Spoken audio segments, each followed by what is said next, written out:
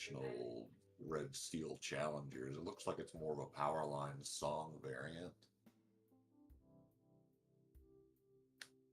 Oh, and Corbin says that he can't hear us talking, so Oh, that's sure they're fun. gonna. Okay. Well, Larry fixed it. Woo-hoo! We're fixed. Who knows if they've been hearing us at all? They're not this whole time. But we'll make sure to we can talk about the sponsors again, in the intermissions and things like that, just so we can continue to remind folks. But no, thanks, Jacob. Right, Larry's playing. Okay, well, I think we're good to go. We're back to people can actually hear us.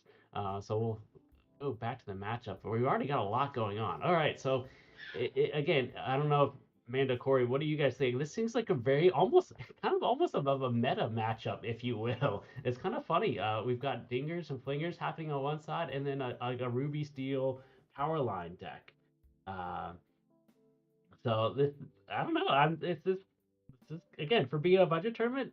It's kind of crazy that you can get a lot of these cards that these I would consider meta cards and under less than you get. These decks were put together with less than $20, so pretty cool.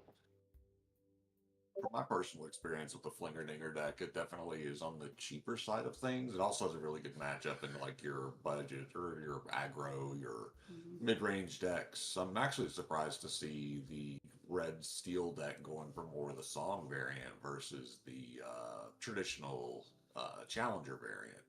But I mean, Powerline, still a very good card. Ooh, okay. So that power line. So it's funny. I think we have 3 power lines, and I believe he's playing all of them in this deck list. And I think this is the one with just your generic Singer 4. Yep. But still a great card to put down on 2, a 3/2, Singer 4. Again, it's a great shiftable target as well. Oh yeah, we didn't see anything 3, 4. The stat line's also very impressive too for a 2-drop as well. It's my personal opinion, very good into the aggro matchups. It trades with a lot of things in the early game as well after it sings. So definitely a good 2-for-1 value. One thing we forgot to mention is that this is so as we're seeing some of these cards, a blast from the past here with Rabbit and Friends on the other side. So yes, this is an infinity budget tournament. So I mean, at one point, Rabbit was probably I don't know $12 to $13, and here we are in a budget tournament in Infinity format. To see the classic Rabbit into Friends, I mean, as a traditional red purple player way back when, you love to see it. Oh yeah. Absolutely. Oh, and there we have the shift power line. So we're getting a little bit of card draw on both sides. One side is playing the old, like kind of the old version of card draw, and then one of the other sides playing the new version of the card draw with was it Beyond the Horizon? Was it Bring the Horizon? Beyond the Horizon. So it looks like he'll just choose himself to. I think is that what you guys said? They just choose himself to discard 3 and draw 3. I think that's what he did. I think he did both players just to deny the extra draw power from the Rabbit, the Friends, the turn prior. It's definitely an interesting 7-mana whole new world. And I think this is also weird. I'm just noticing it. Jake, maybe we can fix this at some point. But I'm noticing. I believe Chris and Nathan should be switched on our on the player screen. If I'm not mistaken here, yeah, I don't think we're quite aligned there. But that's okay. I know that they'll probably fix it for the round too. But it definitely looks. I think Nathan is actually going to be on our right side, obviously playing red purple, and Chris on our left side playing red steel over there. Yes. Because we're professionals here. We do everything by the book. All right. Oh well. Did we fix it? Hey, we fixed it. You just say it, and then things happen behind the scenes. Great work by the production crew. That is Jacob. I got you, boo. All right, so we're doing some more flinging and dinging. Mother Gothel math is always Ugh. the 300 IQ. Oh my gosh, the people who play that deck, it's a lot of thinking, it's a lot of math. I know when I play Lorcana, it's way too much for me. I'm like, nope, nope. I just want to play my cards and let them do their thing without me having to sit there and figure out where does this damage go? How does this? Yeah, it's such a crazy card, but it again. People that play it know exactly how strong she actually is. Oh yeah, It works so well. He's gonna what? Yep, just So So quest. Nathan has done a pretty nice job with flinging and dinging, doing exactly what that deck wants to do, just dealing out damage left and right. it's definitely got to be harder into the song matchup too, because as long as you can keep the board under control, if they don't have any singers, the deck just kind of falls apart on its own. The 6-mana Aerial coming down though might be able to change that, Yep. especially if you don't keep on the other board. Yeah, if he's able to keep that aerial and then find really any song, if keep the aerial, find any sort of song, he might be able to get himself back into this. Yeah. What is that? What do we have there? Is that a Peter Pan? Maybe? I think is that the one when you think you get things or something? If memory serves correctly. That is a Peter Pan. Funny, because I'm looking at his deck. Oh, it is on the deck list. Okay, it is during your turn. Whenever a card is put into the inkwell, exert chosen opposing character. Yep. It's a pretty good card. Almost doing like the Elsa effect, Oh yeah. Okay, so he wasn't able to find a song, but he's able to kind of go a little bit wide here. We're thinking about, doing some cleanup work here. Yeah, I think that's a good idea to take out the Milan. The last thing he wants to see is a Shift Milan come down on the field and really destroy the board.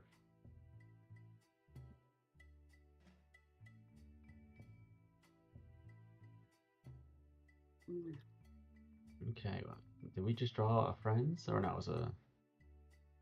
Let's see what we drew there. Draw here. Okay, so Nathan, yeah, he did draw a friends. Okay, so he's got a lot of options and he's got a lot of card draw. I would think we are probably singing that friends with Peter Pan, and then also probably inking to use Peter Pan's effect to tap down. He doesn't really have anything too strong. A lot of his stuff. What one? You got a one. Everything is one power, if I'm not mistaken. So I don't know how much of cleaning up Chris's board he's going to be doing, but maybe just doing some card draw is really what we're looking at. Maybe Dolores. Dolores also has that ability we see there that he does, being that Chris does have an exerted card in play. Oh, yep, he's gonna play that Dolores. So Dolores again, being that Chris has an exerted card, he gets that card draw. And we see that Madame Medusa come to hand, another classic card that we see rotate, but we all know that's a really strong card. And I believe Medusa is 3. It can clear out a 3 power or less, and that less. What is? I think Ariel is a little bit high. Ariel 4? No, she's 3. So yeah, he could clean out. He could pick, and Ariel probably being the target, he could take that out next turn easily with that Medusa. That card. Oh no. Yeah, okay, we're just gonna quest out here. So we just drew Find and Platinum. Yeah, that's not gonna do us any good in this matchup. Yeah. I personally, how much ink did he have? I'm not sure why he just didn't sing the play that I find on my Platinum and just use it. Yeah, strong point. He could have at least sang that song. Again, I don't know. It looks like he just went for the lore right here, but I think you'd rather exactly what you said, Corey. Just sing the song, do some damage, clear out something. At least to the Gothel, the Peter Pan, but I assume he's expecting thing count, either Medusa coming up or even the Crown. See. Yep. Well, now we're doing some blinger dinger math. Here we go. Yep. Here we go. For people listening, I don't know how else to explain the flinger dinger math except that basically Nathan is able to manipulate damage. You can see that's exactly what he's doing. Mm-hmm. I'm sure we could throw Mother Gothel back up on the screen here, but yeah, basically she allows Nathan to, again, when he challenges, move a damage from anywhere else. So it's a lot of math. It's a lot of work, a lot of practice. And I know Nathan. I know he has played red purple for a while now. Mm-hmm. So I know he knows exactly what he's doing with the damage. Did we draw another I Find in My Platinum? I'm not sure. Maybe the Captain Hook top deck here. Oh, the CC. CC. This is. Oof. This one, and I don't know if we can get maybe the best thing that we could hope for if Powerline sticks on the board. I don't know if he will, but if he sticks on the board and we top deck Shift Powerline, probably that's the only thing we can hope for at this point. Mm-hmm. Other than that, we might be. I mean, because Nathan's just he's playing your Infinity red purple. Let me show you how many cards I can draw. Let me play Dolores. Yeah. Let me play Friends. Let me play all these cards that draw me more cards.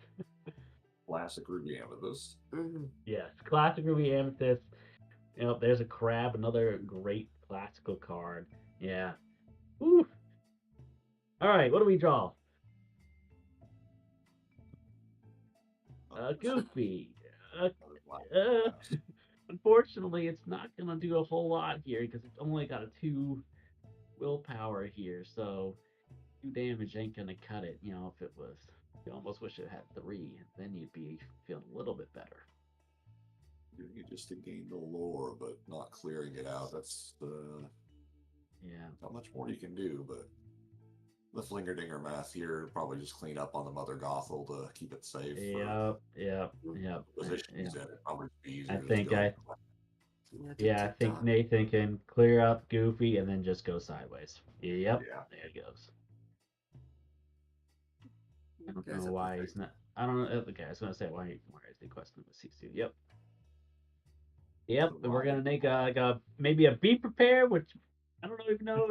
Is he playing? Nope, he's not playing. So no Be Prepared. We got a Storm. Okay, that's something. Okay. We're gonna get another card draw here. Maybe we can storm into storm.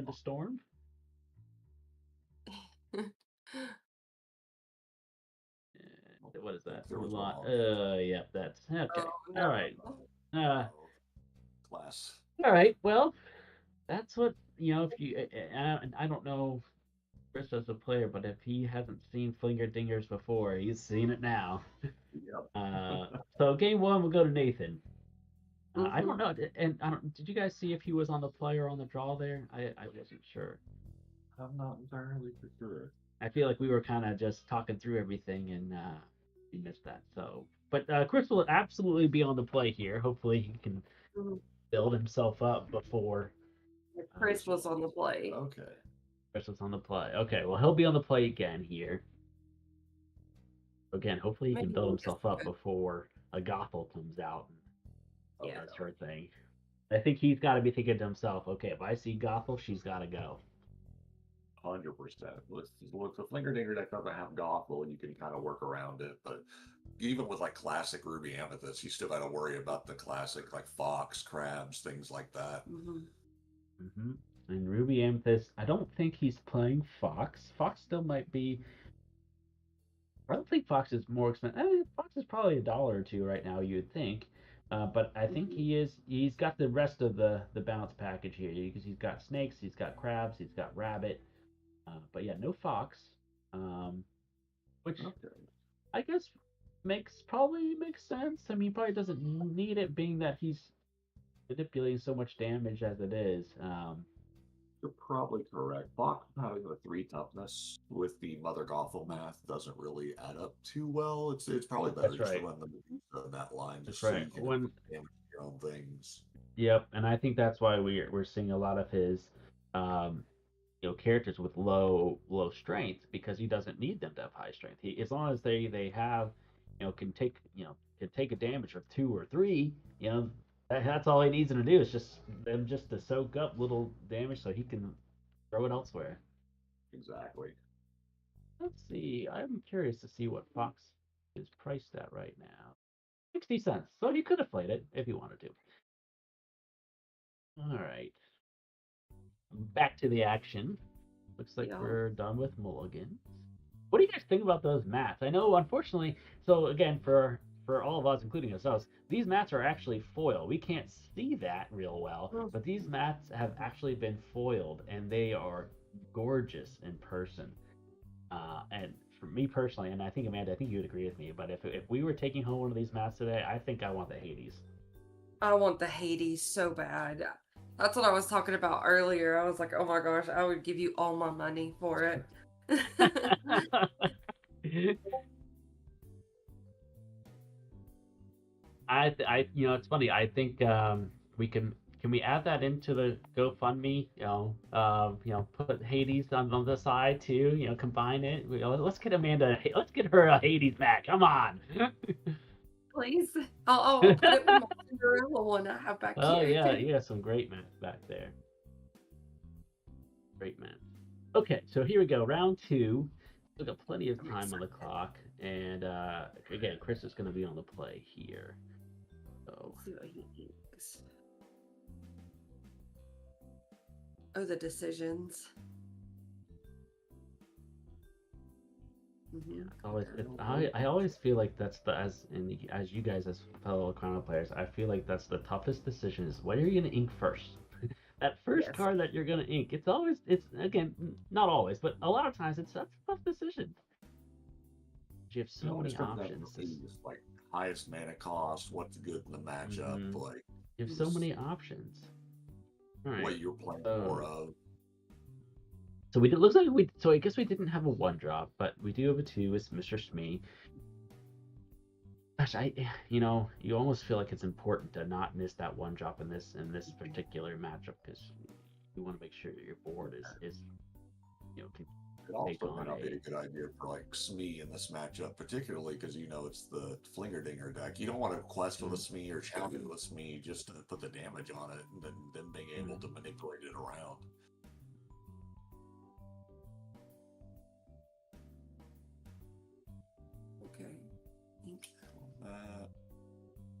Okay. So we're utilizing the Vanish here. So Palace Guard having Vanish, Chris is able to target it with the I'm Still Here to get rid of it, which is nice. And I'm Still Here, it lets him draw a card as well. So he won't get the resist 2, but he gets rid of the guard. He gets to draw a card.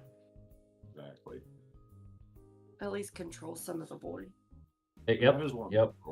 Is for the Flingerdinger deck too. If they don't keep dudes on board with like a high tough, they just can't do anything. Exactly. And obviously we're not going to challenge with Lumiere. That doesn't do us any good. So so Chris is we're back in the driver's seat here. Going into 4 ink. Looks like we've got a hook. Maybe Mr. Arrow, a couple hooks, Mr. Arrow, power line. See what that last card is, and it looks like a Bee King. So we could it might be best to just go wide here with 4 ink. I mean, we can drop both hooks and Mr. Arrow if we're thinking that, or do we want a power line? Make sure that we do have a singer that can sing Bee King. Definitely want to try and get the power line out. Okay, so he does decide to go wide here.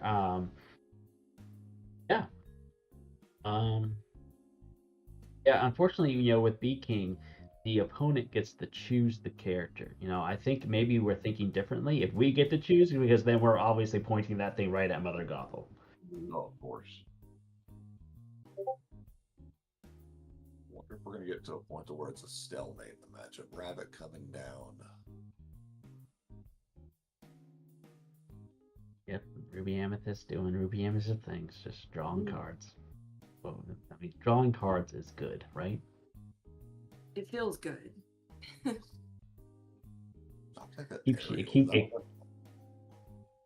Yeah, the aerial is interesting, which is, so the aerial is evasive, and when we sing a song, we are able to give something else evasive. Ruby Amethyst, like the newest version of Ruby Amethyst, definitely has a lot of evasives and everything, but I would imagine the Yes. Flinger deck doesn't really have a good way to deal with that, unless are they on the Moana, if I'm not mistaken. Yep. Yep. Well, maybe for Chris, we're probably hoping to find our big aerial, so then we can sing that Bee King as well as deal out some damage. So. Oh, that's true too. I forgot that the big aerial's a Floodborn. Mm-hmm. Not Okay, speaking so of the Moana. yeah. All right, so we decided not to quest there, which is probably smart. We don't want to be singing all the. We don't want to see all the flame bingo. We got to find a way to get rid of Gothel for us to really kind of turn sideways here. The classic thing of Lorcana right now, just both players looking at an upright board and see who can break parity. Yeah, especially in today's meta, and it feels like we see that a lot. Like, are you gonna quest? The whole Spider-Man thing, right? You gonna quest? I'm gonna quest. Are you gonna quest? Who's gonna turn first? Okay, all right, we've got that Peter Pan, which again, to me, it's like an Elsa. So yep, he's gonna. So that Peter Pan again, when he inks, he's able to turn something sideways. So of course, that really helps. That basically activates the flinger, dinger to it all. So we already saw that kind of take form here. So we have 15 players today, so a pretty good amount for a budget tournament. Again, this is here in Garner, North Carolina, and really the whole purpose is to kind of just allow anybody in the Lorcana community to come out, have a good time, play. Like the decks are all under $20. I know Unplugged Games is there with singles and all sorts of stuff. So again, check out Galactic Games, a good store in Garner. Um, Fun place to be. All right, so still trying to go figure this thing out. We're gonna take out the rabbit, a strong point because that rabbit had that's big there because the rabbit had a damage on it. So again, knowing that if he left that there, that rabbit's just gonna be flinging and dinging. It's always good to always make trades with the Flinger Dinger deck too. Like as long as you can keep damage off the board, it's hard for them to clear because most of their characters don't have high power. Which most of the decks, like for Flinger Dinger specifically, running Lumiere to kind of make up for the lack of power in that. That's right. Now see, and also Mr. Arrow is actually a really good card here as well because it has that resist one. Nathan can't just throw damage at it because it's not going to do anything.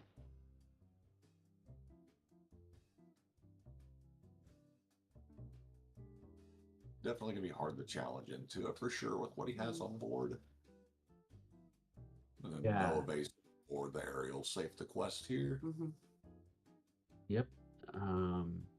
Even with that Lumiere on board giving that plus, 1 strength here, still he's got nothing to take out Mr. Arrow with. Aerial with evasive. So we do know that my guess we might see another activation here of Peter Pan. Oh, you're right.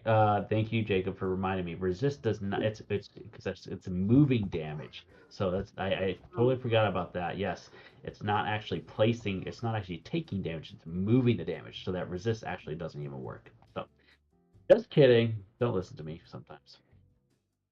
So taking out the aerial on that shift. All right. Okay. So there we go. Okay. All right. All right. We're working with something, Chris. We're working with something. All right. So we're gonna be king, and then we're gonna look at the top. I believe it's 4. All that pot. Okay, so our only choice is the Beyond the Horizon here, but this is gonna allow us to refill our hand, which is really good. Yep, we're gonna. So the opponent only has 3, so. Yep. So it's kind of I think he probably feels good just taking the 3 for himself. We get. Did you guys see what he drew? Maybe I think it was another power line. I think I saw another power line. I'm not sure about the other cards. Let's see. and Captain Hook. You're okay. So we're just gonna keep questing here. Not much else we can do about Nathan's board because he doesn't really care about turning sideways. He's just waiting for the moment to move some damage. We got card soldiers. Nathan's just trying to match going wide with Chris here. But Medusa, yep, there goes Medusa. Taking out power line. Makes sense because Medusa is being. Oh no, she's not being buffed anymore. We were able to take out that Lumiere, which was good. He's dropped the other power line. Yep. Okay, all right. I mean, okay, so yeah, I mean, we've got to be feeling better for Chris. We've got to be feeling better about where we stand in this matchup. Being able to drop a second power line. 100%. Definitely feels good. You have to get rid of the power line. Mr. Arrow also threatening 2 quests a turn as well.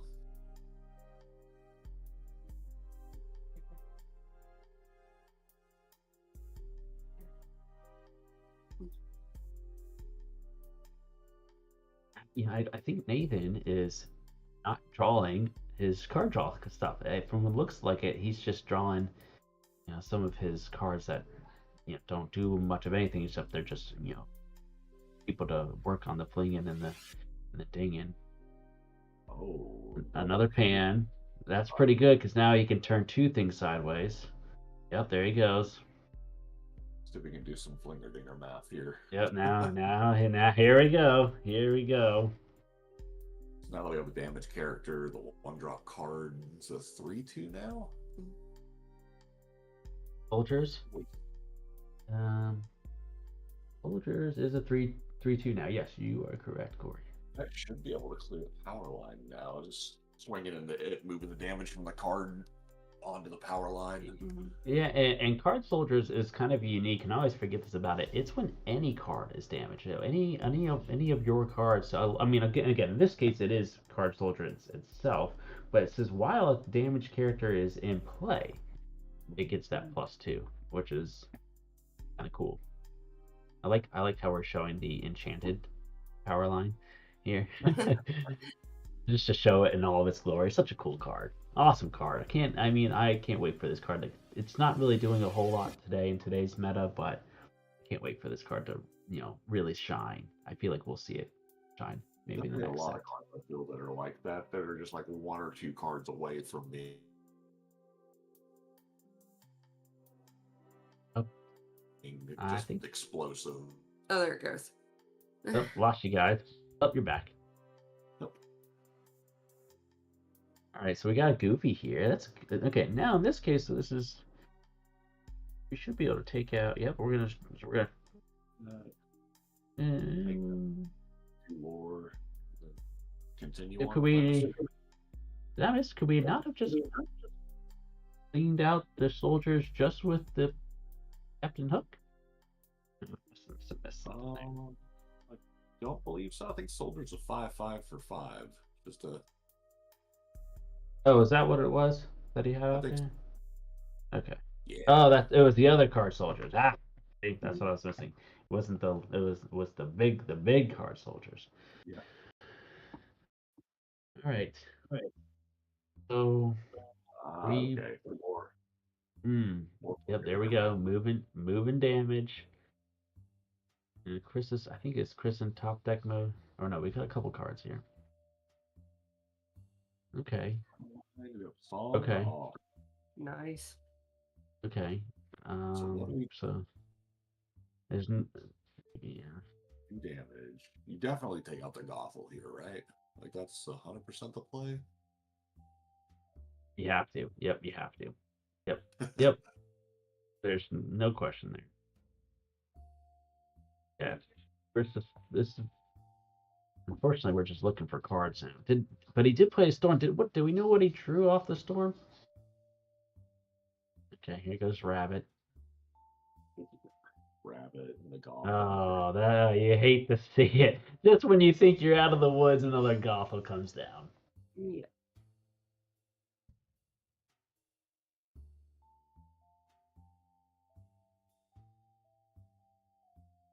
Did we clear the power line, or do we risk him having a shift? He's got one card in hand, 1 to and 11. it looks like it's another storm, maybe? Another storm?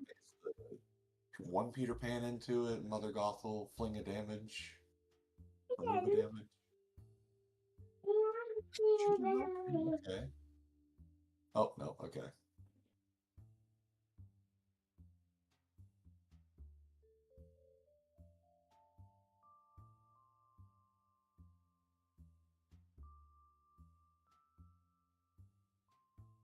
right, let's see. Oh, I see. He attacked with the card into the power line and then moved the damage to the power line, removing it from combat. Yep. All right, got another storm here. Gonna hit the soldiers. Go to 4. Draw another card. We talked. I find something better than that Bee King in his hand. Bee King in a power line.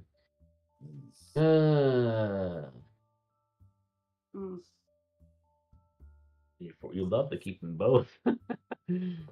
And he's just gonna hold on to. Is he just holding on to the power? I guess. Okay, he used all of his. Okay, can't play. Yes, yeah. Bee King is good, but with them having a rabbit on board, and then oh yeah. Yeah. Oh boy. Oh boy. Yeah, turn sideways. I mean, I would assume that he does have Shift Mulan. I mean, that might be the best case scenario if we get a Shift Mulan here and he can take out 3 of Nathan's characters. That might be the best case scenario what we're hoping for here. For sure. Nope, he drew a Pirate's Life. So he's got Pirate's Life and Power Line. Nathan's looking to gain 1, 2, 3, 4, 5, 6 lore on board, I believe. Ugh. That's rough. I don't think that. Fortunately, that Pirate's Life isn't gonna do much good right here. So I think we gotta put another character on board here and hope for maybe another Shift Power Line next turn if they live, or a Shift Mulan. There's also thoughts of just using the power or the Mulan to take out the card shoulder here too. Oh, he went ahead. It's true. Okay. Is it another turn or 2? Yep. Okay, he's gonna take out the card soldier. I wonder if you would just quest there with Mulan. Just you can puts you at 16. Nathan's not running Pirate's Life, so he put you at 16. I don't know if that would have. I don't know. I think I may have quested. I don't know what do you guys think? You'd have to rip what, 2 more Pirate's Life off the tops, or 2 quests around Pirate's Life? Being at 6. I just don't know if taking out a card soldier. I mean, what's it at this point? What are we aiming? It's power line. Really, I personally would have tried to high roll for the Shift Mulan, but sure, yeah, sure. That definitely. Okay, so Nathan can't win here, but he's gonna gain quite a bit. The bell. Yep. Oh gosh. Yeah, okay, if only Chris had a Be Prepared in his deck, that's really the only thing we're looking at. But unfortunately, he's not running it. So yeah, triple Sting Pirates. No, double Sting Pirates Life and Quest with Power Line. That's what we want to do. Yeah. Shift Power Line, sing something. But yeah, Shift Power Line. Pirates Life. I think the writing is on the wall here, unless I'm mistaken. There you go. There's one Pirate's Life. Can he do it again? Can he reach the Pirate's Life? It's real funny because if he would have just quested with the Mulan here, that would have put him to 19 if he quest. Yep. It's not quite enough. Yep. Just for good measure, take out the thing that's been destroying you all game. Good game. Yeah, absolutely. Yeah, good. Definitely game 2. Much much better rounded. Unfortunately, Nathan saw that other Gothel, um, and just Chris just could not keep up with that. With I mean, again, as we all know, Ruby Amethyst can draw so many cards, so many cards. Oh, It's yeah. got yeah, My but good game by Chris and Nathan. Just where he was so close, especially with those Pirates Life at the end. That's Pirates Life can be such a game changer. He had been at 16 and played those two to go to 20. So close. Good games. Good very Oh, games close. for sure. well, since well, doing some weird things. Oh, there we are. Well, since we have a minute, so that was round one of our budget tournament at Galactic Games in Garner. Again, players have up to $20 to spend on their decks, and it's in the Infinity format, so they can use everything from set 1 to set 9 as long as their deck stays under a total of $20. Um, but to talk more about today, so again, Galactic Games is in Garner, but the event is being sponsored by Unplugged Games. Unplugged is a web store which you can visit via the web, and they find all your Lorcana singles, Magic singles. I think they have Pokemon stuff. It seems like Cam with Unplugged Games and Sam over there, they've really grown their store, but also have grown within this Raleigh community, which has been great to see that. And Cam is actually there at Galactic Games selling singles as well. But also, why we're here today is we are doing a GoFundMe for Amanda and her fight for cancer here, or battle for cancer. And I'll let Amanda speak a little bit more about that. Yeah, I got diagnosed with stage 2 stomach cancer back in March of this past year, and it's been a bit of a challenge. So, Uninkables and everyone has been great. The Lorcana community has been phenomenal. So, we've just been loving the whole aspect of getting to play Lorcana even more going through the whole cancer. So we're just having a good time trying to defeat this cancer. So Yeah, that's awesome, and we definitely want to continue to help Amanda and help her fight this battle. And with that being said, there is a link in the YouTube channel. You'll see a link for that GoFundMe page where you can support Amanda in her fight for cancer, as well as you can also visit. There should be a link for Unplugged Games there. But again, that's kind of the whole gist of why we're doing this, as well as just to have fun and build this community of people, allowing from all ages, and just again doing this for under $20. It just really allows people to come in with their creativity. Um, and just a note from Jake now. And see, now Jake is Jake and Jake is not Larry. You're confusing me, buddy. But he's saying $5 of the entry fees. So that today's entry fee was $25. So $5 of those entry fees are all going towards the GoFundMe for Amanda, which is just awesome. You can see our players there and get to have fun while also supporting Amanda, which is fantastic. thank you. That is awesome. Great little note there, Jake. Definitely appreciate you adding that in there. I don't know where we're at with the rest of the tournament. I mean, looks like we finished kind of quickly there. I think I last saw that there was 20 minutes left on the clock, if I'm not mistaken. So I wish I was like Jake and I had some packs to open in the meantime, which was really cool. Unfortunately, I am not as prepared as Jake. Jake, please send me some packs. If you can Amazon Prime them to be at my door in the next 10 minutes, shoot them over. He says, check the timer in Ravensburger Hub. Okay, well, I could do that. I'm 11 telling you, I'm minutes. gonna have to come get one of those Hades play mats. I'm gonna have to hunt Yeah, it they're so down. cool. Yeah, they're definitely really cool. And Jake is actually they're the one that actually foils them. Yeah, I'm Yeah. coming for There it. you You better go. watch. Now there you go. Now you can actually see that foiling. Oh, it's so awesome. I believe it's one of the Uninkable guys. Is he the one who did that? Did I I understand that believe correct? I believe it's Jake that does these. If I'm not mistaken, he did both Elsa and Hades. Yep, it is him. So he is a part of the Unequables community as well as he does support the team, the Unequables team in a lot of different ways.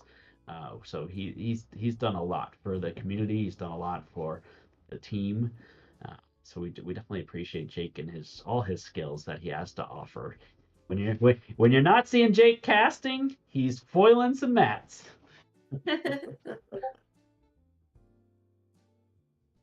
Wait, so yeah, it's kind of funny. It's I feel like Jake has been the one casting here for a while, so it's nice to kind of maybe rest his voice for the next big event, and we get to step in here. And I think we might have some other casters throughout the day, so that you guys don't have to hear Amanda and I. Not that we're and Corey, not that we're not awesome, but that we can get a lot of different people in here.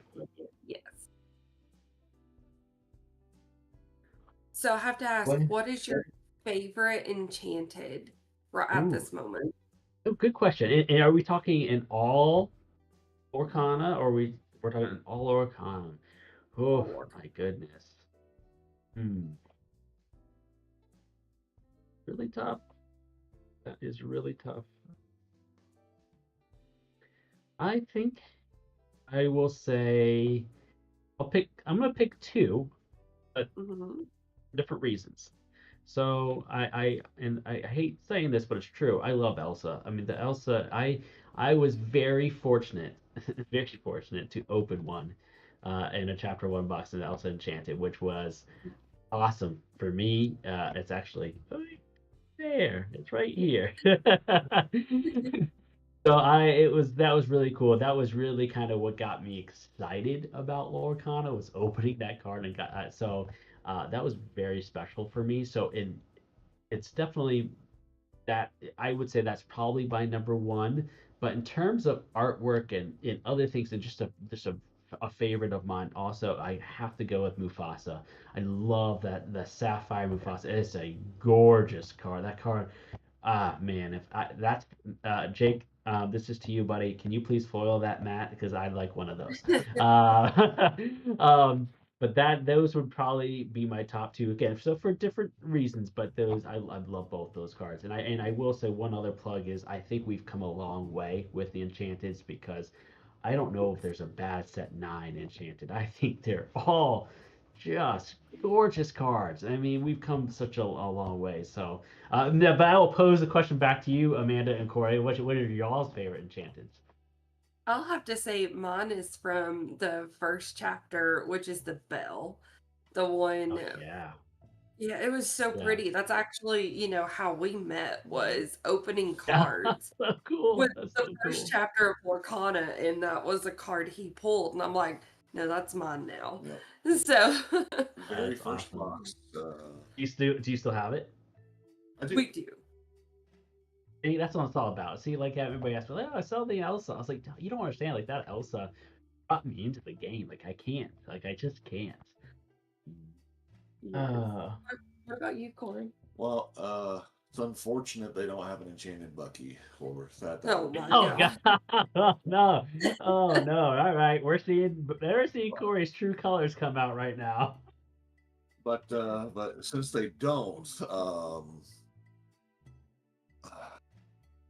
I do really enjoy the Mufasa. It does a very beautiful card.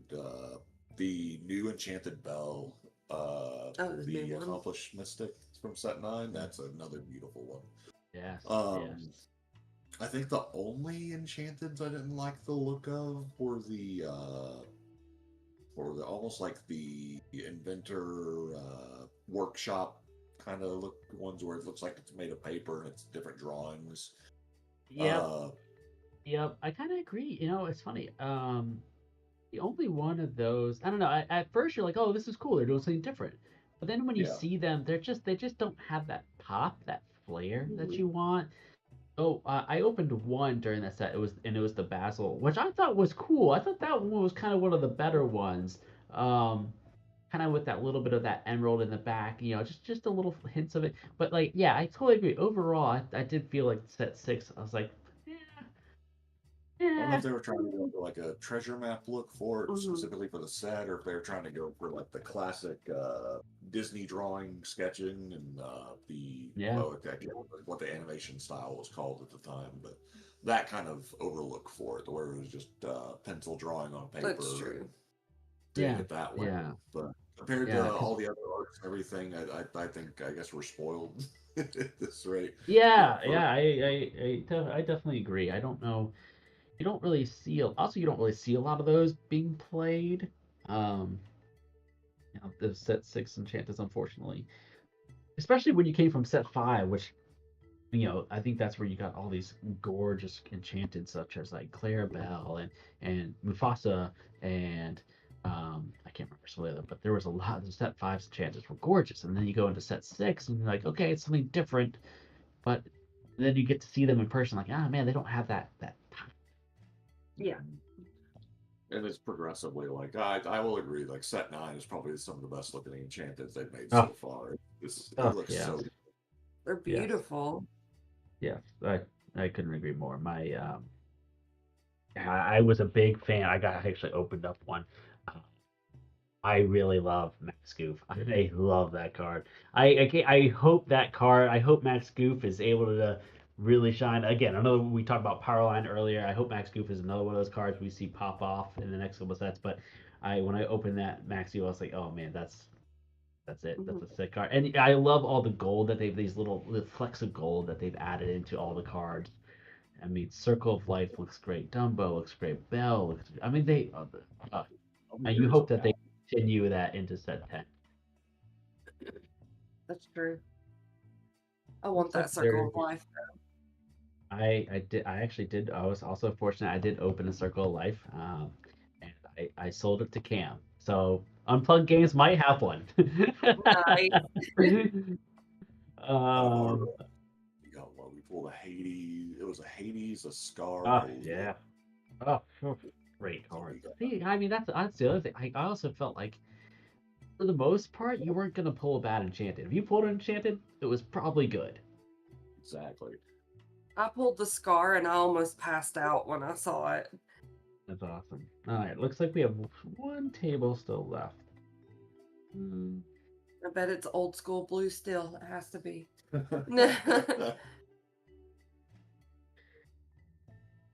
Oh, maybe.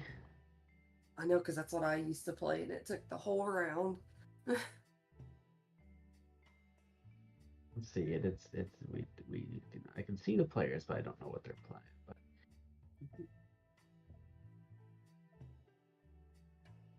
What do you think you would build for a budget deck like this?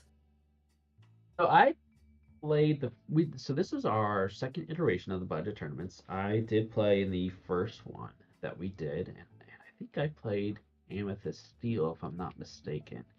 Nice. Um, and it did okay. Unfortunately, we had like 20 players, and I finished ninth, so I did miss the cut. Unfortunately, I don't think I had enough damage in my deck. But if I were to play this time, being that that's Infinity, um, probably try to make. I am too. Since I started playing, I've been green purple, so I'd probably go green purple with some. Hmm. I'd probably do some of the balance package, the friends. I mean, friends on the other side is probably my all-time favorite card, so that's Hmm. probably what I would be playing. Um, that or green steel, and Hmm. but also, I myself like to add in a little flares of cards. I like to show a card that people, not that like again for I feel like for a lot of these players today, they'll have like traditional cards that we'll see that we'll know, but then there'll be something that comes out like we saw with Nathan, that Peter Pan. We're like, what does that do? So I can appreciate that whenever a player throws in a card that we haven't seen or that hasn't been played, and you get to see that. I think that's so cool. What about y'all? If Exactly. you were playing today, what would you be playing? What'd you do?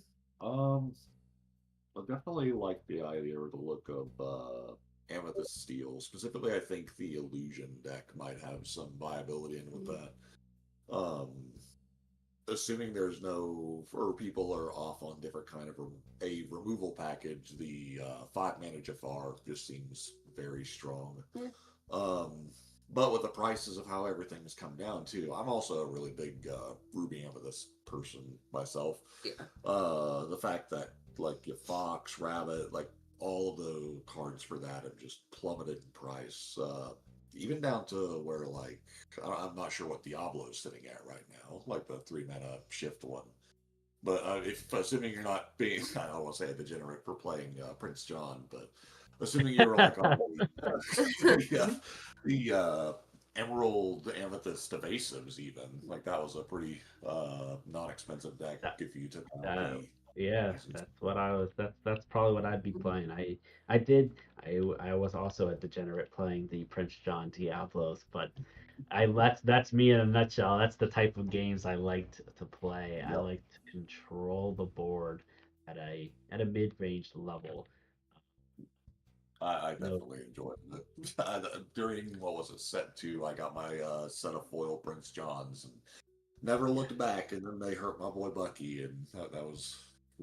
yeah, I have two comments on that. One, you almost wish that Bucky came back in his true form for the Infinity format, right? I do kind of wish that. And again, I don't think he would be, especially with Hiram and Photosphere coming back. I don't think he's more overpowered than those two cards. So why not have him come back in his true form for Infinity? So that's my first comment. My I do second think that there comment would was be. a tournament that they Oh, held. go ahead. Look, I'm Yeah. sorry. I do think that there was a tournament that they held. I'm not sure how many months ago it was, just to test that theory when they first did the Affinity format, and it was that deck just still couldn't beat the blue-red deck. Flavor Sham's draw power and everything. Yeah. Right. Because the Sisu comes down Ward. Who don't care about Ward? Bye. Uh, you know. Yeah, interesting. Also, again, in my opinion, I think they should. I think they should have reprinted Chris John. I really think so because then I feel like Max Scoop is playable. I feel like there's a lot because right now I don't feel like we have all the discard stuff. Again, from me being a discard player, like we're missing card draw. We don't have it right now. Prince John was our card draw, and without it, this card, does us no good because then we're just top decking like the other player. We need something to refill our hands to keep them continuing to discard and us to refill our hands. Exactly. I do wish that Prince John made it so bad, but there's probably a lot of people that are happy that he is gone. I do understand the unhealthy play patterns of it, but especially if you got down to like the mirror match and stuff, just seeing who knew the matchup better, like that was some of the funnest games. Yeah. Yeah. It does look like we have round 2 is up, so I would assume that we up, and there we are. We are back live, round 2. It doesn't look like the players have entered their information quite yet. It looks like this might be Dylan, who is Cam's brother from Unplugged Games. That's who I'm guessing it is. I see the UNC hat, and if I'm right, it might be Caleb. Well, might be Caleb. I guess there's only one way to tell, and that's if they put their names in the phone. So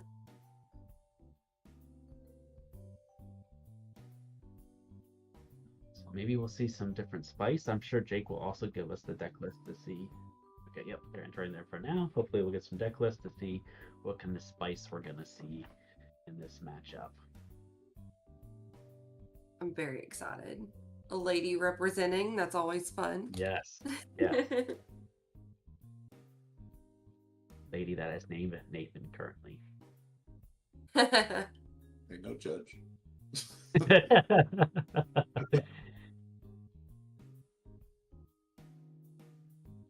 We're all doing a high roll. Looks like she may have one with a 10.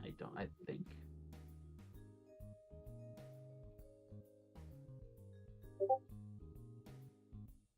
Okay, yeah, so it is Dylan. That's what I thought so. And I tell you, I played Dylan a lot, and this is definitely a Dylan. If you told me, this, if you gave me the deck without his name here, I would have told you it was Dylan because I only see this guy play Amber Ruby, but this is his bread and butter, and uh, it looks this. I know what he's gonna do here. I can tell you his strategy. He wants to get down those Plutos, those Gastons, so he can bring out the big boys early. So I'm in his looking deck at the list, list, and I'm like, where's the Mufasa? yeah, right. Yeah. So I mean, we're definitely he wants to obviously get down the big cards early, the Stitch and the Maleficent Dragon and the Chernabog. So this should be fun. And let's see here. Looks like they're both one and it looks like we haven't updated the names quite yet or the colors. Maybe big, and also we need to fix our scoring as well here because it's definitely not 17 to 15. Is that princesses I see? Ooh. We've got a little Amber Sapphire on the other end. So kind of fun. Yeah, I would say, last match we got to see Amethyst on both sides. Now we're getting to see Amber on both sides. Little mix and match here. So I'm excited. I'm excited for this. No Amethyst, so this should be a really fun matchup. Okay, we are resetting the scores here. There we go. There we go. Erica and Dylan. There we go. All right. All right. So we have round 2 here, and let's see. I was trying to see. I don't know where these players. I don't know where they stand in the rankings. Their names are different on the. But possibly they are both 1-0. If they are, good for them. Again, yeah, we have Amber Sapphire with Erica and Amber Ruby with Dylan, and haven't seen Erica's deck list come through yet, but yeah, it does. Amanda and Corey, what do you think? Princesses? I would think, yeah, looks like that way. I'm so excited. Definitely princesses here on this. The new Aurora is so good. Oh, so good.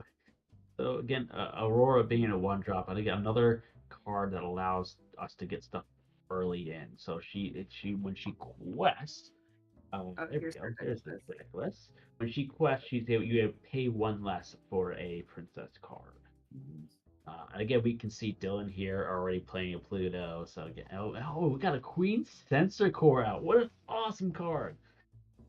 And that card, and correct me if I'm wrong, guys, but I believe it's every time that you play a princess. No, sorry, your turn.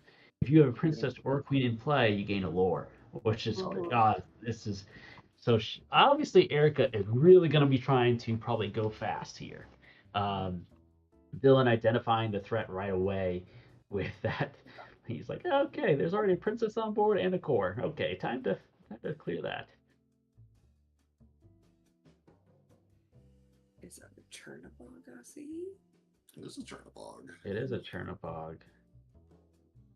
So don't tell me PTSD from your dog days. From my dog deck. So that card costing 10. However, again, we know with a Pluto out now, and I don't know if he has a Gaston. Maybe he does. That might be a Gaston there in the middle. And that's going to allow him to get there a little bit faster to play that Chernabog if he so wishes. Additional ink. Okay, gotcha. Anna? It was a sale into Anna. Okay, so we're ramping here. We have a slowed update timer and player today. Oh, got it. No worries.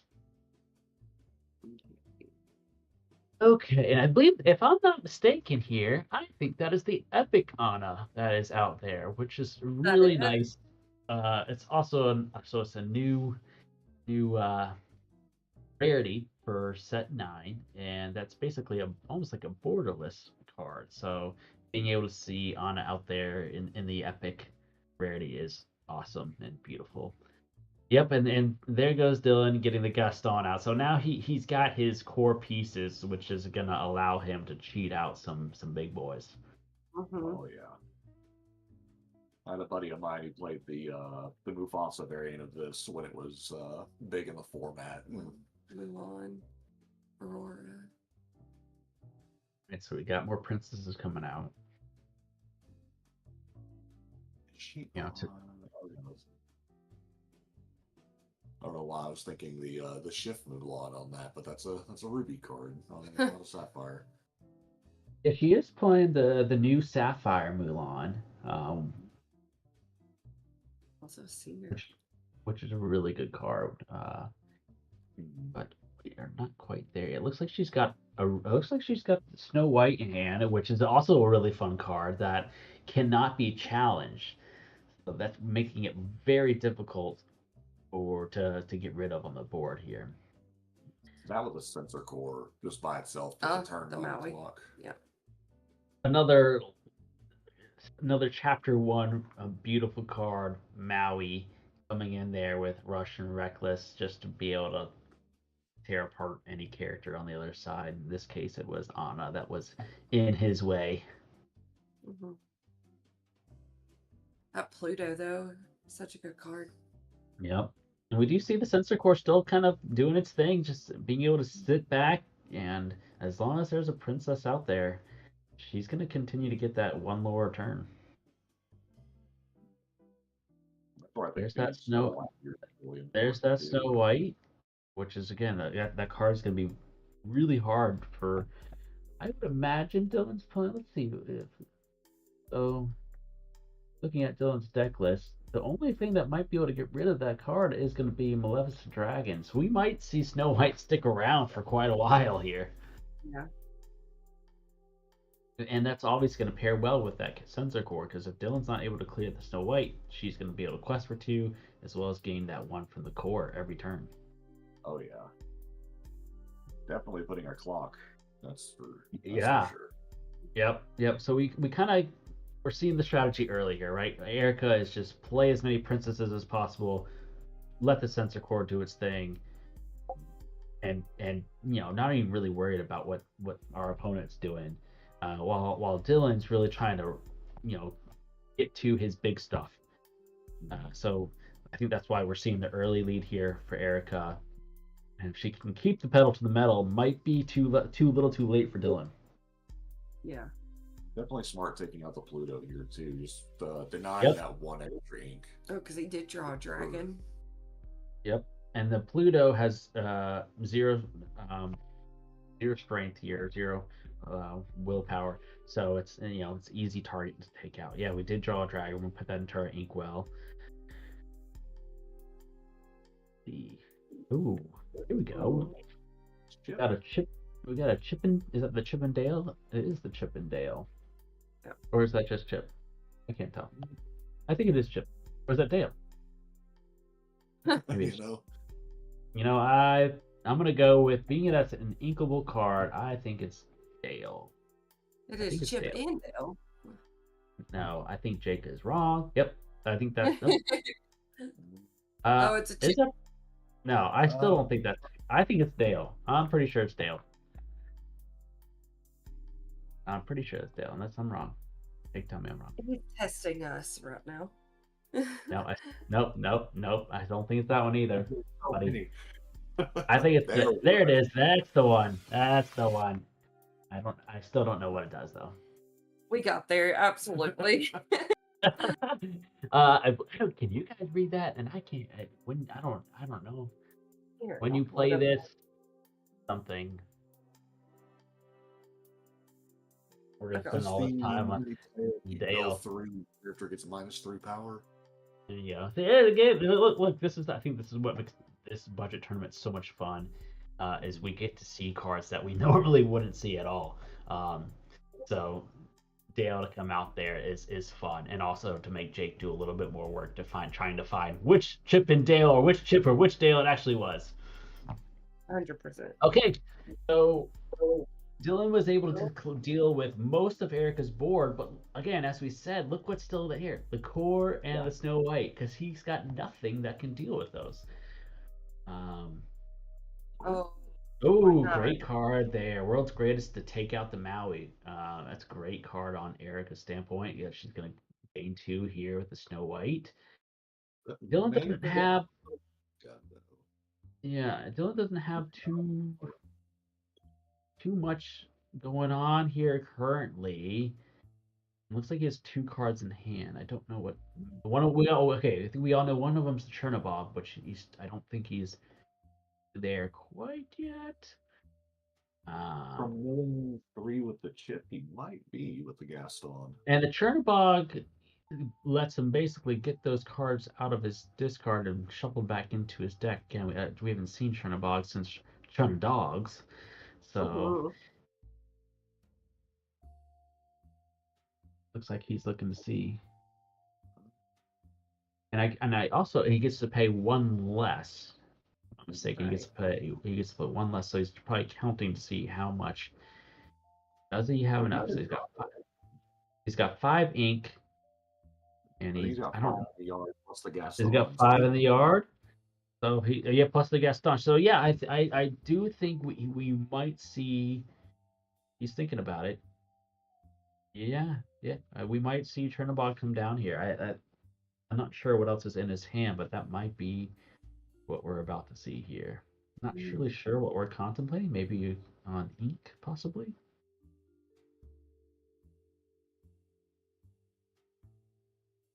Oh, shift. Okay, we're shifting Chippendale. And again, here we go to the research side of things. What does that Chippendale do? I've got it. I believe when you ink, you get a character back from your graveyard to your hand. If memory serves correct. Okay. Once during your turn, whenever cards put into your inkwell, return a character card from your discard to your hand. Yep, and he counts as Chip and Dale, which may come up. Mm-hmm. Yes.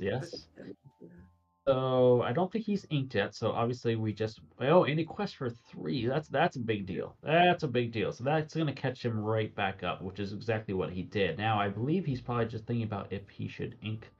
What's that? Maybe is it a Gaston? We know I think it's Chernobog and Gaston in his hand.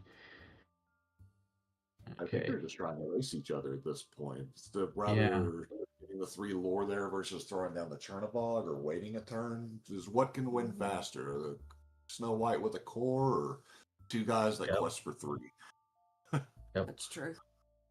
Did she draw? Did you guys see what she drew? I don't know what she drew. Oh, she drew a queen. Okay, she played the queen. Okay. Yeah. Played the queen, sensor cord into a sail on the top.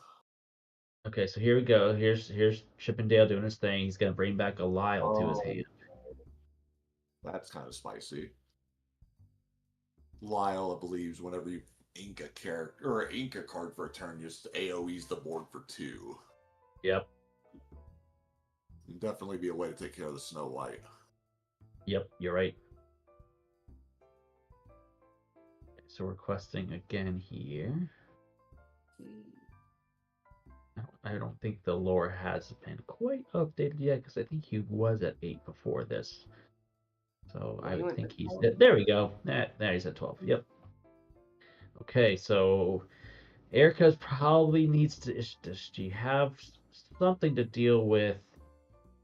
One of Dylan's big pieces. Activating the core here.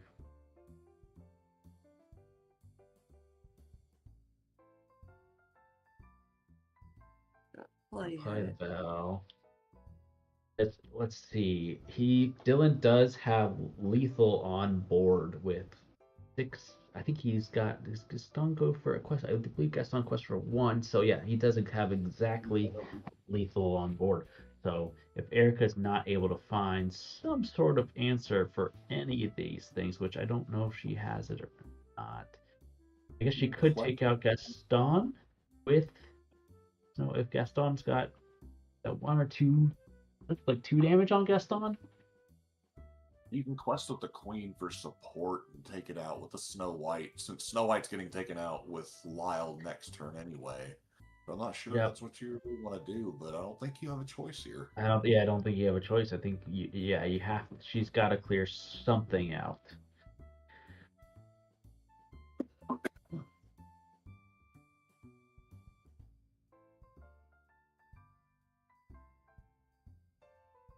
I don't think she has any cards in hand. Don't look like that, at least.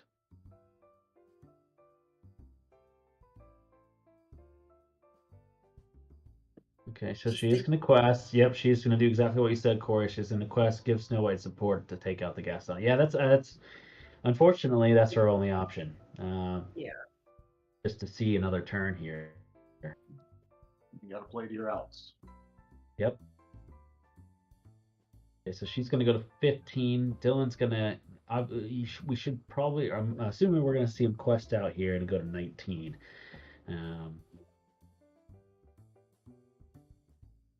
And then depending, let's see what he does. He might just continue to go wide here, or does he actually maybe lays down the Chernobog here, possibly? Definitely a Lyle Wolf AoE the boards. Yep.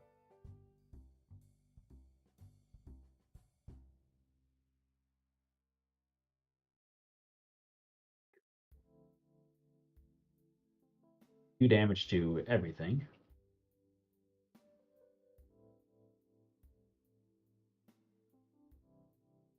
Ship getting back. The Maui. Probably going to be clearing the queen with the Maui here and just questing out. Yep.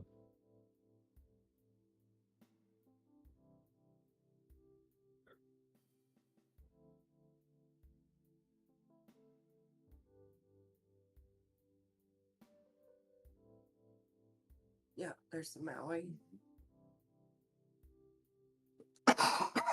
Excuse me.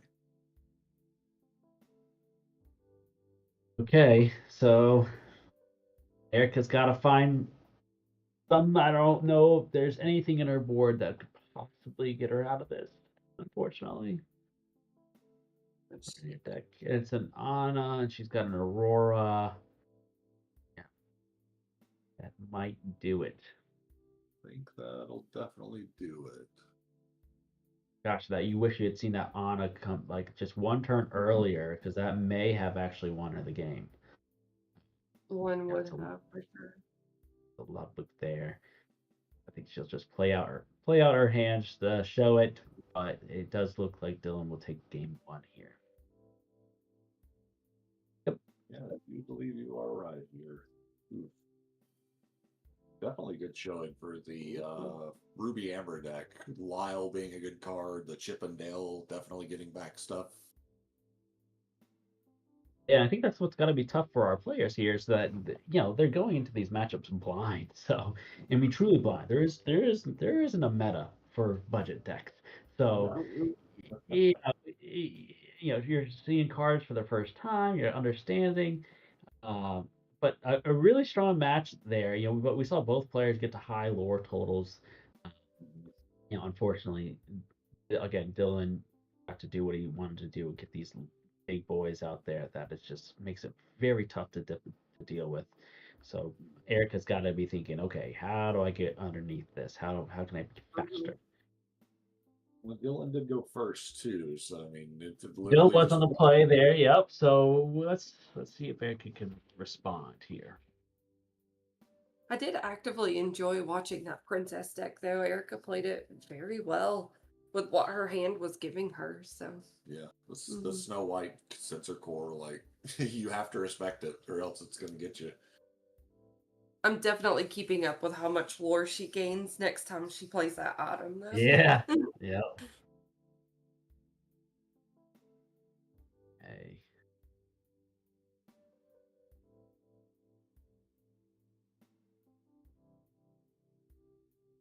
All right, we're drawing our hands here.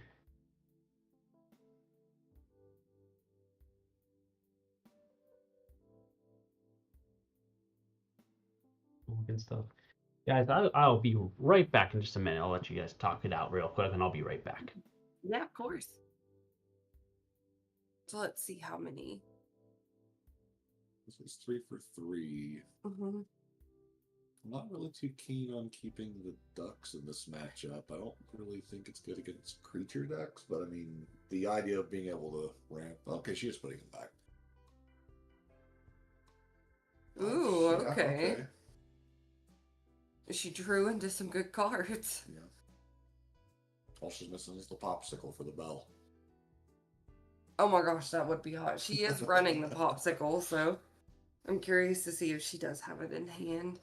Because I didn't quite see. Did you see what was in her hand before? No, just the. I didn't either.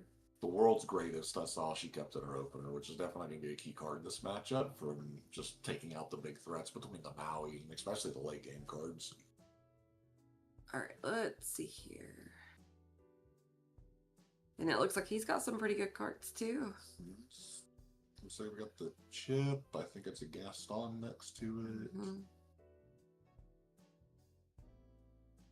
Can't quite see it.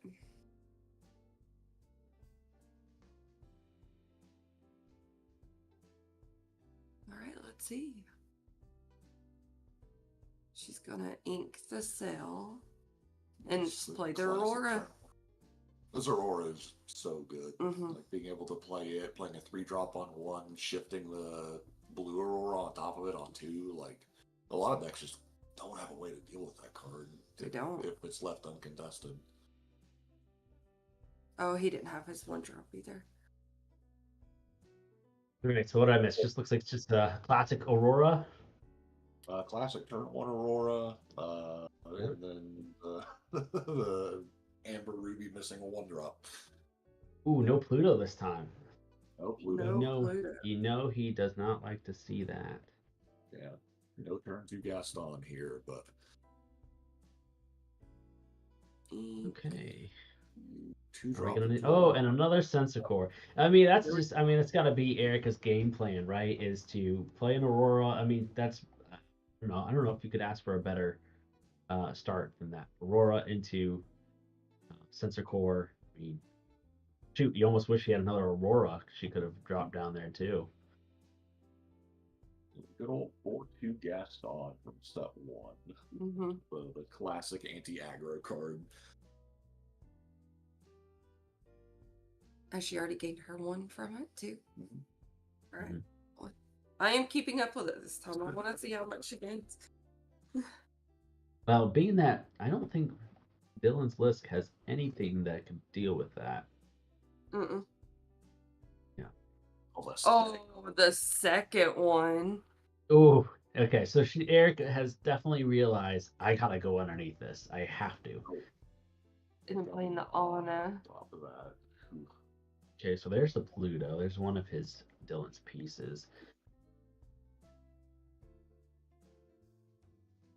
Dylan's definitely going to need to get a control on this board.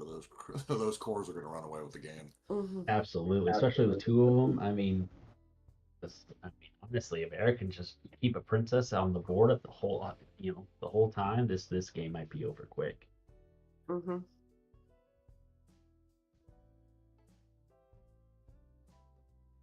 So probably from Dylan, we're contemplating, okay, do I need to play stuff that's going to let me get to my big stuff, or do I need to try to, yep, and there's the CC, we're going to take out the Anna there.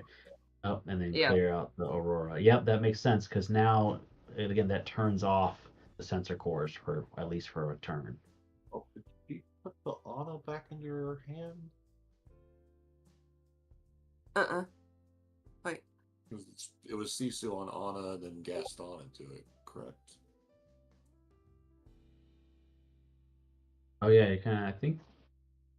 Did we? Maybe I missed that, but yeah, it I'm not sure why did it go back to her hand? Like, did he? Because he didn't bounce it, did it? Or like? No, she sued it, so it should be in the discard.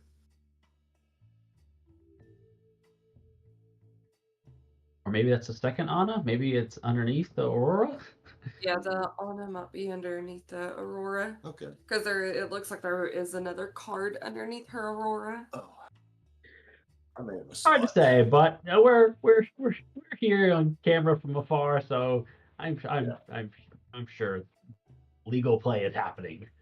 Yeah, it's probably fine. So yeah, Okay. definitely. All right. Now, okay. Now Dylan's got his pieces out, and Erica definitely sees that. She's like, all right, now I gotta go. I gotta go.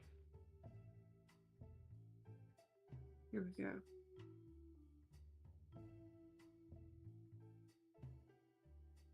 Did she gain her 2 lore from having a princess? I believe so. She's at 5. Mm-hmm. Yes, I think Jake did confirm that we're a little bit behind. Like, or at least the lore counter is going to be a little bit behind for us. That's fair. It in there. Acknowledge, yeah, it's fine. Ooh, Ooh, an Aurora, which gives everything else ward. Yeah, at this Which point is- you just get back on your princesses and just let the sensor cores do their thing. Yeah, you almost, I don't know about you guys, but I almost wonder, do I just keep that? Do I not turn the Ana sideways there? That way Dylan can't do anything about it. Yeah, I understand the Ludwig, but I don't know. I kind of would have rather seen the Ana just stay upright because he can't deal with it with Aurora being out. But now he's gonna have a way to clear both out. Yes, she still has a princess on board, but food for thought. Yeah, I don't know if questing with the Ana there was the correct choice, but I understand trying to get as much lore as possible, having double core out. Trying to rush it. Oh, there's that Lyle though.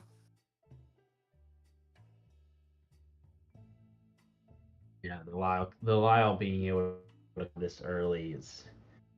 Oof.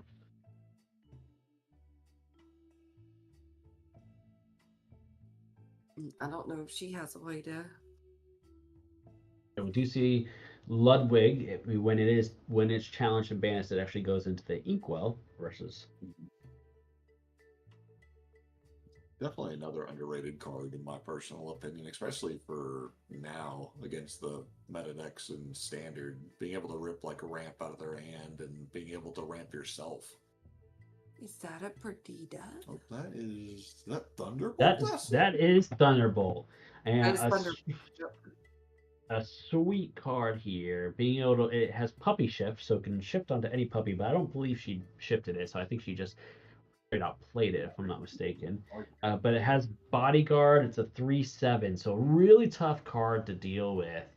And of course, it has ward too. But in this case, so Dylan, if he probably has, he probably has to deal with it, and it looks like he's going to try to here. Definitely, like you have to get it off the board just to take care of the Aurora. That's right. At least try. But he's going to have to send quite a lot of bodies into it. Yep. Those drawing cards off the Queen of Hearts off doing this too. Yeah.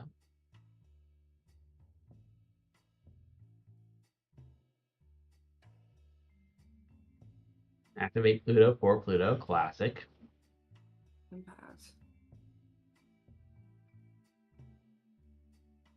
Okay, so still Aurora is still on the board, so we're going to gain our 2.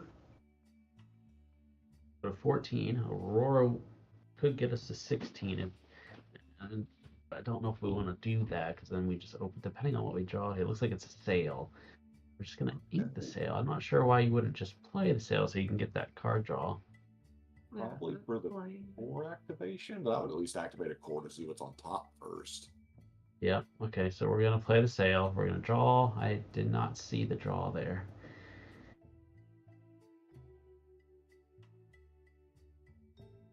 Hopefully it's a queen. Hopefully. 1, 2. Oh, she's thinking.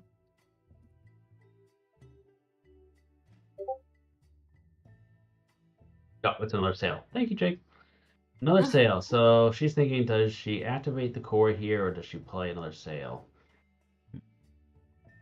Probably the sale here, just to guarantee the draw versus the. Right. I think so. I think so too.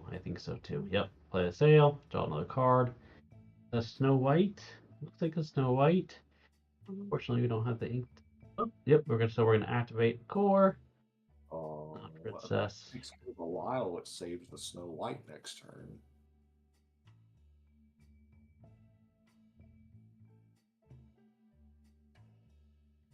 I think the play here would just to be pass, save the I Aurora. think I think so too. We definitely don't want we want to get the gain the lore off of the sensor core. If it is a Snow White, which I think it is, if you pass here, you go to next turn you go to 16, you play the Snow White, and then you've got lethal on board if Dylan can't answer. And since you know you have the world's greatest on top too, you can just use Yep. the Aurora to get rid of the Lyle. Yep. You lose the Aurora, but having a Snow White that they can't deal with, plus the cores should lock the game out. Mm-hmm.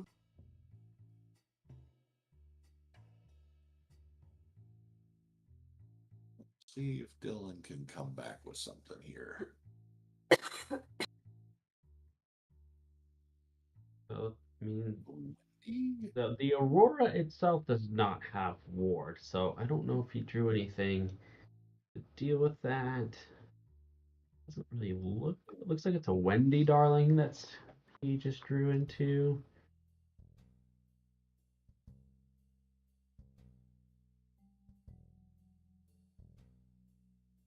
But yeah, we are going to play that Wendy. And again, another card that I know. I think it's evasive in Quest for 2. And I know it has another ability, but what that other ability is.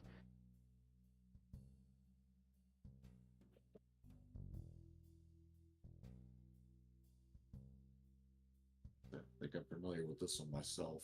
Is that maybe like Reading something? That's what Here we go. Whenever one of your other characters is banished, you may remove all damage from it. Ah, okay. So I don't know how much we'll see that actually play into effect, but it's a 5/7 evasive that can Quest for 2. So okay. So now is Dylan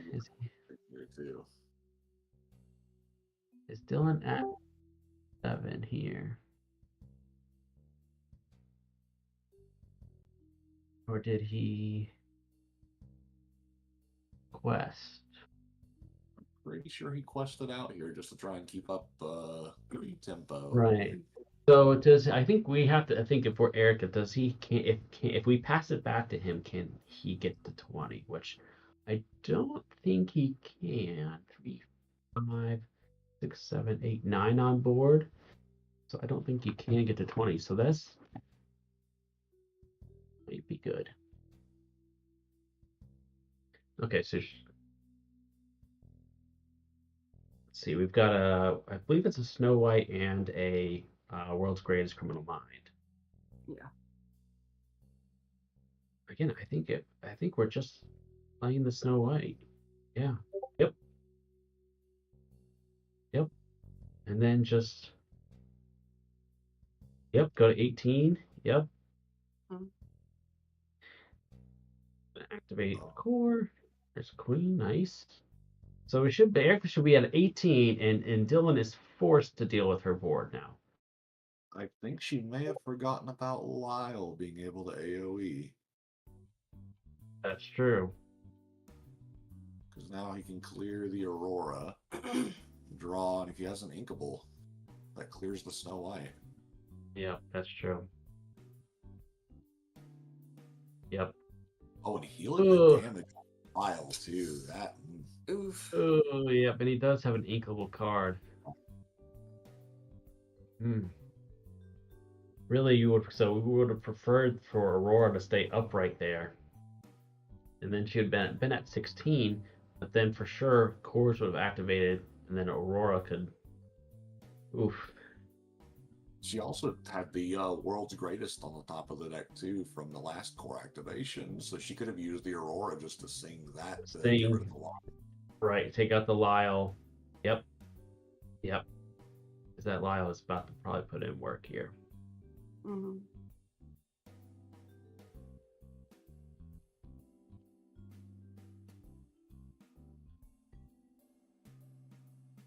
So I think if we're Dylan, we're probably just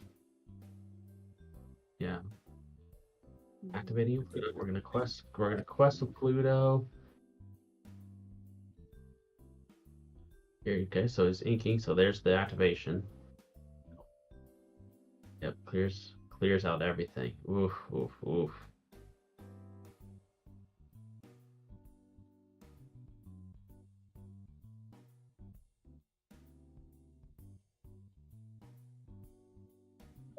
I have a Lyle that quests for 3. The Wendy, I think, quests for 2 by herself too.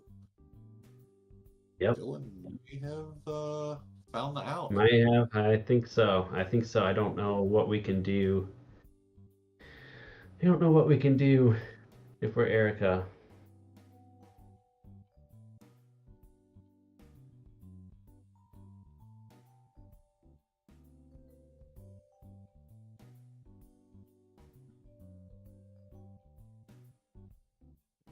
Dylan's lethal on board 2, if I'm not mistaken. Assuming the Gaston's quest for 2. Or is it only 1? That's 1. It's just 1. Okay.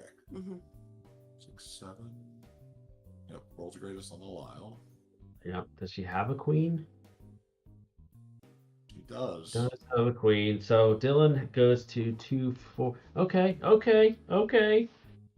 We're not at. We're still in this.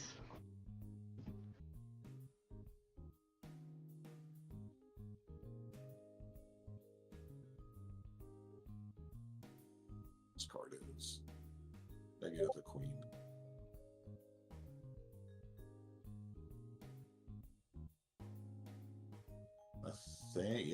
I think they're scooping it up here. Whew.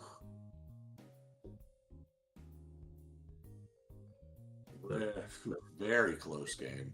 Really close. Both games really close games. I mean, a really fun matchup. That was good. That was a very good game.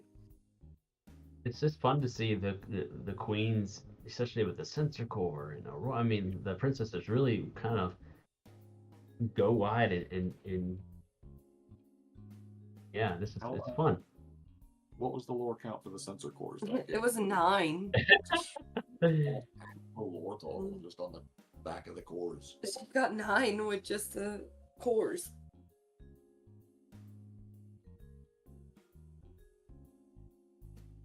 It's for the next one's coming in the next round. Game 3 for all the marbles. Game 3. Awesome stuff. Yeah. And now Dylan's on the play, so. Yeah, now we have Dylan on the play.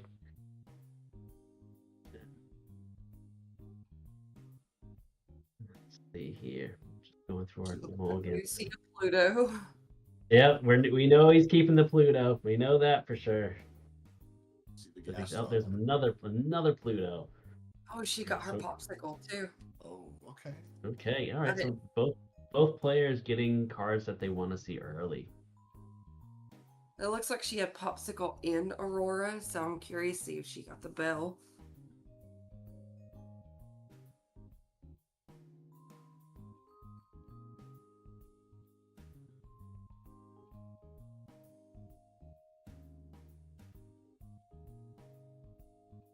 Right. Game 3 here. Princesses versus big baddies, we'll call it. Gaston into Pluto. Gaston and Pluto Dylan doing what he wants to do early. And getting these cards that cheat other stuff out. Mm-hmm.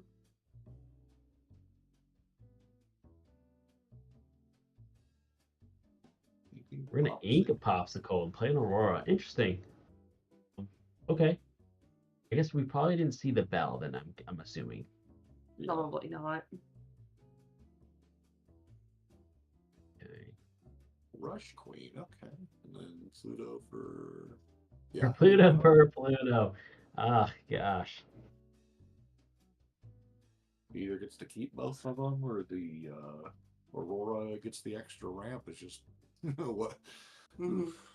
I would just take the turn off and take out the Pluto, because the more cost reduction the Ruby Amber deck has, it just gets worse from there. Especially, I think the 5-mana Queen's a shift 2, shift 3, correct? Yep. So that comes down next turn. You just replenish. Oh, it's class and turn 2 core again. Get my little notepad out. Yeah, I mean, Erica definitely has hit her cores for sure, which is obviously an integral part. Oh,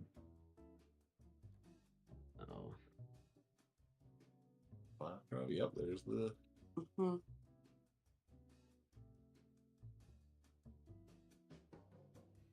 there's the other queen.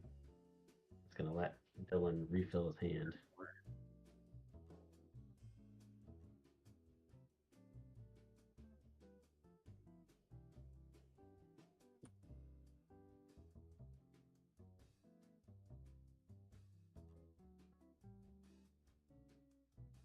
She did. But okay, so we're in Inca Hans here. Mhm. Because he's not a prince, is he? I think he's a prince, but not a princess. Opposite. I don't think Playing he's a Anna. prince. Yeah, Anna. Being able to get her. Okay, using Aurora's ability to get out another Aurora.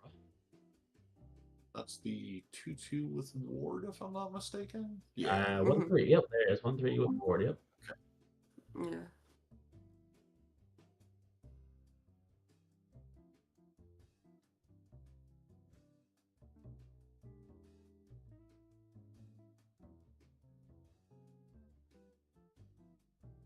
Okay, so not sure what he's doing. Oh, okay, so he's with Pluto. He's just getting the card draw here.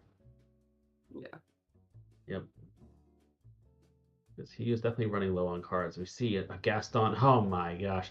I mean, Dylan basically has the ability to play whatever card that comes into his hand now with 3 Plutos on board and a Gaston. Okay, we're good. So much ramp. Being able to refill your hand with the Queen of Hearts, too.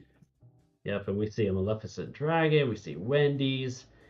So we can expect a big body coming on board next turn. Oh, for sure. And I think if we're Erica, we know we have to keep that world's greatest criminal mind. 100%. Absolutely. I think in this matchup, it just has banished target Lyle. Yeah. Yep. So she's probably, I mean, it looks like she does have another core in hand. Right now, maybe that's the play, is just to continue building the cores up and not worry. If you can take, she should be able to take out the Plutos. Maybe that's what she's thinking too, is taking out 2 of those Plutos to, make Dylan have to pay for his stuff and stop cheating stuff out. So that's the fun interaction with the 5-drop queen too. Like, you can take out the ramp all you want to, but they're just going to punish you back to attacking back into your exerted That's use. true. Okay.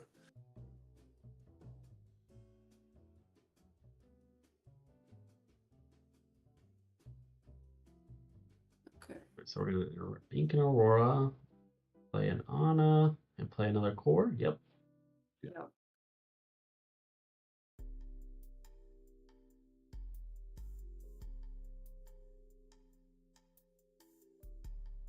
And it looks like we're just going to quest. Yep, we're just going to quest out here. I like it.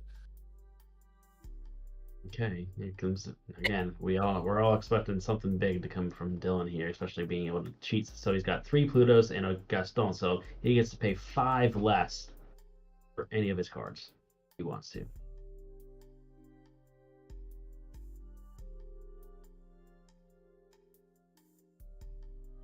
So he could play the dragon for essentially 4 ink with that. Yeah. Queen's gonna do her thing, and being again, this will allow him to draw another card. Stitch. That's another big body. That's definitely the card you want to see here, just to gain more tempo.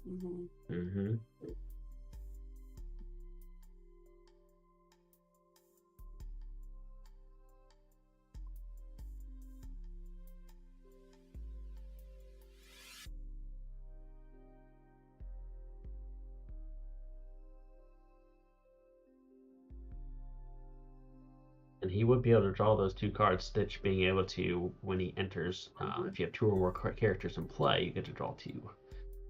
All right, so we're gonna get that Wendy, darling, which we know now is the evasive Wendy, and then whenever a character is banished, we can remove all damage from a chosen character.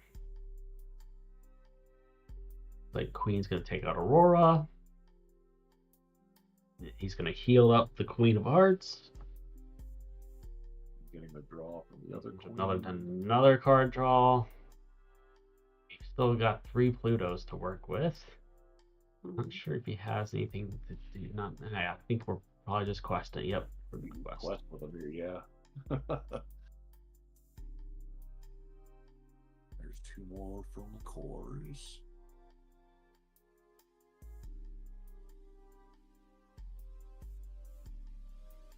Another Anna. World's Greatest on the Wendy. Okay. Okay.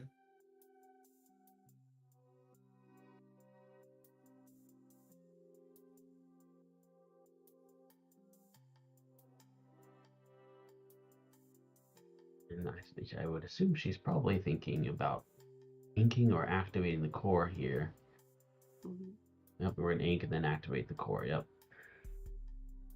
These options here. Place with a queen.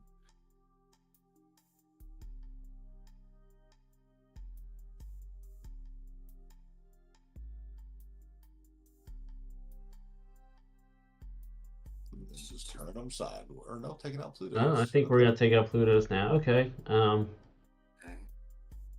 Yeah. They're not gonna take any damage back. So, and then, 2 more lore that Dylan will have to pay for one of his big things, and some Maui in hand. Which You know that card punishable. Okay, Queen of Hearts gonna do her thing, gonna go into Anna, draw a card. There's a Chernobog. I mean, Dylan's hands just keeps on getting bigger and bigger. Yeah. Oh, yeah. We should have done another tally marker for how many cards the queens drew. I know. Game. Dylan with all the card draws. So he's gonna pay. Looks like he's gonna play. All right, he's just gonna flat out play the Maui, clear the Aurora, and draw another card. The Queen of Hearts. There's another Queen of Hearts. Now the sensor cores are turned off. I don't know how many. I don't think Erica has any cards in one. She's one. Oh yeah, she has the Queen in hand. She's the Queen. Oh. It's a Hans here.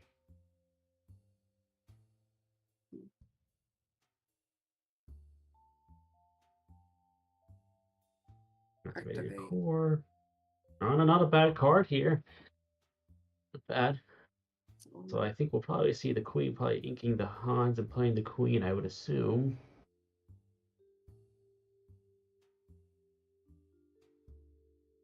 Knight on it doesn't really do much here.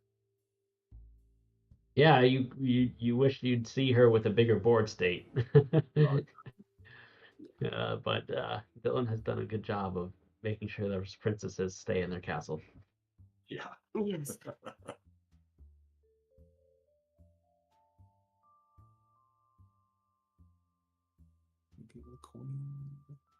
We're playing the Anna. We're gonna play the Anna. And you just kind of hope that she's gonna stick around, but unfortunately, we get the luxury of seeing that Dylan has a big old dragon in his hand. He does. And we might see that dragon here being able to. Yeah, he's got enough.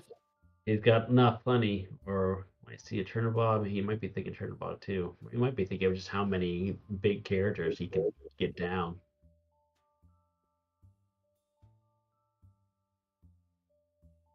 There's 7 ink.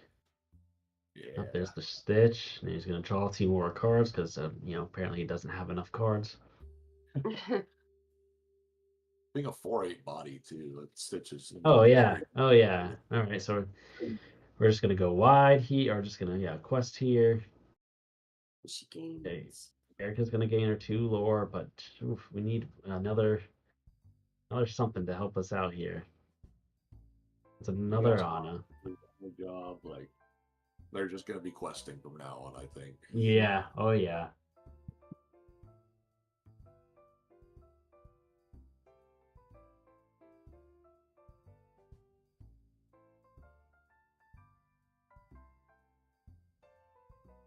Another Anna and a Hans? I think so.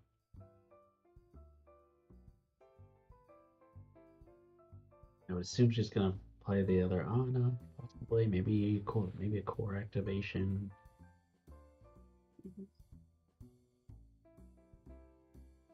Playing the Hans just to gain the immediate look. It's possible. Anna plus that, a core on top. It's another core on top.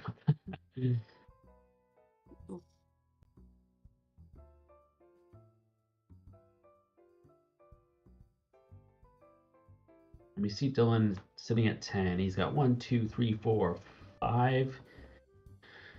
5 lore on the board. So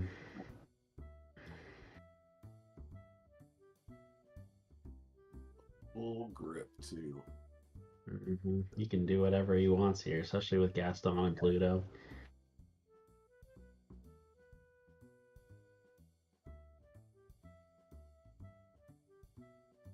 Inca Queen of Hearts because he says, I've got enough card draw now, and now I can just play my big old dragon. Ah! Yeah. Dragon meet princess. Or princess meet dragon. Tale as old as time. We just need a donkey to save the day. yeah, exactly. Where's Marshmallow Olaf? Can he come roll in here and help Anna out? We need something. Questing for 3. Yeah, so okay, so Dylan has enough on board to win this match. Yep. Don't think there's much. Anna can take out a 1, 2, 3, 4, 5, 6, 7, 8. Don't even if Anna takes out one thing, I don't think it's gonna. She really needs to take out 2. I do believe the writing is on the wall here. Erica just had one more good turn with even the triple core with just having a single princess. The extra lore from the Annas could have been relevant if it wasn't for the dragon. Yep. And Dylan having all those Plutos, the Gaston. Yeah, I mean, he ended up seeing all 4 Plutos. We see 2 of them in his discard. So it's again, I've seen Dylan play in the past, so I know when he gets that stuff out, it's scary because he can play whatever he wants. Erica, I think, is acknowledging the writing on the wall. Yeah. Counting up the lore. He's just gonna say, "Yep, good game, Dylan." Those were excellent to watch. Very good games. Yeah, it was cool to see something different. Cool to see, our first match we got a little bit of, we had Amethyst kind of going at it, and this matchup we got to see Amber going at it, with 2 different color variations there. So see, it did almost feel like a princesses versus villains in a type of way. Really fun matchup there. It was awesome. Almost took the whole time too. So I mean, obviously very competitive games going all three games. Definitely very back and forth too. Just one turn away, it could have been anyone's game. Yeah, absolutely.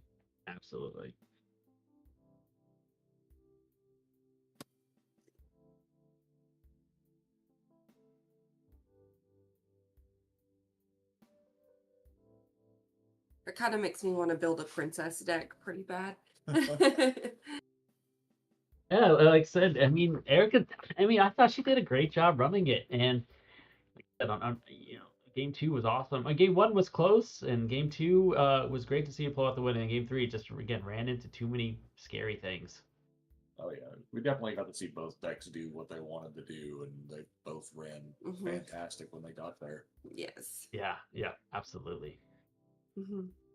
And also, it's kind of cool that again we didn't even get to say it, but they get to play these games on the those cool mats. So they actually get to have a little bit of taste of what it would be like to win. Again, we obviously know today that the winners will take home an enchanted, but also one of those shiny mats that is the Hades or the Elsa there. Very nice. 100%. Hi. It looks like Hi. I was like, oh no, we're on. What's up? Oh, you guys can see me. Oh gosh. Oh no. Wait, hold up. Wait, hold up. I'm sorry. I know. I was like, oh no, they just got us in here. I was listening, and you guys were talking, and I was like, oh man, I just kind of appeared because I was looking at the other stream as well. But cool match so far. This is really cool. Thank you guys for allowing me to come and be a part of this, along with Color invited me. And Yeah, Yeah, I was well, like, hey, hey. what are you doing? It's truly awesome to have you both here, and Color, I've gotten to hear you. You've been on a couple of our Unequal events, so it's been great having you to support us. But JD, to have you here for the first time, welcome, man. We truly appreciate the support from a local level, and again, it's just an honor to have you here with us. Of course. Thank you. I'm so sorry. I haven't. This is my first time as part of the Uninkable tournament series here, so I don't really know a lot about what's been happening. But I have been watching a little bit this morning. This is a jam-packed, wall-to-wall, coast-to-coast, cool, completely stocked weekend of Lorcana. So there's a lot of stuff happening. So I've kind of been jumping through and all over the place. But this is super interesting. I know it's something that's unique because you don't really see too many of these types of tournaments taking place where you're talking like a limited card pool being in Infinity. And it's been like kind of refreshing from this Amethyst and Sapphire aggro world that we kind of find ourselves in this current meta. So it's really neat, and I think it's really cool. Thank you for letting me be a part of it. Yeah, as we've gotten to seeing through 2 matches now, it's fun to see some of those cards from Infinity coming into play. Like round 1, we got to see the classic rabbit into a friends on the other side, right? And then for our second round, we got to see some of the older cards coming into play. So it's fun, as you said, the refreshing not Yeah. Amethyst and Sapphire and the same meta matches. So it has been very refreshing to see some of these players bring out all sorts of things. For sure. Yeah, I kind of was like, hey, what are you doing? I saw, JD and I were both kind of trolling in Twitch chat. You've got Cardiff going on. We have Glass City going on. We have all these like big tournaments, lots of CCQs going on. And I just kind of noticed that we were both kind of just memeing in chat. And I was like, hey, what are you doing today? Like, you want to go cast a round of something a little bit different? Yeah, so. And I appreciate that, Color, because we were talking too, because Color and I both we're very notorious chat trolls, and I'm in there and she's in there, and I was like, what, I'm getting kind of sad because I typically try to go to Lorcana tournaments during the weekend, but I just haven't had the time and things haven't been lining up, so I wasn't able to go to any tournaments this weekend. I was like, oh, I'm getting kind of sad not being there with all my friends. She's like, well, there's a really cool tournament and they'd love to have you come by, and I was like, let's do it, come on, let's go. So of course I'd like to come and hang out with y'all. Yeah, That's cool. That's so cool. Yeah, it truly does feel like there's a lot of events happening this weekend across the world. We've got stuff in Europe going on, in Texas, and everywhere. So it's awesome. It's awesome to see that. The more give us more Lorcana. For sure. And it's just a good sign for the game at large, too. A lot of people are like, oh, the game is not great right now. But I would disagree because just in Europe, they have 3 CCQs going on right now. Like you said, there's a huge event down in Waco right now. There's an event in Michigan right now. There's this event right here right now. And there's all sorts of locals as everyone's getting kind of spun up and ready to go into the set championship season starting next week. So I think it's just a really exciting time to be a part of the game, and I'm glad that it's so much opportunity for people to get out there and play. Yeah, it definitely is nice because of the we have all the big stuff. Again, of course, you turn on I go on my Twitch channel and it's like Disney Lorcana is streaming. They've got 1,000 people and this and this and this and this. And then I love that you guys are doing this local thing at the same time. Like you could be watching Disney Lorcana, but you're like, I want to play Disney Lorcana, and not even that. You're like, let's play it in a fun format that gets new people interested and continues to kind of grow this community and make this like a little bit stronger at every single level. And I don't know, I like coming in and like kind of being like, yes, let's support that too. Like, yeah, we got CCQs going on, but this is also important. So yeah, that's so awesome to hear you say that, Color. So again, like supporting these games from the ground up, right? Like Lorcana is still a very new game, so doing whatever we can do from just a local community, but also from a nationwide community, just to continue to build upon this. That we all know, everybody sitting here, we all know this is a great game. Hmm. Uh, and also, and I think that's why that Unequal said, let's do a $20 event. Let's get more people in here. You don't have to spend $100 on your Dumbos when you can come in Right. here and just throw some cheap cards out and have a good time. And be on stream and hear people like you guys being over to talk over them and going talking on the game. So it's really cool what we have going on here at a local level. Absolutely. Mhm. I think that's cool. $20. What made you come up with that as the threshold, as a $20 limit? Because you can actually make some really unique decks with $20, but it also will make, there's a lot of great cards that will automatically like TKO your deck. So what made the $20 the limit? I don't know exactly what it went into, but I know this is our second budget tournament, and the Hmm. first one was $35. And of Oh, course that was before Infinity came out, so it was like set 7, I think 7 or 8 is the last time we did that. And it was 35, and we felt like, okay, this is maybe a little bit too much. So I know Oh, that they wow. wanted to bring it back down to 20. But even so, I mean, we've seen some of the deck lists, and we're like, there's some good cards that can be Right, played right, for right. $20. As we saw Dragon, come out. that hurts my collectible and my financial decisions in the past to foil dragons, but hey, it's fine. It's a budget card now. Which is so sad. I got I know. completely handled on my dragons. It's like, yeah, I got So bad. rinsed for my dragons as well. It's so sad. But now they're now like what, 50 cents, $1 or something like that after the reprints. But maybe after this set championship, and you can lock it in now, Kohler. Take it to the bank. I'm telling you right now, they're gonna go back up after the set champs run, and they're gonna come up with some new cards. Whispers in the Well. It's gonna be a Dragon's back for a ramp-based thing. reason. It's gonna be back. Absolutely. Can you imagine Circle of Lifing a dragon out of the discard? Come on, Kohler. Now you're talking my language. I'm just saying, get that sucker out of there. And are we? It looks like we're shuffling up. Oh, this is it. We're back. This is round number 3. Okay. Absolutely. Yeah, here we I are. love it's called the four enchanted budget tournament. No enchantments will be in any of these decks unless you have the wall. Maybe that'd be so sick if someone played it. If someone played a wall, that'd be cool. I'd love it. A snuggly duckling, maybe. No. Oh yeah, I think the wall is like $15 though, so that's still like a good portion of your deck. Yeah. Well, how about this? Could you play the enchanted version if the base form is cheap?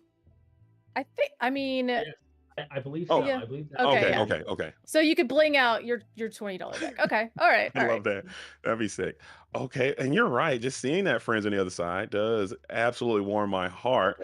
And it looks like there's going to be some Maleficent there as well as the Amethyst and Steel versus the Ruby Amber. We're seeing that again. We saw the Ruby Amber do quite well in that previous round. Maybe they can keep that luck going. Mufasa is probably tier 1 in this format, huh? I know. I didn't seem like he would be, he's not an expensive card anymore because, like, again, we are not respecting Infinity yet. We'll get there, Richmond. But it does seem like, Mufasa can flip. It's so funny because you're like, okay, this is a budget. So, like, Mufasa's going to flip bangers, ? Or is he going to flip budgets? You know what I mean? I don't know. I think any flip in this format is going to be good. Like, if you flip over a Wreck-It Ralph, I'm pretty stoked on that. I'm serious. Like, yeah, Okay, I'm pretty pumped. If you flip over a I don't know, Bubbles, Cobra Bubbles, I'm hot. I'm tight. Yeah. Surfer Stitch, I think you can get in there for relatively cheap. okay, He's only a few dollars. That's pretty good. Hold up. I mean, I hear no bell. Yeah, I was gonna say that. Lorcana. So we'll see you guys later. Okay. Okay. Well, thank you. See you guys. It was such a pleasure. Yeah, we're gonna go play some Lorcana. Oh, there you go. Yep. Very sick. Bye, Very y'all. sick. Bye. Bye. All right. And even before this, I remember Amethyst Steel being like the prototypical budget option. So I'm not surprised to see that as a deck that's being played in this format, leading on Maleficent. Is that nostalgic, Color? What do you think about that one? The triple ones by turn 2. That's a little nostalgic and terrifying. I did see that we have a enchanted Bambi over there, so not budget enough. Judge Judge. Wait, how much is Bambi? Bambi, we got to do it. We might have to do a deck check, price check on that as we bring out the Rush Queen comes down and is able to clear that Maleficent relatively easy. Moana gets a nice little easy quest in as well. Maybe got some captains. Pooh Piglet coming through will be pretty legit, I think. Oh yeah, and definitely make that Milan able to crack back. But you never, I mean, gosh, it's so funny. No matter how many times you see the 2-drop Queen of Hearts come in and rush and just ruin your day, you're still not ready for it. You're never ready for it. You're like, I forgot that that's a card every single time. But we're looking at Caleb's hand there. There is a brick situation happening as you were forced to ink that Chromacon. Now you're holding 4 uninkable cards are in hand, and you need these Diablos to go to the discard pile. Quick! That's not looking good there. That's for the Metafy. He sees Metafy. He's like, help. Yep. So we're bricked. That's for the panic. The panic button is being hit, and maybe Justin might realize this and elect not to start challenging the Diablos. Never mind, as you're going to shift Queen. Yeah, we're going to shift Queen, take out a Diablo, but we're both going to draw a card from that interaction, and that is an Amethyst Chromacon. We can ink that. We can ink that. I think you got to play it. I think you play it. You get that Chromacon set up. No, we are going to ink it. Interesting. Indeed. I think you need some cards here in order to accelerate your game plan a little bit, but we'll just go ahead and play the This Is My Family, gain lore, draw a card, enter another Chromacon. You got to set one of these Chromacons up. It looks like they're playing that super hyper lore burst burn style strategy, which is a pretty neat. I don't mind this. Maybe next turn we play Gathering Wisdom and Knowledge and then also play maybe like the Chromacon and a 1-drop just to kind of start getting aggressive. But I don't like playing the Chromacon until I can get a little value off of exerting it. I don't want to give you stuff without me being able to use my stuff. Okay. I can respect that. I mean, maybe you can even play it and not even use it, but just to get it onto the board and and also based on just the inkability of your hand as the Julieta comes down and heals the Queen of Hearts. That's miserable. You hate to see that, as she's just going to go ahead and quest for 1. And Moana gets another little spellbook quest in with inking another Chromacon. He's like, I'm not giving you cards. I mean, I guess in this format, Ruby Amber, it is very, very, very strong if it can draw cards. And if it can't draw cards, it kind of gets choked off. So at this point, maybe if I'm thinking I can take my my goat and run that into the Queen, if it decides to turn sideways again, I can cut off your card draw and then eventually run you out of resources because I'm still an Amethyst deck and you're not. Right. I'm just looking at the ink ability in hand. Even though, granted, you're probably at your max level of ink is what you need. You have enough to play your Merlin goats. You have enough to play pretty much everything in your top end.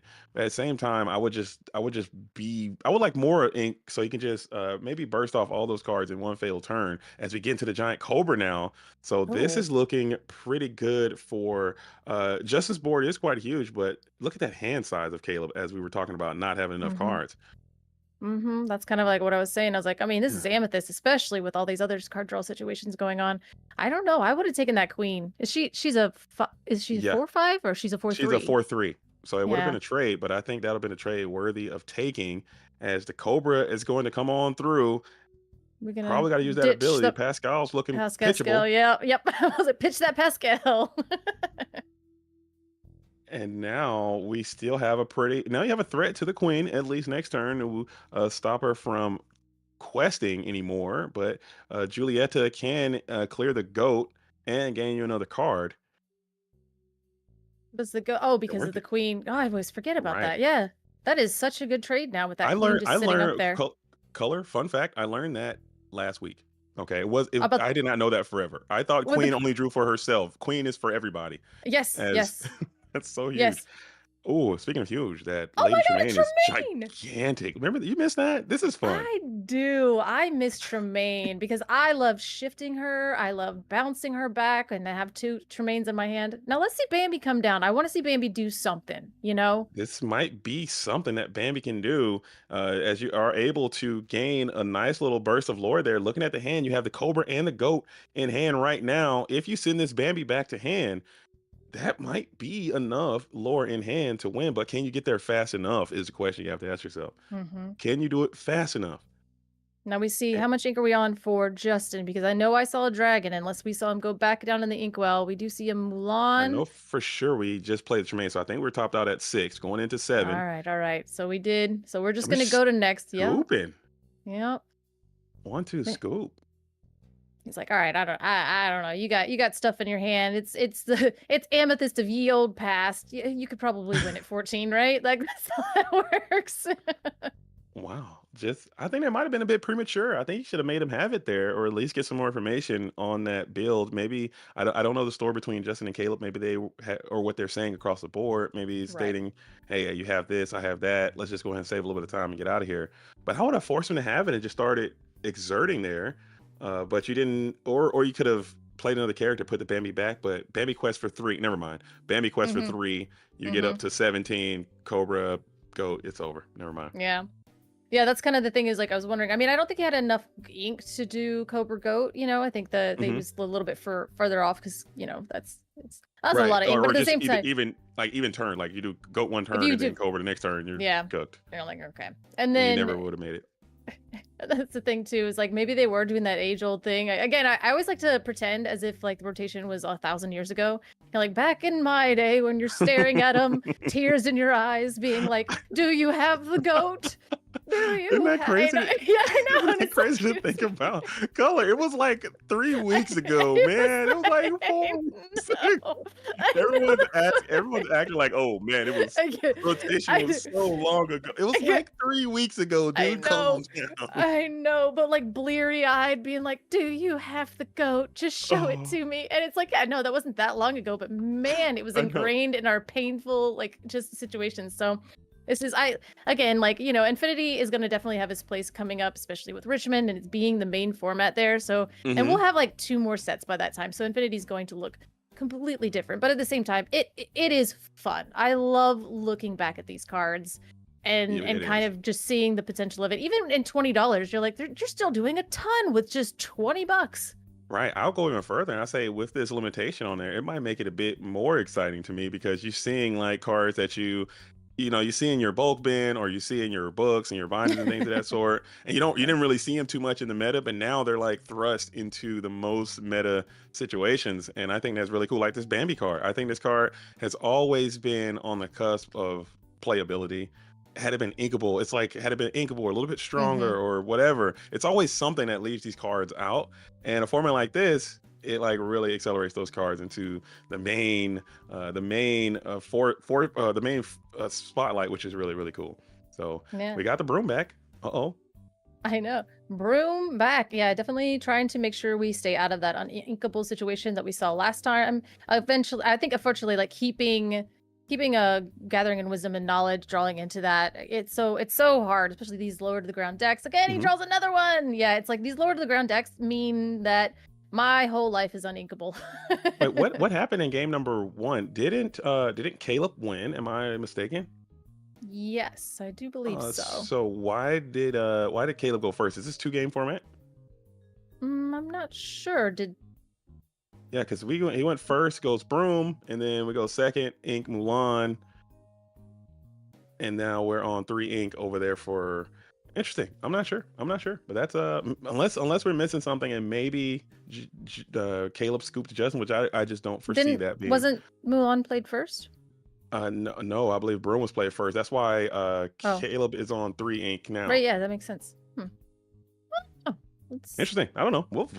Who knows? I mean, Madman's like, here, you know what? I'll let you go first.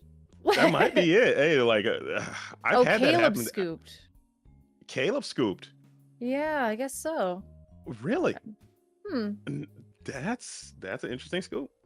Yeah, maybe he felt like he was too far behind. I think he was winning the game there. I'm not sure. Again, I don't know what the situation was with the conversation that was had across the desk, but it seemed like they had lore in place, unless I'm missing something, as we will go to that 4 ink turn, inking another one of those Chromacons. Chromacon's not for this matchup. We're not going to see that, but we did get to sing a Friends on the Other Side, which is like a lovely thing. I always love seeing that. Again, like Days of Old Past, Smee back at it again, which is still one of the best 2-drops in the game. Yeah, I think so. I think when it's all said and done, Smee goes to the Hall of Fame as the greatest ever do it, coming in on 2 for sure. Cards insanely overtuned for that cost. And it is what it is. We lived through it, and we'll look back on Smee in about 15 years and be like, what were they thinking? That was insane to do that 2 cost. And in a format with Rapunzel at that, you know, they're like, oh yeah, like when he takes a damage, and you're like, perfect, yes, very Yes, good. great. Like, Oh yes, wonderful. Quest for 2, don't mind if I do. Oh, Yeah. Captain, no big deal. I can just play one of those as Yeah. well. As we will ink the Julieta. It looks like we're going to get a quest in with the doc, not the doc you come to know and love, but the doc No, you but need here. Reduces some Yep. cost he reduces by 2, by does he not? 2. Yeah, with a That's quest. so much. And so a free Queen of Hearts into a Julieta, which unfortunately doesn't have any damage to remove from any characters, so we will not be triggering to draw a card. But solid little body. I don't know. I'm so scared of these decks now. I'm like, what are we singing together? Look how many creatures we have. Like characters we have. Like, what are we doing? Oh, you still can probably sing one together here if you want it. I mean, you can sing together a Pirate's Life. Probably not playing it in the deck. Yeah, I was about to say, probably not in the deck, but like, again, that's where my brain is now. I'm like, well, this wide, what are we singing together? Like, that's just like the new meta where my head is stuck, I think. Or you can sing together that the Brother Bear song. Nothing we won't do. Yeah. Nothing we won't do. I've seen that pop off as well. Powerline and Maui Half Shark together as a little board clear, a little cheeky and sneaky board clear. I don't think you could sing that song. You don't have enough singers there. No, Maybe. just some little, so 4, 5, 6, 7, 8, 9. Yeah. Oh, you could have popped it off. Okay. They could have done their little rendition as we Yeah. are going to ink Friends. No, Ooh. it's uninkable. I agree. No, we play the goat though, and we're gonna play the Chernobog followers. Absolutely. And again, So- that does have 2 on it, but if we shift Mulan, I think it is hard times for all Why would involved. you say that? Oh, okay. No. We're Oh gonna no, eat that. no. Okay. Oh, It's- okay. Ooh. It's only like- it's only a Moana, but yeah, Shift Mulan is just absolutely terrifying in this situation, and that is definitely something that this color combination could be playing. She is relatively cheap and affordable. You got the Mulan in your deck. It's a pretty decent Mufasa flip as well, as we are going to quest the Chernobog Followers, another triple OG super hit, can't miss. Getting into the Pascal though. Thoughts on the Pascal? What are we doing with that guy? I mean, he goes out there. He's another 1-drop. He's evasive. Sometimes when he's a little bit early on board, it is kind of annoying to deal with. In this format, I wouldn't expect too many Diablos to be, jingling around. So I think Pascal is a safe, kind of aggressive pick for an Amethyst deck like this. Now, turning that Mulan sideways is just kind of telegraphing that maybe we don't have the shift, or it's like, well, see, I mean, Pascal's just a body. He's just a little guy. He's doing his best.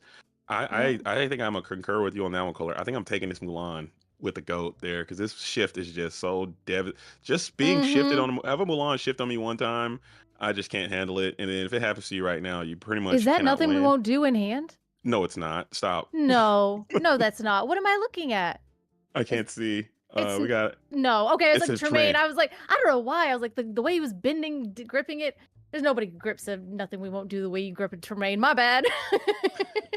as we do get into the Cobra again. So we are getting close to the threshold as 2, 3, Oof. 4, 5. You're getting up to 17 next turn. You might not have enough to get it done this time. It looks like we might be going 12, into 13, 14, 15, 16, 17, 18, 19, 20. Oh no, if you had one more card to discard. Oh no. not like this. Well, Quest Yeah. for 2 though. Yep. Quest for 2, and then double Well, gather. gathering. Well, gather. Gather. And then we'll draw get- a card. you You You get could. another turn, right? I think you Unless do it's shift because because that's 2, 3, 4, 18. No, 5. just take him to 18. They take him 18, so you can Yeah. Cobra next turn and win. Hold Oh up, my goodness. talk to him. We got Oh, the he's Madame got. He's Medusa. showing him the He's card. showing He's to like, him. Oh, he's that's like, I don't know. oh. What do you think? What do you think? What do you think about showing to him, Color? What do you think about the show Listen, it? this is a local level. If you were like at a DLC, I'd be like, but like, no, you know what? Like, thank you. Let's just go. okay. Like, pack it up. I've got 38 don't minutes left. If I can't beat you in 38 minutes, then Okay. You don't think it's BM? I don't think it's BM. I think show it.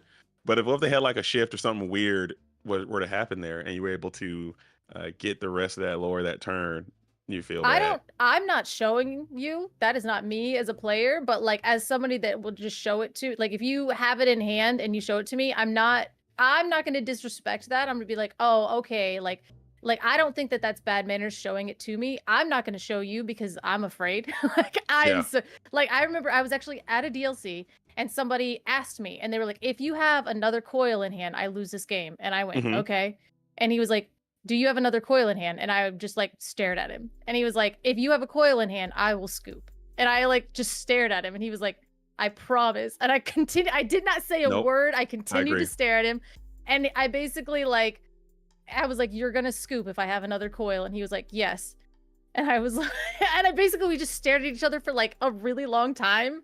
And I was like, I extended my hand and I was like, you'll scoop if I have a coil. And he was like, yes. And he shook my hand and I showed him the coil and he scooped up his cards. But it I was like woulda such nope. a tense, like terrible. Like I was like, if I tell Attack for Two this story, he's going to flip the table. I was like, I'm gonna get got and it's gonna be on me. But I'm gonna play it out, man. Just to get bamboozled somehow or some way. I know. Something happens, and I I just know. don't want that type of problem. I'll just play it out because what if they like you show the Cobra and like, okay, cool, Daisy, and just rip it from your hand or something? And I don't now know. I have no you're idea. like, oh, well, oh, Yeah, guess and I like, coulda oh, just, but maybe they yeah. might not play it. I don't know. I don't know. He But just really pulls a Ludwig von Drake out of his pocket or something like that, and you're like, huh. but also Yeah. it's kind though too. It's kind though too because if you are like thinking about it, you know, you're like saving your opponent a little bit of brain power because they're thinking about some kind of line to clear your board or something, and now it really didn't matter because you had the Cobra the entire time. So maybe there's something there. Maybe there's something there. And I think too, like, we're like, it was Yeah, go more ahead. of like the respect of the like, it's a DLC. It's a long day. Like, I can sit here and try to like math my way out of this, but if you have it, like, I just want to go eat a snack because I've got so many other rounds to play at this point. Okay, so we are going to the all-important game number 3, and let's see who's going to get it done. Is it going to be Caleb on the Amethyst and Steel Burn deck, or is it Justin on the Ruby and Amber Mufasa? We haven't seen any Mufasas yet, though. No Mufasas. None. Man, I just kept thinking about the Mulan shift. I am so scarred for life with that. Yeah. Like, ugh. That'll rock you to your core. If it happens Yep. to you, it stings bad, okay? It stings really, really bad, and especially when they do something like a medallion weights or something with it, and then they were able to increase it to like 7, and they were getting some really, really big stuff with the 7. It hurts your soul. God, was it Garrick was playing One Last Hope with the Mulan, with the medallion weights? I was like, you monster. You menace. Yeah. Oh, yeah, that hurts. That hurts. It hurts. As we will start Diablo into the face of the Moana again. Moana able to gain a little bit of lore. I think it's a great card for this match. We do have the shift Mulan as you show it down to the inkwell for a second Moana. That's pretty good. I haven't seen a crab, but I mean, I guess this deck is a little bit more aggressive, so we're not really putting crab in here to do anything crazy, but I see a fire the cannons, but we're going to go for the double 1s on 2. Love it. Love everything about it. Are we going to keep that fire to cannons though? I think that fire to cannons might actually come in quite huge. These Moanas are 3/2 stat line, so if a captain does appear, you will be able to clear those Moanas before they could do any type of rebuttal on you. Right now, you're free and clear to quest these glimmers as much as you like until there's no one to a cost. Check that. The Queen of Heart comes down and is able to clear as Moana quest for 2. Yeah, now I don't know. I was about to say, are you clearing that out? Are you drawing cards? Are you no, we're gonna go ahead and double draw. I'm gonna draw one at a time. I don't know, man. I want to Nah, know. I think I'm firing on that queen and keeping those Chernobog around for a little bit longer, gain some more lore. Cause that could be potentially 2 more pieces of lore that you kind of just shorted yourself on there if you just clear that Queen of Hearts. Because you for sure needed to fire the cannons this time because the shift queen is just another thing you're gonna have to deal with. Yeah, and I liked potentially playing shift, or if you play Smee and then fire the cannons that way. But we're gonna go ahead and discard the fire the cannons to gain 2 lore from the Cobra. We're not fighting back now. We are on the draw this game, right? We are, yeah. In this game number 3, no, you're on the draw this time in this game number 3. But I really would have liked to keep those Chernobyls around. Maybe taking that turn a little bit slower, and then you could do this turn next turn, clearing that Queen of Hearts. The Moanas will quest for another 2, but you'll also quest for another 2, and then you have so much more reach later on in that game. But let's see what Caleb's probably more in tune with this deck than I could ever be. So it's interesting as we are going to ink the shift line instead of playing it, setting up the Pongo instead.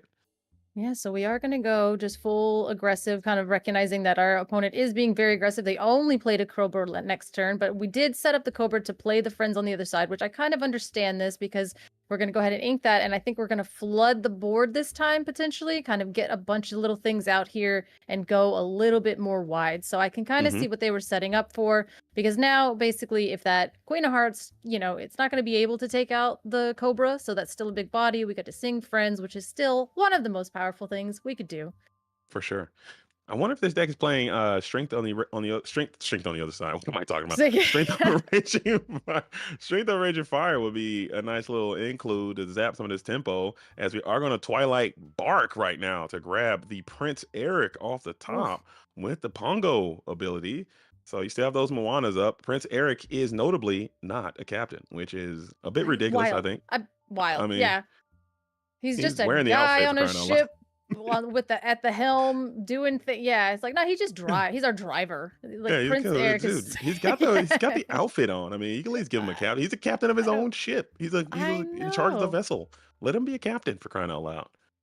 Too powerful, I suppose. But then we are Yes. going to see the look at this family.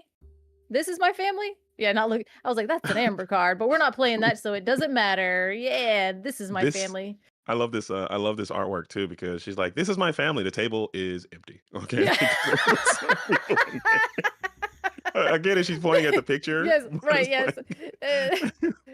Oh, we're not going to sing it. We're going to go ahead and hard play that, because I think we're going to go ahead and ink the Pascal. I was really throwing about the Rose. The Rose is good. The Rose is a big body. The Rose can sing friends in case we rip a third one, because we did see one go into the inkwell a little bit ago. And I'm going full exert here. And yeah, I think Caleb agrees. We're just going to get these glimmers absolutely moving and just put a lot of lore pressure onto the board right now. So Justin, back against the wall, if you had a captain, that'd be really neat, because you could pretty much clear this entire board right now if you did. Piglet off the top one time.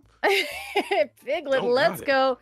No, are there any captains in here? Because at this point, I think this is an unruly army with no leaders. And I don't see any leaders here, but I do see the smaller Mulan going on. And then is that a Hydra? No, there's no way. You could set up, you got that Prince Eric in hand for sure that you have, who's notably, again, not a captain.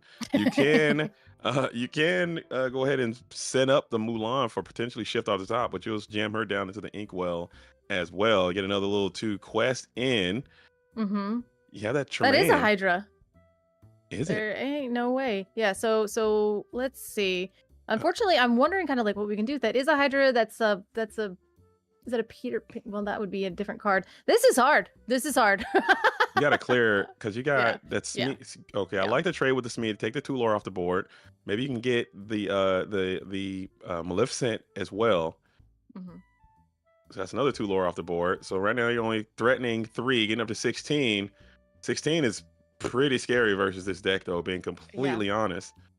To double gathering, look at this family, Cobra, plus, there are a lot of burn situations in here. Oh, but we do have the Medusa that is going to go ahead. Yeah. That establishes a very large body, especially crackback for the Cobra, because it seems as though Caleb is not intent on, oh no. Oh, there it is. There's the thing. Oh no, Cobra and gathering. Oh. I mean, I think that's game. That's it. That's game. Yeah, that's it. Game's oh over. Yeah, that's it. You can Cobra, pitch the broom. Yep. Quest for 2. And that's it. Quest out. There we go. And that nope. unless my math 13. Is way off. Yep, same. 13, 14, 15, 16, 17, 18, 19. I guess that just gets us to 19. Oh, it gets us 19 with the Cobra ready. So this is still looking pretty good, being at 19.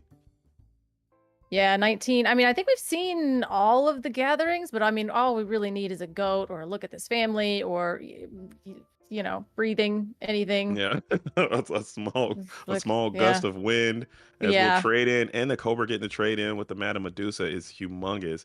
Leaving 1 character left. Tremaine is going to go ahead and take care of that last Madame Medusa. We'll play 2 more replacing characters. Oh yeah, they both replace themselves at this point, and we're kind of sitting here with this doc because he drew a doc. This deck doesn't really have a lot of ways to exert characters. We really have to lean heavily on Medusa, Tremaine. We're not really bouncing Tremaine back to the hand. We've already seen the Medusa. We're not, Mhm. there's not a lot of ways to get after readied characters, unfortunately. For sure. I think you would need like a Maleficent Dragon or something like that. I think that'll get you up to uh 16, I believe, if the lore total is correct. 18. Tremaine, Twilight Bark. Okay, yeah. that gets you to another Lady Tremaine. You can shift. Yeah, you can definitely shift it, but unfortunately still leaves us a broom. Oh, and Yep. he had several turns before he was going to get to that goat too, so. For sure. Yep. GG's. Well played. Well played by both. I like that a lot. As the Caleb Rogers is going to come through with the Amethyst and Steel burn strategy, is going to go ahead and take this thing down. And that was the round. Very cool stuff, man. Very cool Yeah. stuff. Yeah, definitely. And as we did see, Justin was at 18. So if he could have dealt with that broom, he would have come back and win. Like that was 19 to 18 is insanity, especially with these two decks. Imagine Shift Tremaine and Brawl, and you're just out of there. Oh gosh, that is the Ruby that we all know and love, right? That is what that's what we're missing, and that power. Ruby will get back Take there. me back. Take me back. We'll get there. There'll be we'll have an identity at some point as far as Ruby's concerned. We're about to get hundreds of new cards in a couple weeks. 3 weeks, 4 weeks. I hope they make some overpowered Ruby card. I think Ruby just needs a little bit of love, and I think that also happened with the Sapphire during that huge Sapphire spring time that we had when the Tamatoa and the Scrooge and all those powerful Sapphire cards dropped. Spring of the Sapphire dominance. We didn't before that. Sapphire really didn't have like these very powerful cards, and then they had a set and it just really pushed Sapphire. Hopefully they do that for Ruby. I would love to see Ruby being back into the game. Having Ruby just not being involved in Lorcana at all in a competitive fashion, it kind of does feel bad. I like to have at least one, at a minimum, every color should have a deck that is competitive in nature. And just I can understand if every color combination isn't represented, like Ruby and Emerald wasn't represented for the longest time, and Amber and Ruby was still quite rogue. And then you have like Amber and Sapphire was very rogue. So I get that every color combination can't possibly work all the time. Ruby Steel, but having a whole color just not being seen in any tournament reports is just like, okay, something is wrong. There's an imbalance there, and hopefully I want them to overcorrect. I want them to make it so messed up. To where everybody's like, oh my God, Ruby again. But I think that was the problem, right? It was like that for so long. We were like, oh, like, Sisu, Empowered Sibling, and like this, and Brawl, and Medusa, and Tremaine, and all of these cards are basically, they judge how we built our decks, and it really kind of like limited us, because you're like, man, that card would be a banger if Brawl wasn't a thing, right? Yeah. And so I don't think they want it to be as oppressive as that. And I don't know, it's like kind of that thing like where like Sapphire Steel gets pushed out of the meta, and then all of a sudden we were like, we want it to be good, and then it got a card banned, and we were like, oh no, it was too good. So it was too good. Yeah, like it was too much. They had their day, and we took it away. So I'm not trying to say that I could do the job of a cart of the game designers better than they can. It's a very difficult thing to do, being a game designer and making those cards and trying to keep this thing fair and balanced. So I'm not envious of that position at all. I know it's a very tough thing to do, and I'm certain they're trying their very best to do a good job. But man, it is just it's a lot. It's hard, and I don't want to see some of the things that we have now. When you look at these tournament reports and you see like 50%, 60%, 70% of the field is playing one deck, and then 30% or 29% is playing one deck, and then 2% is playing a third deck, and like fractions of a percent are playing everything else. There are 3 Emerald Steel decks in Cardiff right now. 3. Period. 3. And I was like, what? Like, that's crazy. Like, that used to be such a dominant color pairing, and now there are 3. And I think there's like one Ruby Amethyst guy, like just like one mad lad out there. Yeah, and one Amber Amethyst person. Like, again, what you said is like having the Ruby decks being so underrepresented is unfortunate. But I think, again, I hate being like that, but I think we went back to basics. We went back to the basics, and now we're gonna get set 10, and set 10 is gonna have a whole card pool that's going to shake up a bunch of different things and kind of redefine that. So I don't know. We'll see. I think We'll I think that's what's going to happen. I think they want it now. Blurple had its time in the sunshine. It worked out. I know. Blurple used to be that very rogue rapscallion under the radar pick that the really, rogue players are going to load up the Blurple strategy. That's no more. Blurple is tier 1, approaching tier 0.5 in my opinion. It's very, very strong, consistent deck. It's got the best card draw. It's got the best removal. It's got the best board interaction. It's got the best characters. It's got the ramp. It's got everything you want in the good deck. It's got the evasives. Literally everything is going to be in the Sapphire Amethyst strategy. So now I think their time's going to come to an end, and then there's going to be more. Who knows? I think Ruby and Amber is going to be the next one, if I have to call it. This is the first time in the history of Forever that I'm actually excited about Amber as a color, just because of the recursion stuff. I mean, I know I'm like really leaning hard on the Circle of Life bit, but I really think that they are setting up some really, really cool things. And it is an overcosted mechanic, but I mean, we're seeing the stuff with the way that it's even being used with Tramp. Like, I know Circle of Life doesn't go into the Tramp deck necessarily, but when it does and when it pops off, it is a variation that is terrifying. It's a terrifying mechanic. Huge. Yeah. So it's huge. I'm quite scared, but also very, very excited about the potential coming up this next set of what it could be. I think all Amber would need is a way to filter cards either from your hand or better filter from your deck to the discard pile, and then it's done. Like, you just need a way to get those characters from your hand or your deck into the discard pile, and then you got Powerline singing Circle of Life. That seems like a really cool thing to do. Surely they're going to make that work.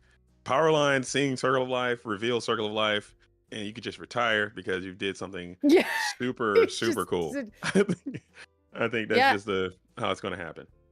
I mean, even the Ember Steel variant of it is like, because that's where a lot of your looters are with the Mulan and everything, so you're kind of having to lean on the Amber Steel. And honestly, like, and Troubadour being a singer and a lot of the singers that you can input in it, you saw me do some things, but for Perdita getting back Doc, that was so cool. That was so cool. Yeah. You're popping off. You were.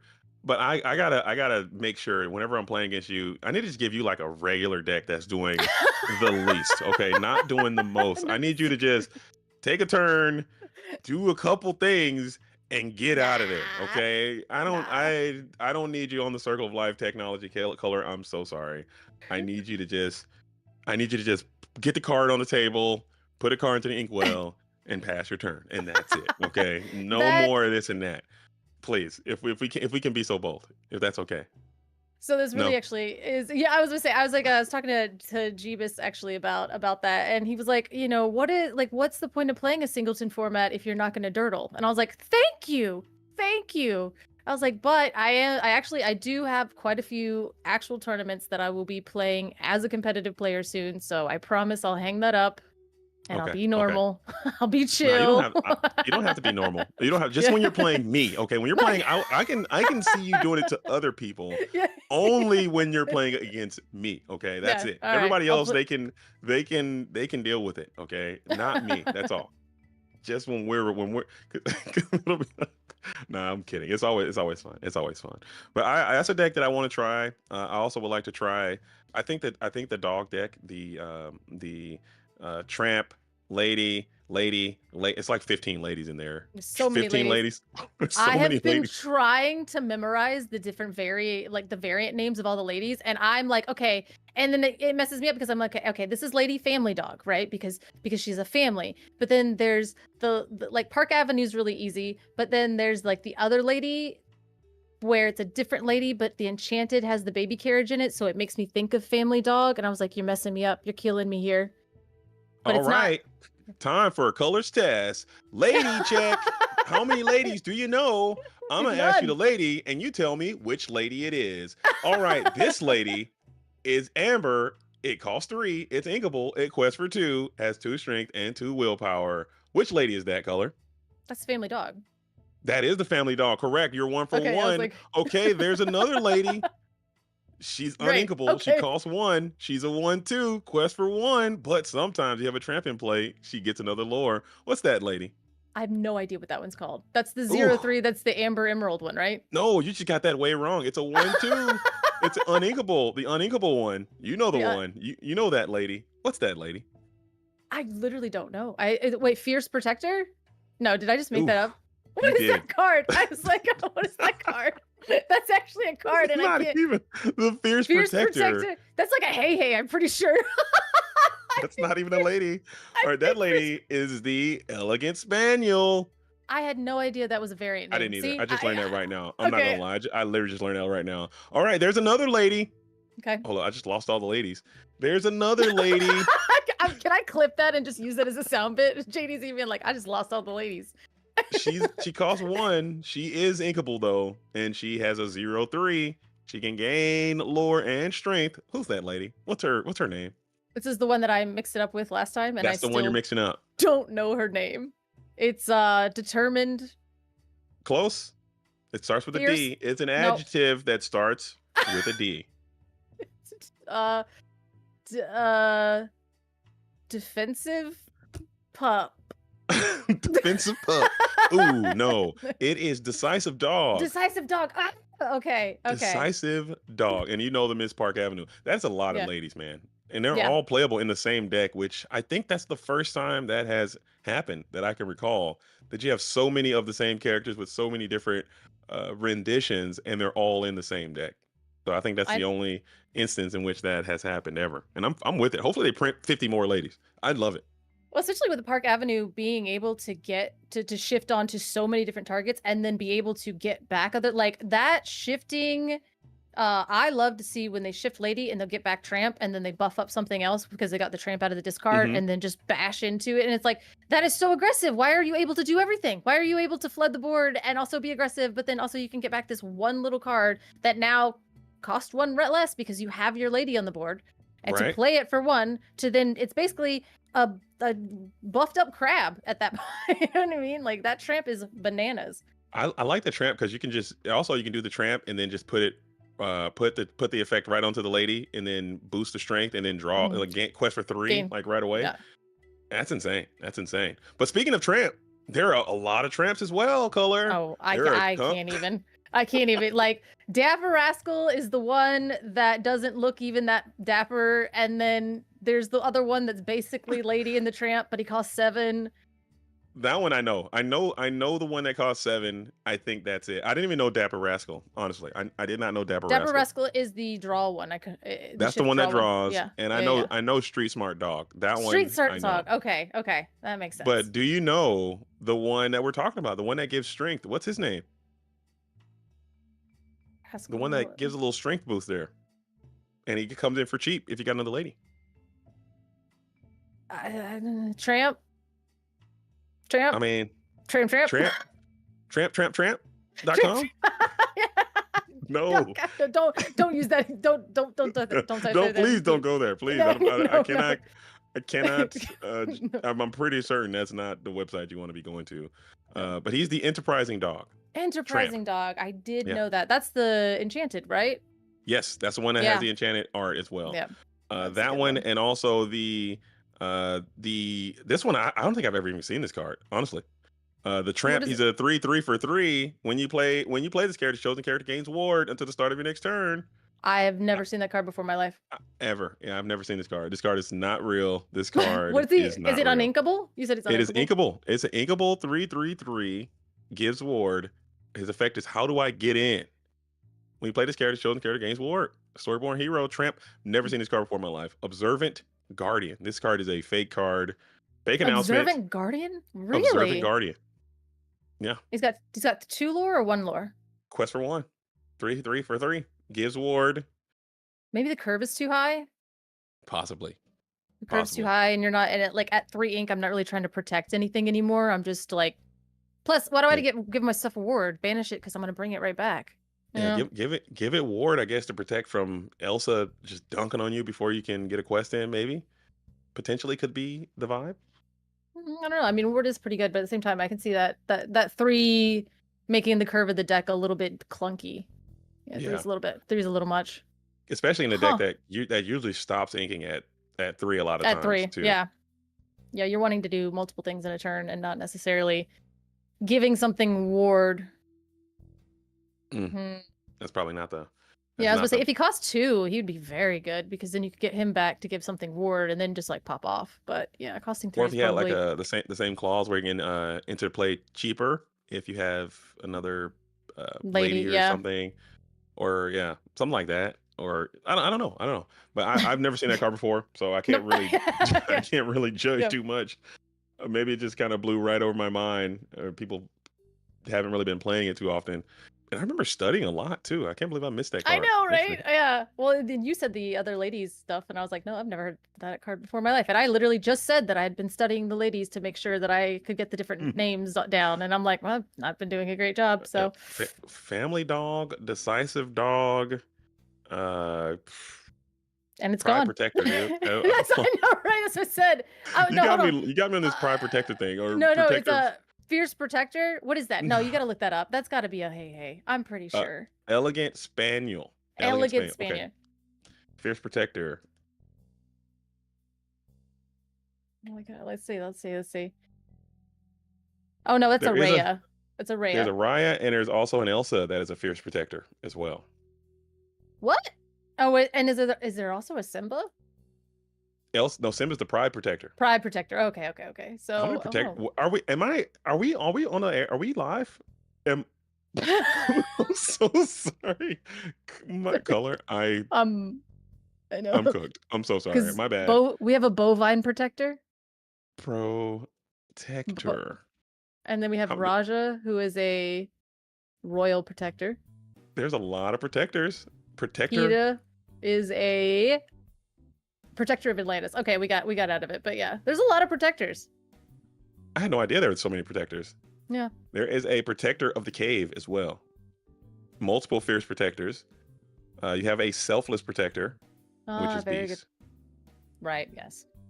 And a defiant protector. It's a lot of protectors. Who's that? Wait, defiant protector, that's a card, right? Which one is no, that? it's not. That's Monterey Jack. He's a card. He is a card. I think okay. Well, he's not a card though. I want to see Monterey get loose. I was going to say, I think R&B spoiled that one way back in the day. The Monterey Jack. Okay. Yeah. Okay. I was like, why do I know that? He might be able to pop off, perhaps. Why is he a protector? Does he have bodyguard? What is happening? What is this? Okay. I was like, not all of these have bodyguards. So I was like, what in the world? He's supposed to be like a Chien Po. I think whenever I see someone with this kind of stat line and this vanilla-ness, I compare him to Chien Po.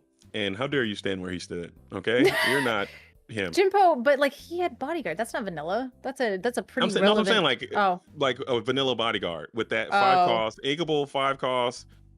If you're inkable 5 cost bodyguard, I'm comparing you to Chien Po. And there's not a lot. No. What color is the Monterey Jack is steel? Monterey Jack is steel. Yeah, maybe if you run another color. You know how they have to they're trying to get the it can only be 5 ink, 5 for 2. Like they want that in every single color. That way you can have like access to that stat line.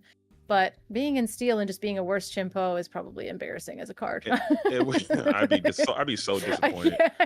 But he does quest for 2. And I don't know. I think he can only be an amber. Maybe they should just made him amber. Monterey Jack?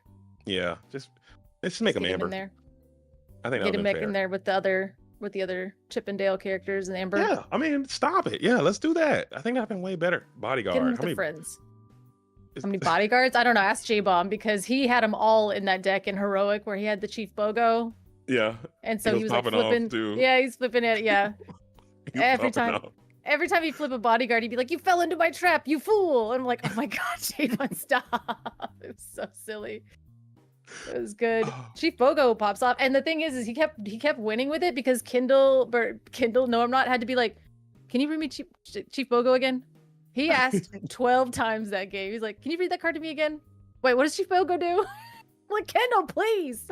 Come on, man. Yeah. Come on, man. Help me. Yeah. Oh, dude. There actually aren't that many bodyguards in the core set right now. Oh yeah. There really isn't. I think we got a lot of them rotated out of there. We got Hercules is back. We have the Aladdin dual link. We don't have that many bodyguards. I want to see more bodyguards come back too. I want to see all the keywords be represented a little bit more going into the next set. Sleepy has been an absolute menace. Really? Yeah. Sleepy. Yeah. The little knight, the steel one.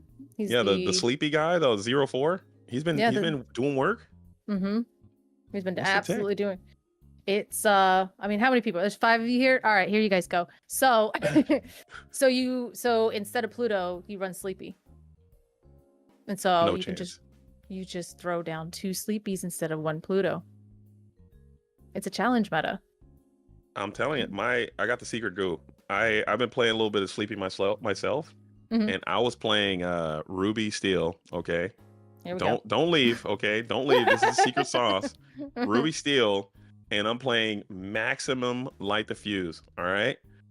So I play the Sleepies. They interplay exerted already.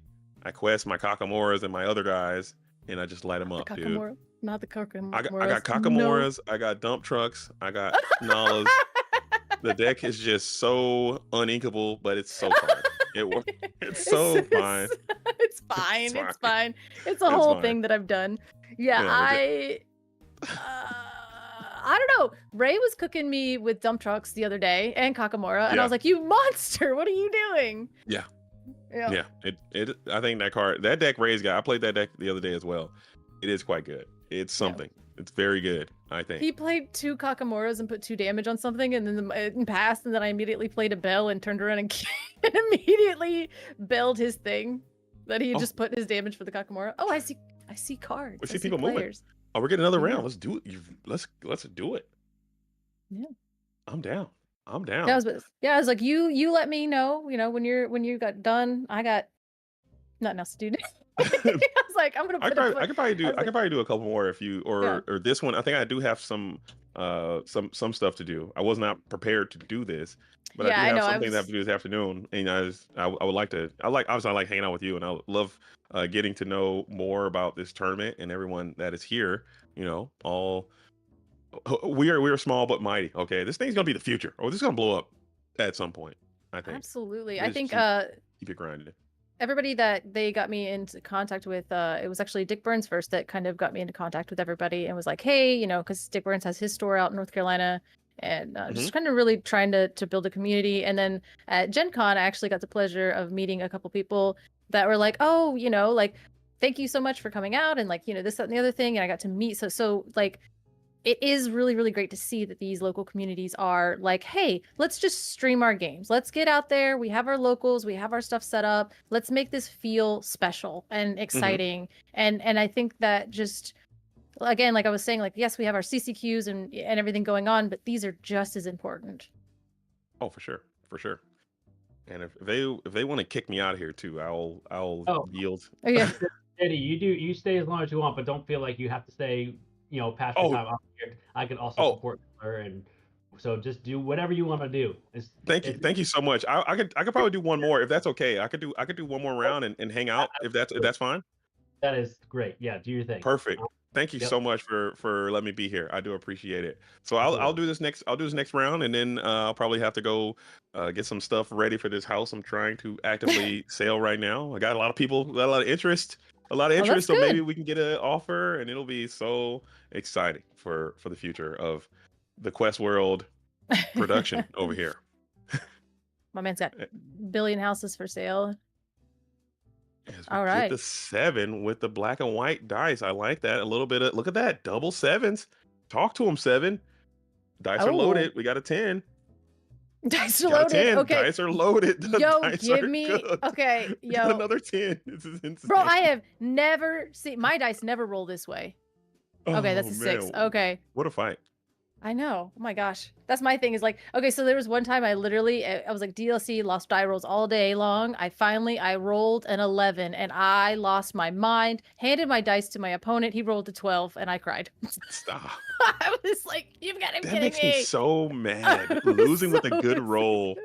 Losing with a good roll. And he was like, oh my God. And I was like, yeah, but no, everybody's always a good sport about it. But I was just like, I want to die. I needed that, like I needed it. I needed it for my soul, and it was taken from me. So like if I roll like a 3 and they roll a 12, I Like, kind of yeah, still yeah, feel like yeah. I won. I still kind of feel like I won because I feel like they wasted one of their good rolls on one of Oh, my yeah. bad rolls. Fair enough. Yeah, fair enough. You're like, I But wasn't when winning I that to waste a begin good roll, like anything 10 and above, I feel like I deserve to win.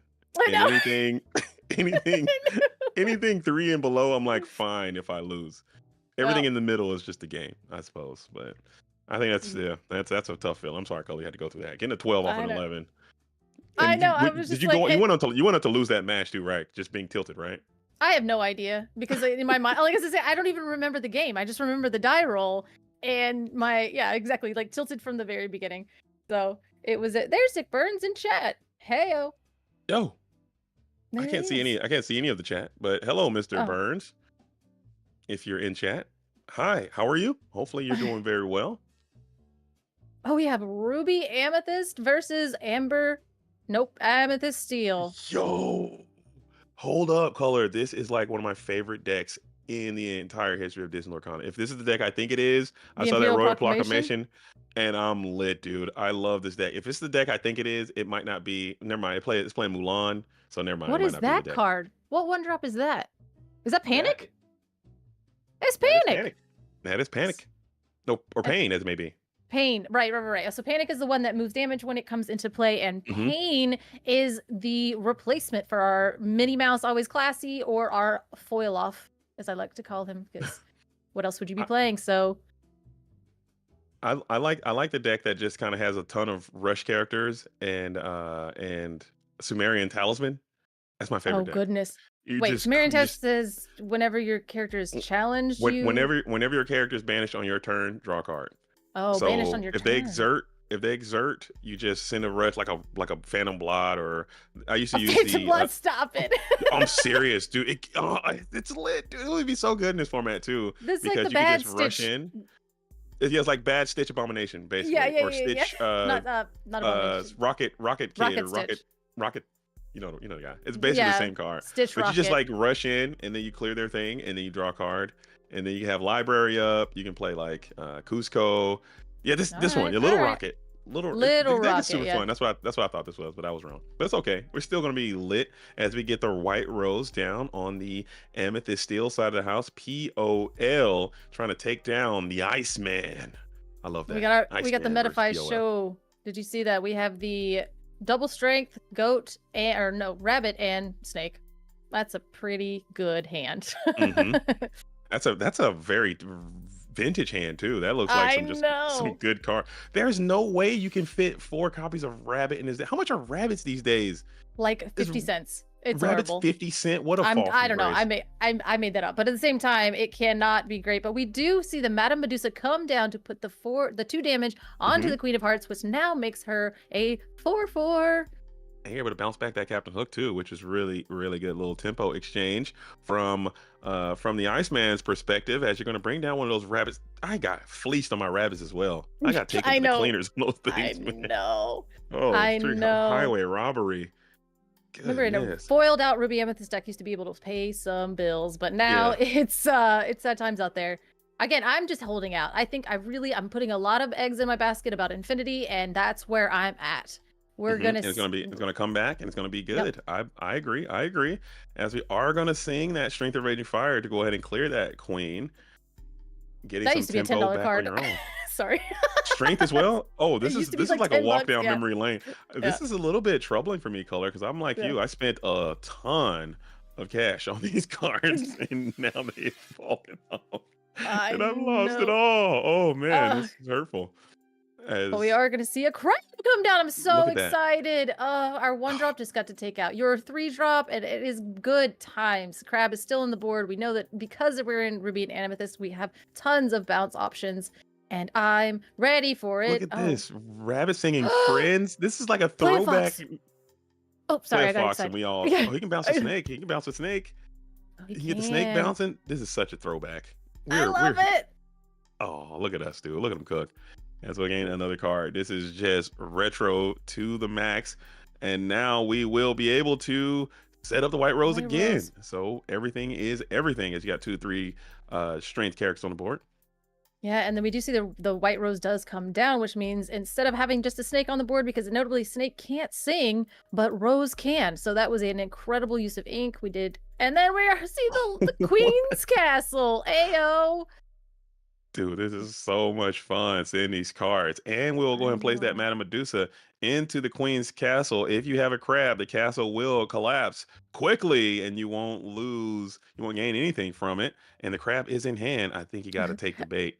Oh, I was about to say, I mean, what do you mean if you have a crab? You get your whole deck in your hands. We just bounced rabbit like the good old days. So yeah, we definitely have a crab in hand. So we go ahead and pump that up, take out the Queen's Castle, not get any value whatsoever from that situation with the Medusa being onto the Queen's Castle. But you kind of know that when you have a Amethyst Mirror, especially, you know, if you've been playing this deck for a long time, bringing it back. Hopefully we haven't forgotten that when you run out a tempo location, it is to slow your opponent down because they now have to deal with it. Right. I agree. And now we have the ability to hard cast or play the strength for full value as well and just get rid of that. Get rid of your crab. So now the tempo is all with POL, who got a plus value from your location, cleared your characters. We bring out the Rider. Trying to get a little the Rider, a little new addition coming into an old hit.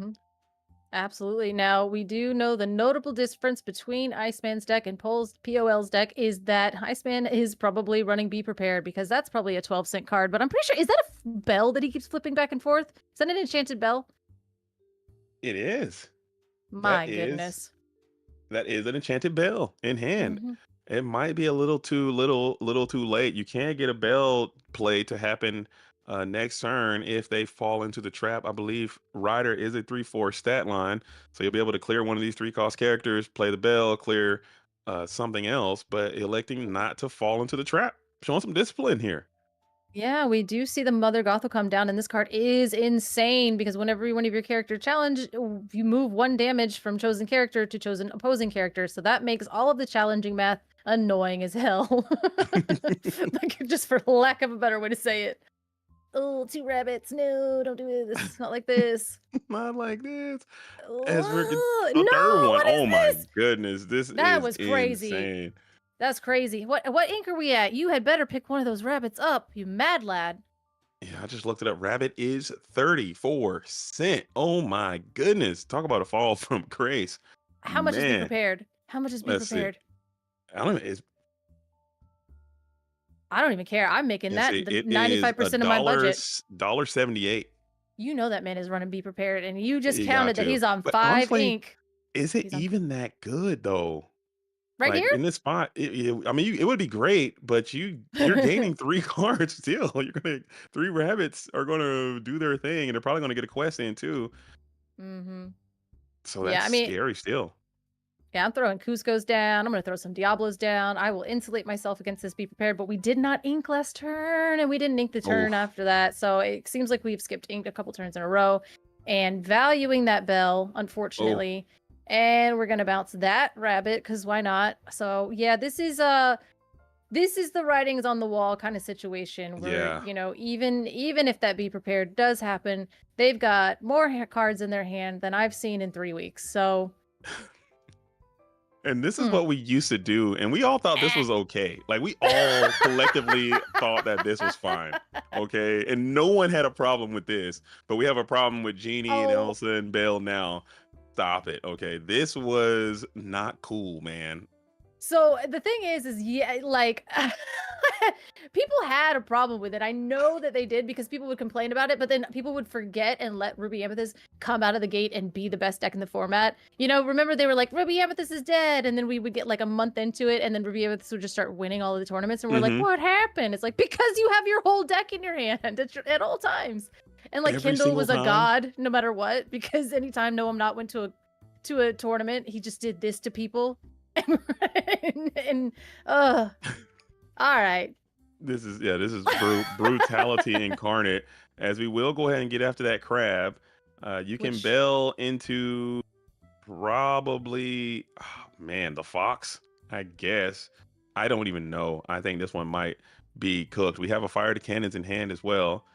Checking the hand cam. Looking at double bells. You have 2 of them. Yeah, you do have bell. I mean, you got to ink one of those bells. You got to stop, man. You got to ink one of the bells. Unfortunately, I mean, you could ink the panic at this point. Potentially is also another idea. Yeah, get rid of the fox because it can crack back pretty hard. But again, so can the cobra, or so the cobra, the snake, and the rose. So, and just with 3 rabbits on board that are just safe. What's that like? Just hanging. They're just hanging tough. I think you could there a way you could have got some value out of this Mother Gothel situation here with that move? Is that the one that moves It moves 1 damage, yes. Yeah, and I think we wanted to stack the 3 damage onto the 1 character so we were able to cleanly take out, because everything on the board except for Broom, you know, moving 1 damage I don't think would have really done much to anything else, unfortunately. And you would have only really been able to take out the Broom. With every challenge you can move another one, so maybe there's a world where you could have. I can't see it, and I think this board is a bit too massive. I've tried to play that card before. It actually gives me a headache. Oh yeah, again. And did you see that the Goodest Dog actually made a compilation of all of us talking about the Flinger Dinger deck, about all of us saying that the math is hard and it's not that intuitive to play? He took all of our words and mashed it together, and yes, he did. Mashed it in one video of all of us being like, this is a hard deck. Like, it's not that intuitive. It's not very easy. The math makes it very difficult. Mother Gothel is a whole card. Yeah. I was like, you turd. He took all of us. But it is true, especially I think Mother Gothel, this new Mother Gothel here takes it to an even higher level because it just adds so much more complication to it, especially when you have some challengers involved. We saw that there was some Madam Mim, Skater Mim as it's colloquially known. It just adds another challenger in. Yeah, sometimes you'll have that Royal Guard adds more challenger when it draws a card. So you're thinking about, you drew a card, you got a challenger, you're moving damage, you're adding damage, you're flinging damage. It's a lot to kind of keep ahead of, especially when you're trying to make decisions relatively quickly in a tournament setting. So the deck's cool. I think it's got a spot. Someone's got to figure it out though. There's a 4th rabbit. I'm scooping. Oh yeah, I'm out of this game. Scooping. I'm already into game number. I'm already in game number 2. I'm already thinking about the next situation. Yeah, because I mean, even at this point, you're such high. You know, the Mother Gothel is a problem, but now she's gone. We're really valuing the panic and the bell at this point, and so that's kind of telling me that potentially there is no Be Prepared in this deck. Because again, you know, you would probably want to friends on the other side, which is fine. But again, like, I mean, even if there is Be Prepared in the deck, we sing. I still think we don't have enough to go ahead and cast play the Be Prepared. Yeah. But even if we did have enough ink to play the Be Prepared, you're drawing 4 cards off of my one Be Prepared. You play Be Prepared and you go neg. Another bell is great. You grieve that bell and it kind of worked out. If you still have it, you can send 3 damage probably into the Smee, clearing that 2 lore off the board. Never mind, the game is just done. No matter what. Because you can't really take care of the other bell 4 can rabbits. Swing. 4 rabbits under the sea is crazy. You could just sneak one of those into your deck. Yeah, right. That'd be neat. Get that going. Yeah. So the bell here. Yeah, because unfortunately Peter Pan Shadowfinder is a 2/3, so he doesn't have enough hands. A bit too weak. Yeah. And a whole rabbit stew just completely took over your whole situation there, as we will leave you with exactly 4 lore, it appears, unless you got another trick up your sleeve. There's a panic, but panic only moves 1 damage, I do believe. No, panic gives you 2. Oh, panic just gives you 2, but that's still we needed 3 to get rid of that. So 1, 2, 3, 4. Yes, we see. Yes, that is what happened in the and it was like, God, that was such an indicator, right? Like, who drew more rabbits? Well, I did. I wonder if Iceman is even playing rabbits. We didn't see any rabbits coming from their side. Yeah, definitely. I mean, we see the Peter Pan Shadowfinder. There was a few Uninkables in the deck. I would be absolutely giddy if I get to see a Be Prepared, which there is 1 Be Prepared in this deck. Oh, you can see the decks? If you go to the chat. I see. Okay. Yeah. Okay. Very cool. Yeah, it's Okay. just there's some nice little techniques in here. There's some interesting moves, interesting choices. I like this deck. This is really neat. The Flinger Dinger budget special, and we have a Amethyst Steel budget, which I think I can take. You can beat somebody. This deck it looks really good. It's just the deck. That's disgusting. This is The only not even really thing, budget. This is no, like this is just this that's is. what. If I'm the judge, I'm DQing POL here. This is too Yeah. good. Yeah, this is. I'm gonna say, hey, let's roll back the clocks, and we're gonna charge you based on what it would have been, and when rabbits were $8, No! something like that. And strengths were 10, and yeah. The only budget card in here is the Madam Mim Surfer. And That's it. I'll give you Hook. I'll give you Hook. I guess. Give you Hook. Maybe Broom. I'll get you a Broom for 50 cents or something. Yeah, but the bounce No. package between Fox You're banned. and Goat Banned. and Snake and Rabbit and Crab, it's like this is just a good deck. We just played I'll this deck say, 3 hey, weeks I'll ago. say, hey, your deck does not fit the spirit of the competition. Please resubmit. Yeah. What do you mean? It's too good. Yeah. You're nerfed. Wait, Oh no, I'm nerfed. we already know that this deck wins. Get out of here. You're done. I need to see people struggling. Okay, you're not struggling. You're eating too well. No, how dare you find all 4 rabbits and play good cards? Knock it off, Oh. man. You're done. You're out of here. Okay, you're cooked. Give me a new deck. I need a little bit more struggle. I need some more I struggle know. in there. I mean, and that was what it was, right? Ruby Amethyst, that Yeah. was like it was just so consistent. And it was really, really funny because over the sets, like talking to Kindle and everything, they'd be like, oh yeah, like it's 60% into everything. In the next set, it's 50% into everything. And the next set, it's 40% into everything. And then the next set, it was like, it is dead. And they're like, no, it's 30% into everything. We're like, what does that even mean? We can't do this anymore, guys. Like, you know. I wonder how much would like a Flan Sisu deck be able to fit the budget restrictions? Like straight up, Yeah. like Flynn, Sisu, Maui, Elsa. No, I think Elsa is like Elsa's getting probably, yeah. getting too long in the tooth there. But I we think she's didn't getting even a little need too- Elsa for the longest time in that deck. Like sure. Elsa was just like a crazy inclusion that they finally gave us at the end. I think like, even you don't even need the genie probably. Like genie's No. fine to keep out of it because you still have your rabbit. Like I think if you just built like, I don't know, a set 4 Ruby Amethyst deck, it'd be pretty cheap. Set 5 maybe. With the location we saw, there was some Queen's castles there, maybe libraries and Is- stuff you can get pretty cheap. Is library very expensive? I mean, I don't can think so. understand the want to play like the Flinger Dinger deck, right? Like I think that it's different, it's fun. We're under $20. Let's do a budget thing. Let's do something fun. I don't want to just build a true blue like Ruby Amethyst deck that we know sat there and won DLCs and haunted people's dreams. Like you were like, and we were okay with this. I'm like, I don't think we were okay with this. I think we complained about it the whole time, Yeah. There were some really like we dealt again. We're talking like this was like the ancient times when it was literally just a few weeks ago. I But know. we just kind of put up with a lot of stuff. Like everything that Amber Steel used to do was just completely absurd. Like that was just like not like being able to sing a whole new world with Ariel and We do all did. the We things and hated and it, flood the though. board. It was just a lot, and we were like, "Oh, this is fine. That's just what happens, man." I never said Ember Steel was fine back. The Steel song, like I will play Ember Steel this set because I'm like, okay, there's a little bit of like play going on. Amber Mhm. Steel song, No. get me away from that deck. Get It's me out of rolling. here. Okay, As so we're popping. a traditional list would still be about $50 if you were going to do Amber Sapphire or Amethyst Ruby. Okay. Because I think Okay, Ruby. Okay, Amethyst Ruby. because what in the Okay. world costs so much? Oh, Sisu Empowered Sibling. Okay, so no, actually, you just rip those 2 guys out of there and put literally anything else in, and you're good because you Maui go. Hero Doll is $1. Sorry, I'm fine.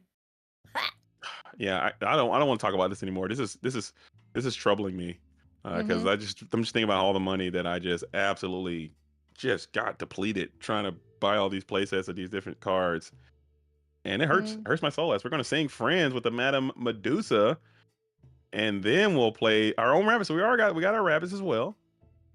All right, so we do have the rabbit. I mean, it's best card draw. I mean, in the game, right? Like it's just so good. And then rabbit, sing Friends, bounce with Fox, keep moving. It's crazy. Crazy. Should never allowed it. It happened.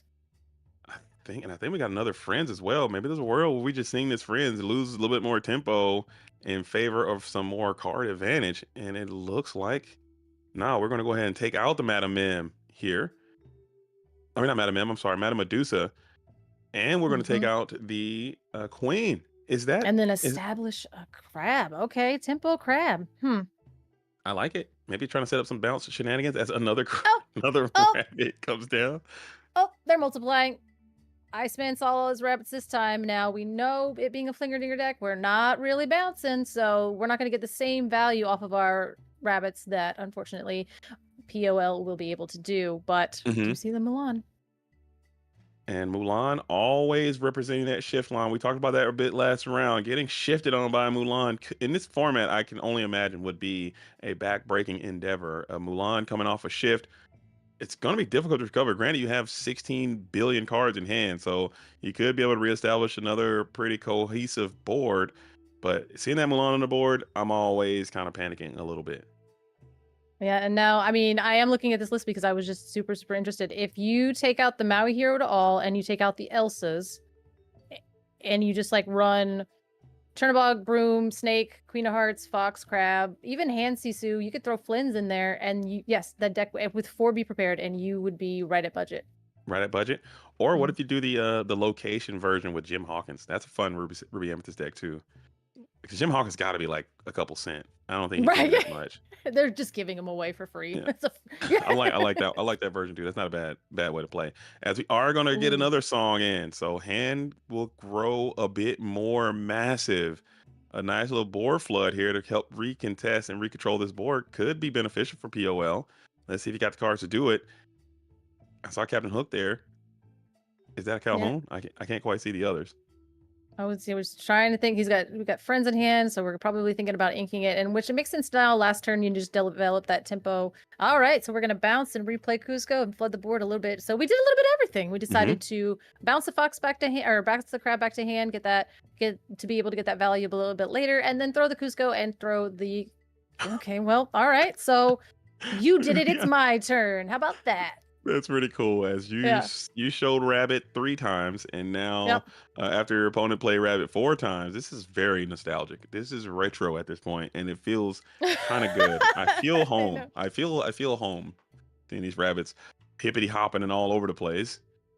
Yeah, this was definitely some of my favorite, like these amethyst mirrors, because this is where you were getting into, and I don't know if with our new rotation, we're not down to that point yet where we've developed these kind of internal heuristics of like, okay, what do I do? What are the no-nos of an amethyst mirror? Like leaving a rabbit just blind and naked on the board like that, to where you're like, oh my God, but like, hey, if you got 2 more, I can afford to leave my rabbit out there, especially if I have a 4th one in hand. Because it was definitely a game of attrition at this point, like just building and building and building as Ruby Amethyst, keeping them off of that early game and then getting to the Be Prepared. But because this is Flingerdingers, we're only running 1 Be Prepared. I think you might be onto something too about like, I think right now in our current game that we're at, we're still like in our caveman phase. Like this set, this is our first set of the new rotation.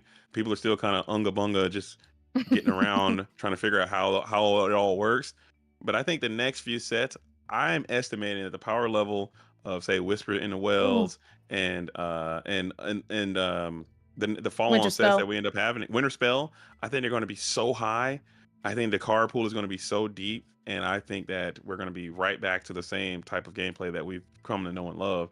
But this right here is indicative of what it used to be like when you have multiple rabbits. They're all being bounced around. Each player is just gaining a ton of cards. Notably, both players have a very comfortable hand size, very comfortable board position. Inkwells are filling up nicely.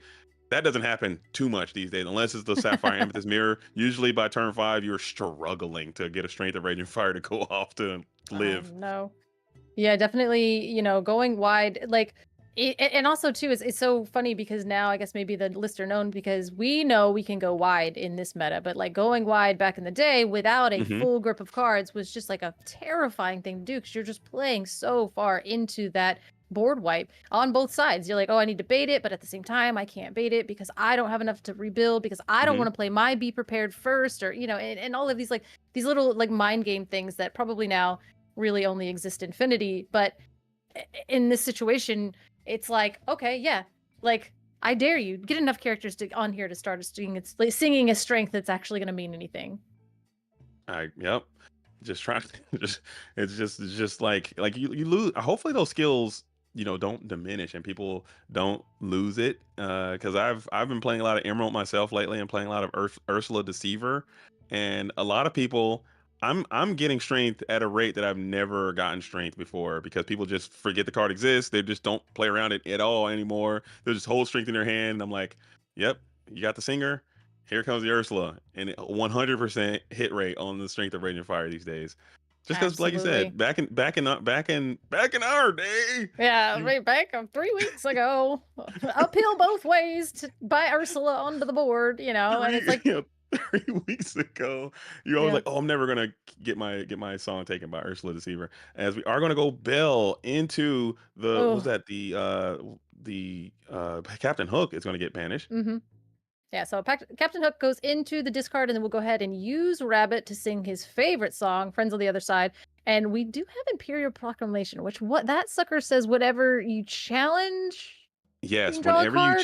whenever you challenge, Eh. no, the next you pay one less for the Oh, next character you play that turn. oh Lord, now there's 2 of them. So anytime anything comes down and challenges anything, we're just gonna start playing like free snakes and stuff. And ooh. Yes, or free whatever, free whatever you can, or you can. It actually works for the shift, so you can make the shift cost a bit cheaper as well. Double Mulan up. That's just a terrifying. Just imagine getting hit with a double Mulan shift in one turn. I don't think I Because can you recover play. from that. No, not yeah. I'm tilted out of this world. I'm upset. I'm crying. I'm probably gonna ink that teeth inhibition though. Come on now. I mean, you I mean, can I don't teeth know. up. Oh I my mean, gosh, you he have does nothing. have. He has the shift. Oh my gosh. You just gotta So wait what for do him we to. You do? gotta wait for him to exert the Okay, stop it. third Stop it. royal Stop it. proclamation. Okay, he's being A so greedy, third and I need it. I Imperial need this to proclamation. I keep work. saying royal. Yeah, it's Imperial Proclamation because like yeah, it's from Mulan. It's the Imperial Proclamation to get on in there, get to the war. But this is greedy. I see what they're doing. I see what they're setting up, and I need it to happen. Will POL see what's happening? I'm not exerting. Are you exerting? No chance. No Absolutely. chance No ever. shot. We got triple No. Imperial Proclamation up. There is no way in the Seven Realms I'm going to exert these characters until it's time to quest to 20. Okay, I'm going to put 2 lore characters down. If I get Be Prepared, I get Be Prepared. No big deal. Okay, but I am never going to exert any of these characters under any circumstance. There's just too much action happening over there as we are going to teeth Oh. up. So we're going to Teeth and teeth in ambitions are bare. ambition. Interesting. I don't know if I would have done, but I mean, that's fine because it is only. And so we are going to go ahead and quest with that. So I suppose it's fine. Like you can take my Rabbit. That's fine. I do have 2 Mulans that's going to guarantee me the shift line. And the Be Prepared is in hand. Okay. Okay. Is there a medallion weights in this deck? Because it's about to go hard. Oh, okay, man. Oh, man. Oh, man. I need to draw some cards, though. I'm getting scared. Okay. I am getting a little afraid for POL. He might also run out of time too because you have that Bell that's questing for 2 that you probably need to engage with in some form or fashion. You also have that evasive Peter Pan who can just sit back there and gain lore every turn, and then once you get to that threshold, you can just shift and then quest out for game. So you are between a rock and a hard place. But I think exerting just seems so painful as you are going to crab up, get into the Bell, Okay. clearing Oh, that target okay. off the board. Very important. Yeah. Yeah, so we did go ahead and pump up the Rabbit to go ahead and throw it in and draw a card off of that. So we did. That's awesome. So what we're in, yeah, everything here I agree with. I was like, okay, cool. So basically we put down the crab, we bumped up the Rabbit, threw the Rabbit in to draw an extra card off of that, and then went ahead and did more of an unfavorable trade, where we went ahead, but now we still have nothing exerted into this triple Imperial Proclamation Mulan trap. Yeah, this is a lot to quest into. But you have 1, 2, 3, 4, 5 on board. Go get you 9. You're not that far away, but you are kind of working yourself into that Be Prepared that Iceman does have access to, and your hand size isn't as great as it once was. How many cards do you have in hand? I think you're holding 2 cards in hand. 2. I'm greedy. I'm gonna ink and nope. Okay, I was like, I'm inking and ripping off that Be Prepared. I agree. As I it was looks like, like, it looks like we are going to go ahead and quest the damaged Mulan. Excuse me.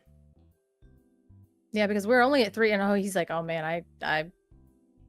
All right, that's a little soon for that. But at the same time, we did go really, really wide on our turn, so that would be like what 9. 10, 11, 12, 13, 14, or no, just 13. I don't know. And how much is Iceman threatening back with 1, 2, Oh, 3, he's back to 4, 5? 14. 5 gets you up to 14. Mulan Shift gets you up to 15. Mm-hmm. So I think you could probably wait another turn, add some more characters. There you go. Oh, that's a problem. Well, Oh, that's Isabella. She kind of basically, if nothing else is quested this turn, then she quests Yeah. for like 4. she quests for 4. Paul. Oh, his name's Paul. Is it Paul? Not P-O-L. Not Paul. P-O-L? Yeah, I don't know. Oh, my bad. Yeah. Paul. I just thought it was P-O-L just based on the way that it is that it's No. written there. Small P, Paul, small Paul. O, big L. I make it a small L and big everything else. I don't know. And it might look like poi. I don't think that's Yeah. the message you want to get across either. Yeah, so we did decide to go wide. So now here we are. It was like, okay, you don't have it. Oh my goodness. You don't have it. It doesn't matter. You can't hurt me. Be prepared can't hurt me. It's not real. You probably don't even have enough ink to begin with. I'm calling your bluff. That is what this says to me. The bluff has been called. Does he have enough ink to play been called. Are But we now I at think 7 it might be. ink? And we're going to quest it up. We're going to get those glimmers moving. And this is looking pretty decent. Now, is the Mulan Shift even good anymore? Or just ripped or be prepared. Quest all glimmers. I guess you can quest the Isabella. And I think we're at 5 ink. 1, 2, 3, 4, 5. I think we decided to play out our characters last time and not quest. Oh, that's brutal. Oh, yeah, no. That's brutal. That is brutality incarnate right there. Because I think we would have had to ink one of the things that we brought down again. Now, I mean, we still have the 3 Imperial Proclamations on the board. And that brings someone out cheaper. So that'll be, if you have anyone to bring out, like that's a lot of Imperial Proclamation, but it's almost poetic in a sad kind of way. It's like all the proclamations, but no one to imperialize. Oh, so he is at 6 ink and he has not inked for turn. So maybe we're trying to figure out how to clear this board without having to rip off the Be Prepared. So if we can clear this board this turn and stop them with the Shift Mulan, then they're going to refill the board next turn and we have to be prepared to get rid of it in that point. So if we don't clear the board, I mean, even if we clear the board this turn, they would be going up to because of the 2 goats on the board. And so if the Be Prepared was able to be played, I would have played it, I think. But those white sleeves are too blendy. They're too blendy. I can't tell. I think we still are setting up that Shift Mulan, which it's there. And I believe with the challengers, does that increase her strength even more? Did that get up to 6? Not that it matters. I think even with the 5, you should be able to clear everything that you want to clear in this situation. So you probably got to get after the crab and then get after some of those ready characters. Maybe both of those goats, or get both of those goats out of the play now. Yeah, I'm definitely getting rid of those goats at that point. Yeah, get after one of the crabs, and then both of the goats can get exploded. If you want it, we're gonna go crab. Get rid of Chernobog. Oh, I suppose for the draw, but at that point. And what is the other? And we'll get rid of the other crab. Interesting indeed. Interesting development. I should be so afraid of the bounce stuff and just getting those goats a part of the equation. We'll bring out the Medusa, which is another card you play for free. No, you can't because did you Imperial Proclamate the Mulan down? So we used Mother Gothel to do something, and she challenged in, and then this turn. Okay, so this turn is very, very complicated because there is a Mother Gothel on the board. I think we challenged in with the Peter Pan or something of that nature, which then gave us the ability to shift Mulan for a reduced cost. Then we were able to play the Mother Gothel, and then we also used the Isabella to go ahead and challenge in as well. So I don't know if we were using the Mother Gothel triggers at that point as we were challenging. Yikes. Oh, that's got to be close. I'm not a mathematician. Oh, I think. Right, yeah. I think that was it. And he's like, well, hold on now. Oh, he's scooping it up. Isabella would have to can't quest if anyone else quests. So she can get you up to 19 by herself. Instant lore burst, maybe a goat of your own, or you can quest everyone else. Is there 5 being represented there? There is not. There's 4 both ways. No, there's 5. Check that. Mulan's going to be banished. As will Mother Gothel.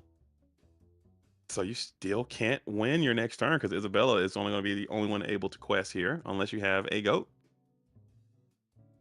Can't win, but 14, 15, 16, we still have the be prepared in hand, so you could ink and then be prepared. Or quest the Isabella Quest, then be prepared. But then you have no cards in hand. And just a vibe and a dream. Yeah. That's all you need sometimes. A nice vibrational frequency and a dream is what this whole... I think I watched a documentary about that with Walt Disney. He built the company off of a vibe and a dream. Really? Is what he says? I think so. I don't recall exactly what he said, but I'm pretty close. I think that's almost a direct translation to what he said. Not a direct quote though. As we are going to clear the board, we're still not ripping this. Be prepared. I'm going to try to saddle up this Isabella and try to win. I don't hate that. It's Queen of Heart. It's going to be 17, 18? a little bit you're of crazy. insurance. You're crazy. What is that? What is it? What do you get off the top? He had to get a bounce or something. Quest. Snake. Bounce. No card. No card in hand. No card in hand. No card in hand. No card in hand. No card in hand. Oh, you almost got there. Oh wow, that's crazy. Okay, No I was like, hand. yo, No card in hand. okay. Woo. I was like, no, don't scoop it, don't scoop it. We got a game 3 though. That was a crazy game, Color. Yeah, that was insane. Nuts. Again, with this Amethyst situation, like that is what ends up happening, where you're like, I don't understand what's exactly happening. You know what I mean? Like, yep. Yeah, You know that was pretty good. That was pretty good stuff. I enjoyed what I was seeing there. As we are getting into the all important game number 3, we have Paul, aka POL. Okay, I'm gonna stick with the POL. I think that is. POL. I think that's who I know now. I never met PO. Paul. I know POL though. Yeah, we are. That's POD. Anyway, so then not POD. Color. Oh yeah, my bad. Yeah, too many acronyms. But Paul. Paul. Okay. It's Paul. All right. Paul's gonna be back on the play this time as Iceman is trying to get it done. I want to see a little bit more of this Iceman deck. It's kind of cooking a little bit. Yeah, I definitely see. I mean, the Isabella is a one of. So you're like, okay, I'm doing the Isabella thing, and that is like, she is such a powerhouse. Like, she quests just so much. She quests for 4 when you're not questing. So in a deck where the rest of your deck is doing stuff and things, Isabella can just sit over there and do her thing and just kind of go. And we did see how Iceman really, I am greedy. I was ripping off that Be Prepared like 3-4 turns ago, and there was a lot of discipline coming from Iceman as not inking the cards, not getting to 7, not relying on that kind of board wipe situation, and still staying and doing all that challenging on the ground and keeping his characters favorable with damage still on them. So this is not the Ruby Amethyst that I'm used to at all. It's still nice though. It's nice. It's a nice refreshing pick to bring to an event like this. I think that's a pretty rock solid choice for the budget, the 4 enchanted budget tournament coming out here and bringing a really cool deck and playing it well. I want to see more of those Imperial Proclamations. They didn't really do too terribly much. You have 4 of them in play, and I don't think you even triggered the effect. Maybe I think you might have got 1 trigger off of there. So I'm trying to see what the decision was. I would like to know more about the inclusion of that card in the deck and how valuable it has been, or what are some of the lines he's looking for with this Imperial Proclamation, because it's in hand again. Definitely it seemed like it was going to be doing well, but unfortunately I don't know how much of a challenge meta like this kind of format would be. But again, like it's a decent card. Again, I don't think they reprinted it, so it is set 4, so it's not like, I think we would be dying to use Imperial Proclamation in this meta. Yes. And like post rotation, like this card would be popping off hard. And can you imagine? So, but I think this is a format where we're now failing, like, kind of falling in that trap of like, we're turning stuff sideways, but we're just incrementally gaining so much lore without having to turn sideways as well. Absolutely. I agree. Maybe more cards that can force characters into being exerted. Like I think I was watching the stream earlier. I saw someone playing Lose the Way. I think that's a super interesting card. Lose the Way, or maybe a card like Magical Maneuvers, or maybe cards like this Peter Pan. I love that Shadow Peter Pan Catcher. so much. If he was inkable, that card would be so good. If he was 3 cost, he'd be so good. Like even if he was uninkable and 3 cost, I'd still be fine with it because then I could play it, you know, and then ink a card, and then it's like it's a 1/3 and in a format without brawl. Sign me up. Sign me up. I need the uninkables, man. It's just right now it's very hard to play more than I would say 10 uninkables in your deck, just because it's very unforgiving these days. And the uninkable cards are at a premium, and I just don't think he makes the cut, unfortunately. If that card is inkable, I think it would be a meta buster right now. Absolutely. As we are going to be back on the approach. We have more rabbits bouncing, hippie hopping all over the place, as we'll go ahead and get rid of that queen again with another Strength of Raging Fire. Seeing that panic, seeing the crab. We have that Mother Gothel as well. Panic gets down to the Inkwell. We'll go straight up with the Cobra. Absolutely. Get rid of the Cobra. It is a 4/4. So you're basically sitting here and saying you had better bounce your rabbit or I'm coming for it next turn. So not a bad situation, but that, yeah, I don't know about, how are you about with your bogs when you get a little bit later on in turns? Well, like, of course, if you have a Strength of Raging Fire, it does mean something at that point. But I was like, I don't know. I don't love throwing down bogs for no reason. But yep, they're going to fuel that Strength of Raging Fire and make that a little bit more ragey. Yeah, I don't mind it. And if I'm playing Ruby and Amethyst, I hated it. But in Amethyst Steel, I would always play my 1-drop super late for that reason specifically. Also, they can do crab trades pretty well, and just getting that additional card draw even later on in the game, and when I'm playing Amethyst Steel, it always felt good. So I don't hate keeping those 1-cost characters and bringing them in a little bit behind curve, because it's got some tremendous value out of that one specifically, as we have this Madam Mim plus a Chernobog getting up to 3. You can take down some pretty nice stuff, especially when you get a crab, and now this thing is sitting at a 6. Are you kidding me? A 1-cost taking down a with 6. Yeah, I was about to say Madam Mim with Chernobog. Yeah, like immediately I was like, I don't know how I feel about this, and then immediately ate my words because that was nuts. That value, it made the strength bigger. It gave a target for this. It did that. It popped another one. It's like he was a little utility bog. Look at him go. And he got a draw too. He's like, oh, I did my job. I did more. I overperformed, and I'm gonna get out of here. Yeah, I know. I cost 1 ink, and look how well I did. All right, I see you. I see you. As we will go ahead and bring down another Mother Gothel. She's due for a big game here soon. She hasn't really had the opportunity to pop off yet, but I'm sure it'll happen soon. Yeah, and I've definitely watched this deck. Even, I think we saw in the Mother Gothel and Ink, people were incorrectly evaluating the threat of that Mother Gothel in, that, like I said, that more challenge heavy meta that we have going on this set. And so they would let her just be eternal on the board and then be like, where's my stuff? It's like, sure, it's her in the back. That one, that card, get her. Yeah, give her Ward, huh? Give her Ward. I think this card deserves Ward. That card worked hard. It deserves Ward. And just be I want that card to be a mess. It's dual link. Just make it messy or something. I don't know. No more 3-drop cards with static abilities that don't have to turn sideways with Ward, please. Don't ever do that to me in this game again. Don't Prince Johnify anything that costs 3 or less. No. Prince Johnify is hilarious. Yeah. You can't be doing that to me. If he just sits there, he would just stare me down. And we're going to keep on bouncing. We're going to bounce, add another one back to hand. There it is. There's that squirrel. But yes. Oh my goodness.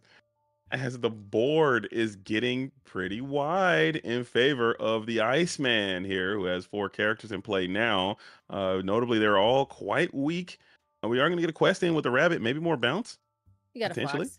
But it doesn't matter because we have another snake. It's a snake party. It's fine. Oh my gosh. So then you can ink and then replay the rabbit, because why wouldn't you? What else is there to do today?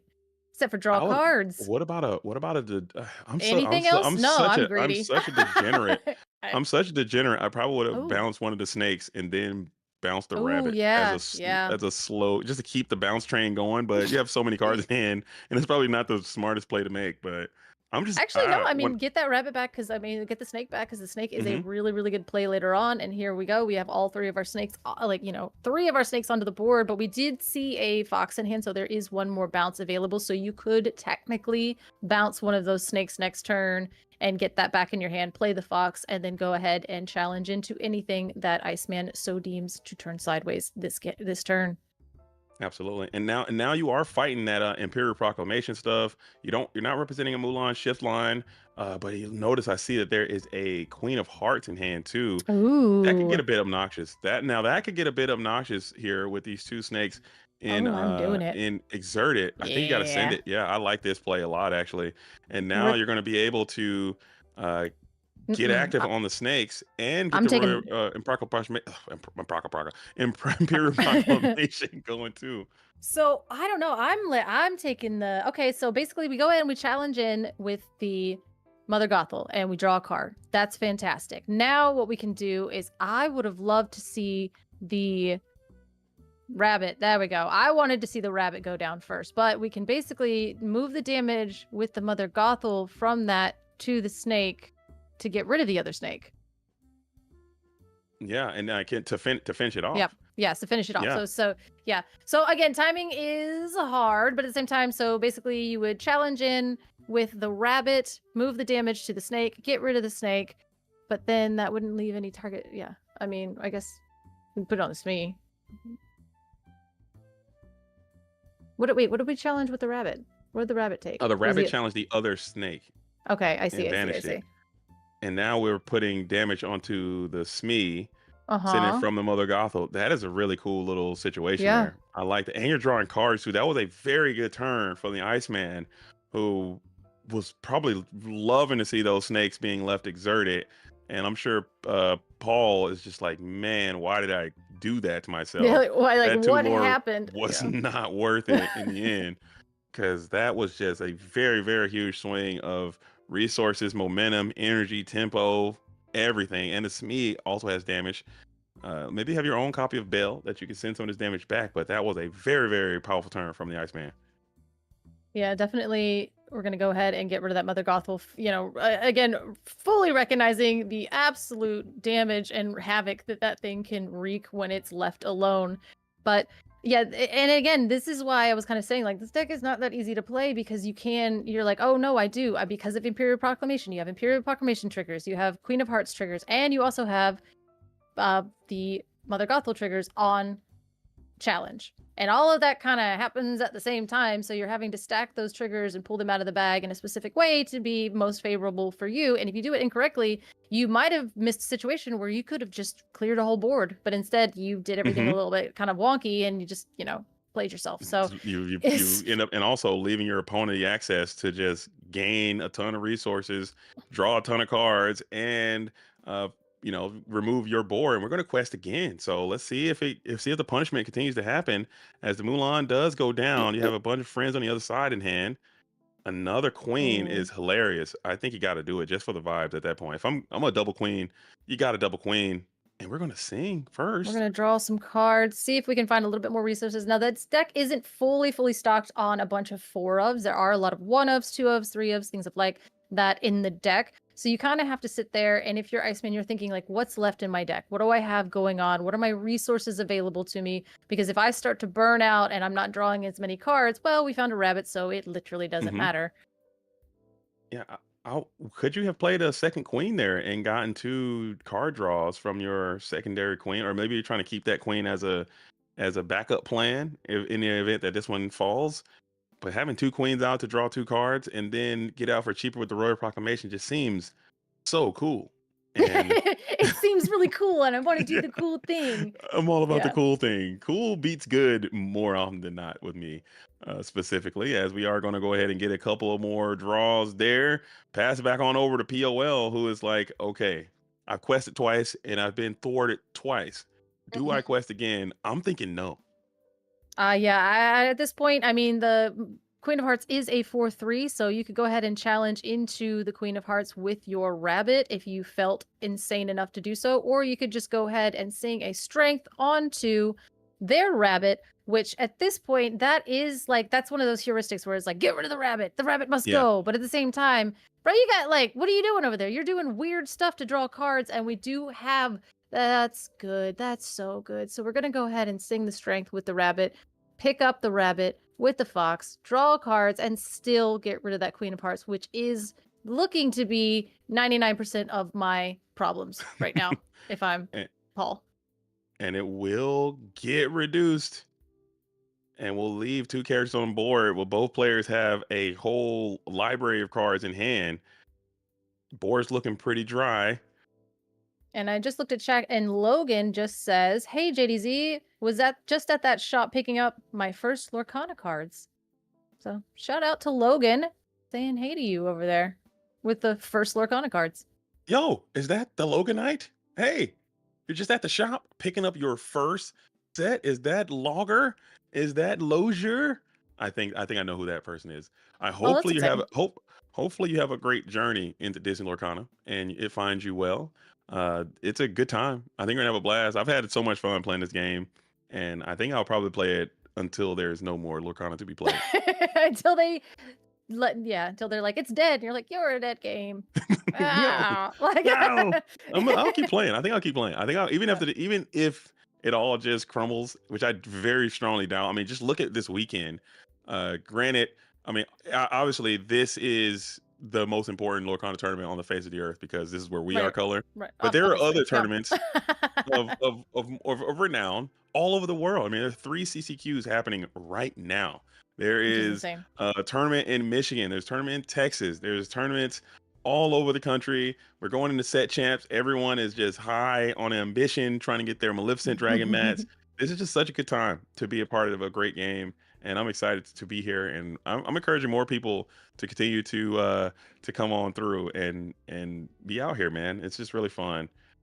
So I'm glad that more people are finding it and enjoying it too. Absolutely, and we are seeing that Cobra came down to get us some uninteractable lore because we have recognized that if we turn sideways, it is game over. So we did bounce back the Cobra to our hand to then just kind of we're gonna do that little shimmy shake dance where we're just gonna bounce and try to win the game without ever turning anything sideways. That's what we're here for. And I think this deck can do it. I think you have the tools of the trade. Granted, you have played a lot of snakes already. I believe all 4 copies of snakes have been used, but you can also just extend the board wide enough and hope that it's all good enough. Wait a minute. Undo turn. He's like, you gotta I think maybe potentially we exerted a couple wrong things. Undo a little bit. You gotta exert our ink properly. Oh man, I get so flustered when I do that. I feel so bad because it looks so sketchy, but at the same time, I'm just like losing my mind. Please. Yeah. And there is nobly color. To your point, there is 2 minutes left in the round, so the players are trying to finish this thing in time, and it is still 4 rounds in, and you're playing a deck you probably haven't had too many reps on, so you're just like trying to make it happen, and things just go a little bit faster than you want to. As we are getting almost into a time crunch, we're looking at the board. Nothing is being exerted. Iceman still notably sitting at 0 on the lore total. Yeah, definitely. Maybe kind of what you were saying earlier. Maybe if we would have bounced back one of those snakes to hand, we could have set our resources up a little bit better for us. And I think that what Iceman is doing is kind of correctly recognizing that Paul is not drawing as many cards as he was before. Now there is a rabbit on the board, but there are ways to deal with that rabbit. Hopefully, not at this point. I'm not seeing a lot of exert effects. However, pain can come down, move the 2 damage, but yeah, at 1 minute left in the round, I'm freaking out. Yeah, I'm out. Thinking you still will have. I believe they still have time rules that include some number of turns. Maybe there's a sudden death aspect to it. I'm not quite certain how they're going to do it, but usually there's going to be some amount of turns that takes place after time is called, and then there could just be a tie, which I just cannot stand ties. I'm a much larger fan of just sudden death, but it is what it is. Paul still might have some lines of play that can get you to the finish line with these giant cobras, as we're able to insta grab 2 more lore. Goat here, that's another one that gets you up to 13. You're holding 5 on board right now. There's a play, there's a chance. I still don't think you can quest. It's too. I mean, you can try it. You can go for it, but I think the punish is going to be there. You're going to lose probably your entire. No, wait a minute. You got to go for it. I think it's quest time. Yeah, send it. Send the broom. I mean, at this point, like we were 15 seconds left in the game, and so basically we're going to go to turns. And I feel confident at this point, as the Amethyst Steel player, that I can get you in turns because we're going to be able to slow down a little bit more. And I know for a fact, you're at. That's fine. You're still prepping. Under. Yeah.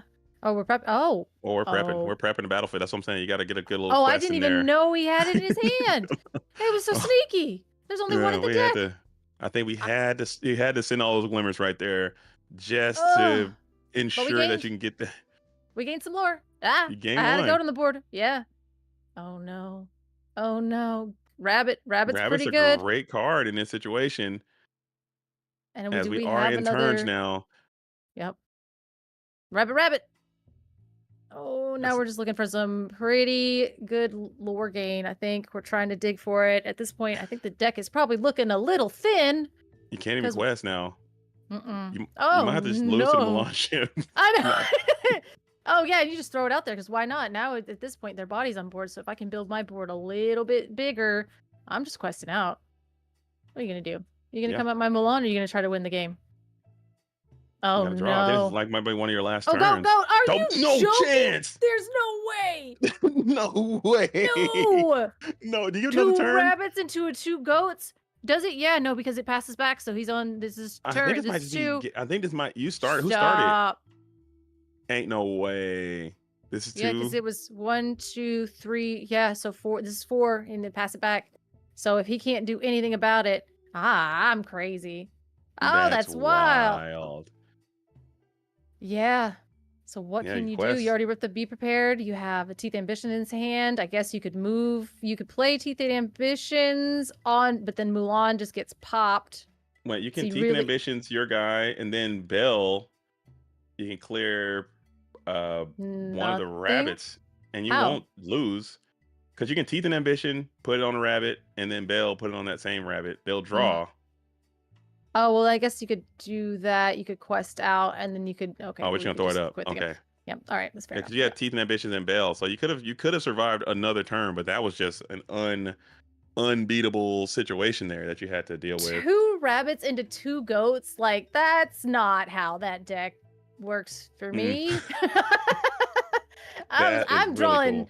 I'm drawing Chernobog's followers off the top at 16 lore. Like that's what I do. Oh, well. All right. So we're cutting to top 4 shortly. So, all right. Nice. I wonder where the standings were. That was fun. Going into top 4? Yeah, I think we're cutting to top 4. Oh, nice. Oh, that's really, really cool. I like that. A nice little Swiss portion complete going into the top 4 for this. This is an Infinity budget tournament. Very rare, very indigenous. I want to see more tournaments like this happen. I know. I like this is a lot of fun, Color. You know me, I know just like you, Color. We always are trying to broadcast as much as possible and see as much Lorcana as possible. This was actually super fun to be a part of this and seeing this go down and just get going down memory lane and seeing some of these cool combinations in new and unique ways. I think that was special. I'm glad you thought about me and introduced me to what was happening here at Unplugged. I appreciate it. Yeah, I mean, yeah, definitely really fun. I was like, oh yeah, like if you're not busy, you want to cast a game, and I was like, oh, it's a budget tournament. Oh, it's also Infinity. I'm sorry, but it's gonna be fun. It's gonna be fine. It's gonna be fine. And no, and it has turned out to be. It's been really, really great. Like I think that I think it's like Zenulus always says, like, I'm not like an alternative format kind of guy. And I don't think I was either. I really, really like limited. I really like sealed. The core is fine. Like multiplayer is like okay. But this game, the actual design is so good that the limited and like the other alternative formats are so fun. They're so fun.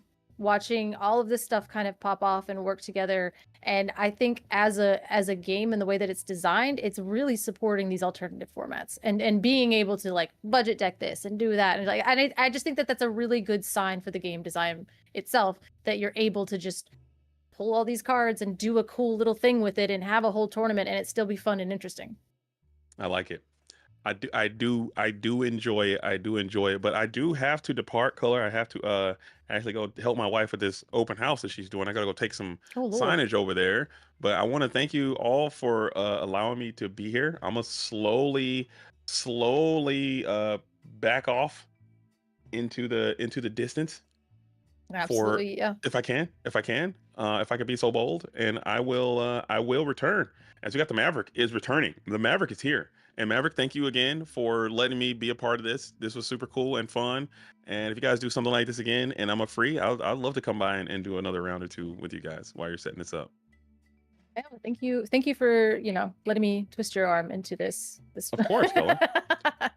Super fun. But thank you. Of Bye, course, good I gotta luck. split. I'll see you. Peace. Awesome. Well, I don't know. I don't want to come up and take up too much of everybody's time. I'm not really sure how many casters we have kind of sitting around or hanging out. I know there was like a few people that were saying. I think you are muted. Quite muted. So I see you saying things, but it doesn't seem like Discord is registering your microphone. Going to keep it on, but we have a raffle. Okay, a raffle. That's going to be fun. And we will work out some technical difficulties while we sit here. A very close-up view of some really cool cards on a shelf over there. They're blurry, but I can see a Dragonfire and Elsa. And some other cards. Yep. Oh, there's a Mirabelle.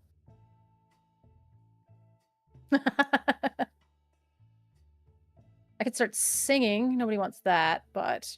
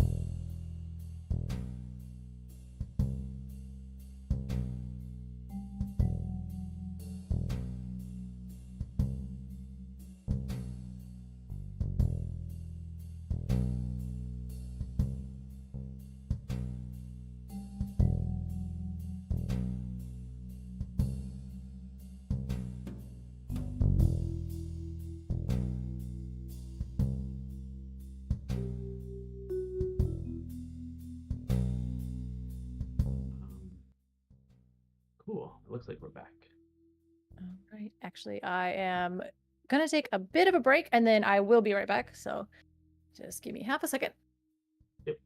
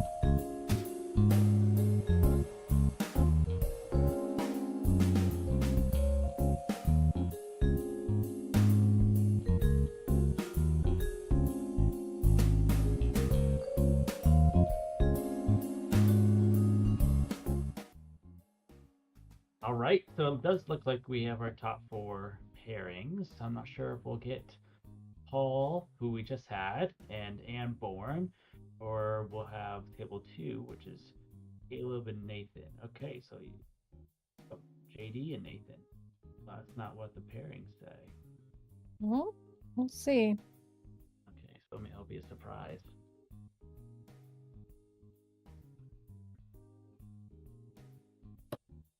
It'll be a surprise that production gets to work on the fly. That'll be fun.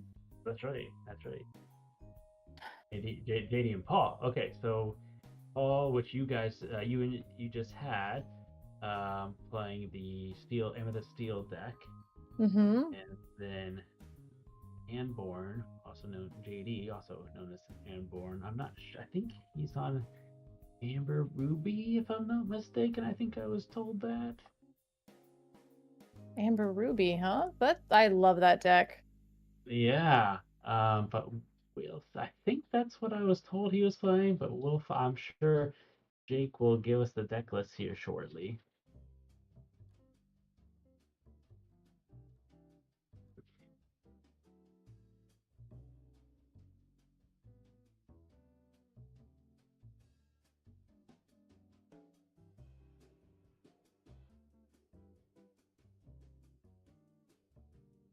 That was really cool having JD here. That was awesome. Thank you for inviting him to the stream and everything. Having him here just to be a part of our community is special. Again, even having you here, Color, is just awesome. So No, it's again really like we were just both of us were kind of trolling through all the Twitch chats, and I was like, hey, like I DM'd him, like, what are you doing today? And we're just kind of like talking, and we've been, watching all of our friends are like in Glass City and Cardiff and Texas and, all these different places. So I was like, well, what are you doing today? I let's go hang out and support some, local communities in North Carolina, which, I feel like we've got like that Baltimore area, so that's got like the Northeast, and then we've got the let's see, we're doing the like SSG stuff down in like South Florida, and like Charlie's, and so like that like North Carolina and like Virginia, like all of that is like like let's cover the entire East Coast, let's get it all going, and that's what you guys seem to be doing out there. So sorry, I didn't mean to. I had 6 messages happen at one time, and I was like, "Oh, you're good. You're good. You're good." No, I mean it's cool, and there's a lot of Lorcana happening, as you guys were mentioning, like across the United States, across the world, which is just sweet as we ramp up into set champions coming up, and then we have the DLC coming up here at the end of October. In Milwaukee, which is also really cool. I will be in Milwaukee with everybody else. I'm super, super excited about that. So we will, and I will be a player there. So I'll have to dust it off and actually, I was talking to Zenulus, and he's like, if you just spend the next 3 weeks like grinding a little bit, I think you can get back to where you were before. I was like, you turd. Like, what do you mean?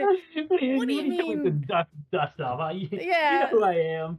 He's like, I think you take the fun lines, but you've got it in you. And I'm like, I know I do. What do you mean? I was like, there's nothing at stake, so of course I take the fun lines. But yeah, we'll get back to it. So you'll see me in Milwaukee, and I want to play, I want to do well, but I think I want to Mulan. Like, that's my only goal. I think that the card's really cool.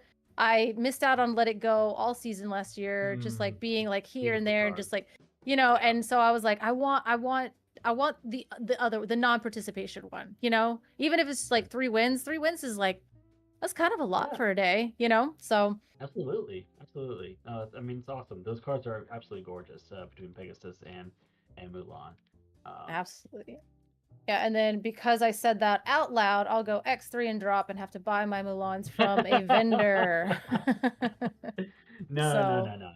Don't say that. No, don't say that. That won't happen. So we'll see. But I am excited to see everybody. I'm going to be there. I'm going to have stickers. I want everybody to say hi as much as they can, because like these third-party events have been great. People coming up to me and like and me being able to just like hang out and I used to be able to go to these events and just like stand there and nobody knew who I was, but now I have people talking to me and I'm like, it's so cool because I just get to walk into a room and there's like a ton of friends, just like I haven't met you yet, you know? So Yeah. I'm very excited about that opportunity in Milwaukee. Obviously, winning is cool, but the community is why I stay in this game. So I'm excited. And we get to see Sapphire Steel. Sorry. Oh yeah, no, I definitely, I did not, I knew he was, again, I thought Steel was part of it. Okay, so Sapphire Steel, that's awesome with Amethyst Steel. I can't wait to see this deck list come across here. Absolutely. And the thing with Sapphire Steel is I actually had the absolute pleasure, and it is a bit of an inside joke at this point, where I got to play in the Lorcana Heat Penny Pincher tournament where it was $30 and under, and I was assigned Sapphire Steel as a color pairing, and I do not play that deck, but I did have Jack Shadows and Harlan Sweet help me build this allies deck, and this was last set. So I started running the Jasmine deck with like Pleakley and stuff like that. So that's they built that deck last set, and because it was in a penny pincher environment with no brawl or anything like that, I ended up getting to the finals, and it was really, really super, super fun. So the internal joke, you know, in our circle is that I've been a die-hard Sapphire Steel player since set 8, and like, you know, and so that jokingly accidentally got put onto my bio at PPG, but it got lost in translation and something happened, and it was like, if you see my PPG thing, it says it on there, and it says it does not come off the same. The joke did not come off the same. It sounds absolutely unhinged because I think like maybe the person that was like rewriting the bio didn't get that Sapphire Steel players have been diehard since day 0. You know what I mean? Like that's the point. Yeah. Hey, So, if the shoe fits. Yeah, I mean, no, I cannot claim to be diehard Sapphire Steel, though that goes out to so many people that have a love and a passion for this color pairing. Fair. But it's not me either. So no, I have never and will never, like, if you put a whole new world in a deck, I don't know how to play it. Like, it's just period. So same. Now, what are we doing? I am seeing some cards, and we're going to ink a Tamatoa so shiny to play a Fortis Feeler. What are we doing? I'm so excited. Okay. How is this deck a budget deck? Oh, we are. Is this Infinity without a budget, or what are we doing here? I was about to say, if Sapphire Steel is going to slap in a budget tournament as well, that's going to be a problem in Infinity. So no. Does he have the turn 2 ramp? Because I see the Popsicle, I see the Tala, I see the Smee. Are we ramping in this deck? Not with 1, so I guess we're going to probably go ahead and ink something. I don't know. We're going to ink the Tala to play the Smee. Okay, all right. I'm not sure what else was in his hand. Yeah, unfortunately, I don't know if this has ramp in it. It seems like it would because of the Tamatoa 8, but if it doesn't have ramp in it, it might have too high of a curve to be able to handle this Amethyst Steel deck. Right. Maybe, and he may have just missed ramp. Maybe he's only playing one, either Tipo or Sail. Maybe not both. I mean, at that point, if I can fit it in, Sail and Tipo are super cheap. I want him in there. And if he has 8 pieces of 2-cost ramp in there and he missed them, I'd be upset. That's what I'm saying. Yep, exactly. Did he pop a broom? Was that what that was? That went down to the... Yeah, so he plays the Mim, pops the broom, and goes ahead and draws a card. I was like, let him draw his card. We're not going to broom shark, are we? I didn't say that out loud. No. Sorry, everyone. All right. Simba. Okay, and he does have another Tala in hand, so that he does have a Tala. Looks like maybe a big Tinkerbell as well.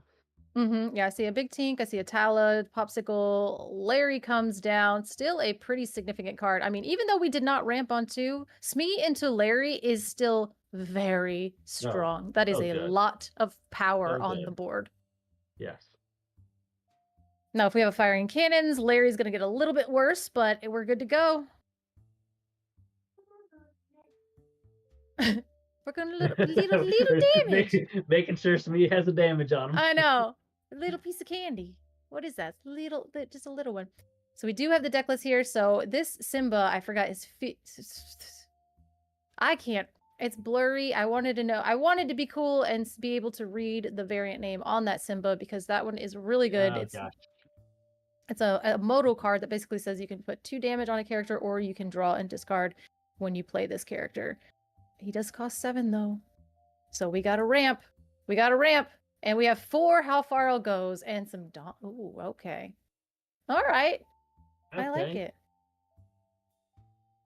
Definitely choosing what our budget was going to be here. I think, some of these cards can be expensive, but this looks interesting with the big Cinderella and not having anything to shift onto. I think Cinderella, if you're ramping and you're getting there, which we are not really seeing like a ton of ramp because at that point you're going to have to hit your Grandma Tala into your How Far I'll Go, but Donald does help as well. So you're not uber ramping with Sail and Tipo, but I think we're just going for big boys with big bodies because this deck tells me that in this Infinity tournament, we weren't thinking that there was going to be enough strength to get rid of our top end. Yep, exactly. And obviously JD knows what he's doing as he did not lose during the Swiss rounds. So he's undefeated in Swiss. Oh my gosh. And his deck is named Been Here for Years. Love it. Love it.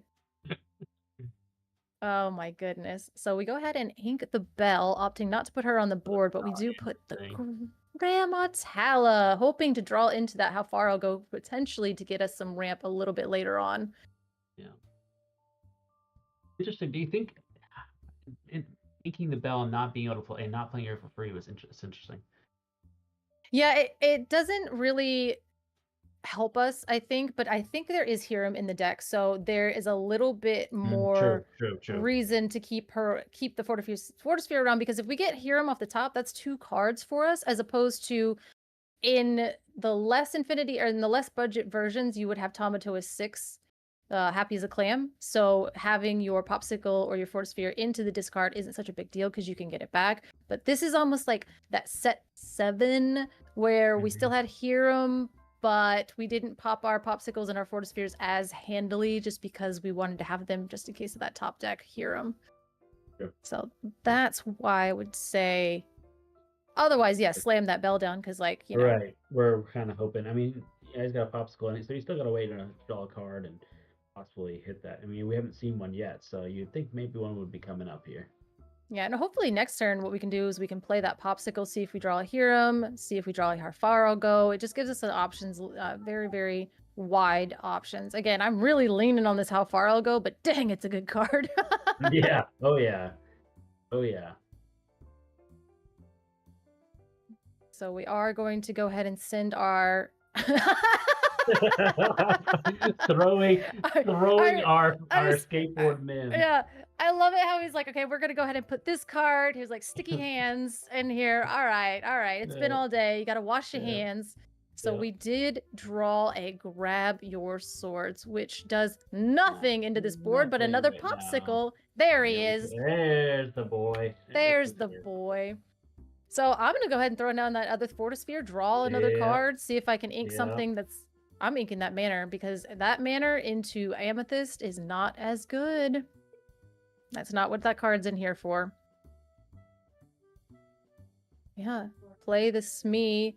And I can definitely see why this deck is doing very well in this tournament. My goodness. It's a little scary what's going on, right? It feels too much like hard to believe this is a budget deck. It's really hard to believe this is a budget deck. I know, well, especially being able to fit 4 Tinkerbells into a Sapphire Steel budget $20 deck. This is nuts. Now, I will say when I was doing that Penny Pincher tournament, they were like $30 for a Sapphire Steel deck is insane.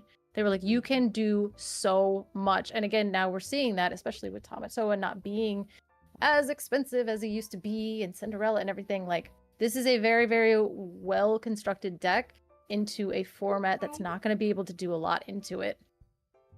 Right. But we are seeing that Paul has a ton of cards in hand. So I'm not sure. I kind of got like lost in the Sapphire Steel sauce, so I don't even know whose turn it is, honestly. I'm not gonna lie. I was just entirely too enamored about this deck list. Admiring the first Yeah. time seeing Sapphire Steel. I did have the pleasure. Okay, so it is Paul's turn. So we're just deciding what we want to ink over here on Paul's turn. I did have the pleasure of casting the Infinity event at Ink Inc. And Sapphire Steel was an absolute just powerhouse of a deck. And everybody thought it was going to be Ruby Sapphire, but I think Sapphire Steel, when built correctly, when navigated and piloted well, is relentless. It was like one of the first decks where we're like, this is a hard deck to play, and if you play it right, it's very, very good. Yeah, Ruby can only remove so much against such a beefy deck that is Sapphire Steel, that has the card draw, it has really good steel songs, it's got everything. Yeah. And unfortunately for Paul, it's like he does have a crab in hand, he has a fox in hand, he has a storm in hand, so he does have a ton of answers for the Hiram when the Hiram comes down. And that is notably a problem with steel on steel violence against Hiram, is he's quite difficult to remove for other steel decks. But because we're kind of later in the game, we're building up our board, we're building up ways and to kind of make sure that when the Hiram, I mean, he's still drawing 4 cards. Unfortunately, that that's why the little guy got banned. He's still going to draw 4 cards before we deal with them. Yeah, and then by that I mean 4 more cards could easily. Wait, did he just exert? Hero. Wait, did he exert the rabbit to play the Fire the Cannons? Fire the Cannons. That was. No, was it that must have been the strength. He must. No. So there was a strength that he played with the rose. Maybe he just quested with the with the rabbit and then played the Fire the Cannons, and it was kind of like shortcut, like in the same motion. Yeah. Yep. Oh my gosh. Yep. So we're gonna see the Hiram come down. Draw 2 cards. Of course, one of them is a popsicle, because why wouldn't it be? Because why wouldn't it be? And now, unfortunately, we've used our strength and we've used our Fire the Cannons and we inked our crab. So all of those answers for the Hiram that I was talking about are now gone. Looks like he does have a fox, so yeah. But that's not going to exert the. Yeah, I was about to say Hiram's still going to get 4 cards, and I think that's what I was like a little worried about. Right.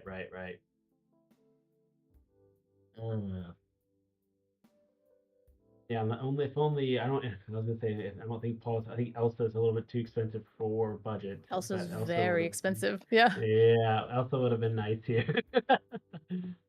Yeah, that's unfortunate as far as that goes, because really the only thing is, I think too, like, I mean, and to Paul's credit, like, I wouldn't be thinking about Hiram in this format. Like, you kind of just like, I mean, against these players have been in the same room together. You can kind of look over. At this point, we already know what everybody's playing. It's top 4, but at the same time, I think like I'm scared of, like, my dude has drawn 3 popsicles and 3 fortispheres. Like, even in the heydays back when I did this, I didn't get to draw all my items. Sometimes I would draw Hiram and then 0 items. I'm like, there's literally 8 of them in here. What are we doing? Yeah, this is.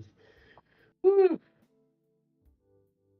Yeah, JD is having the best day of his life.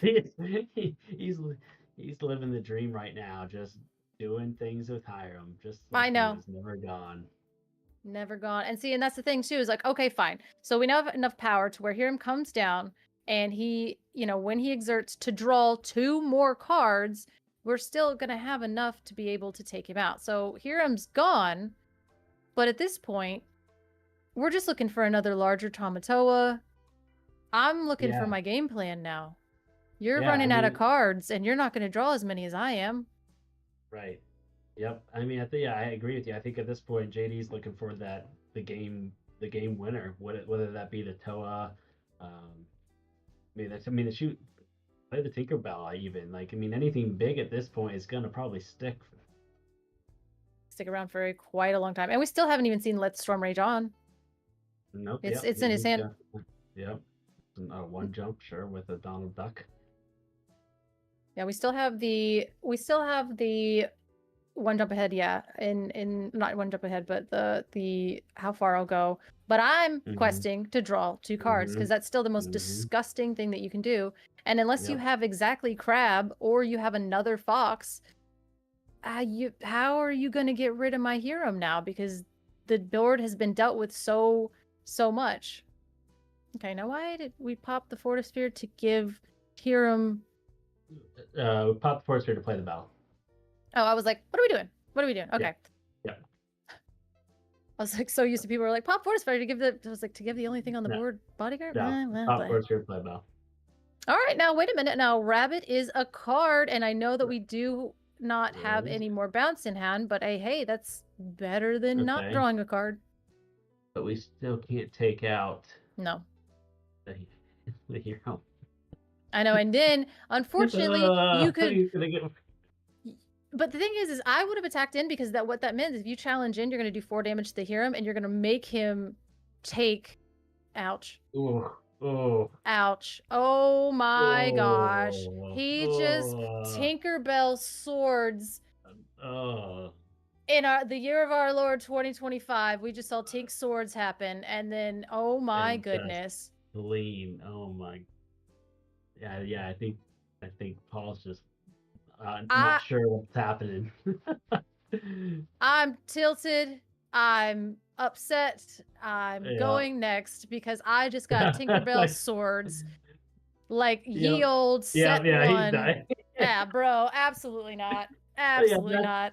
That's disgusting. That's just rude. And I think seeing that Hiram come down the turn right after you kind of blew a lot of your seal removal is really upsetting. And then JD keeping Paul off of any number of characters that was going to make that strength even difficult to deal with to begin with.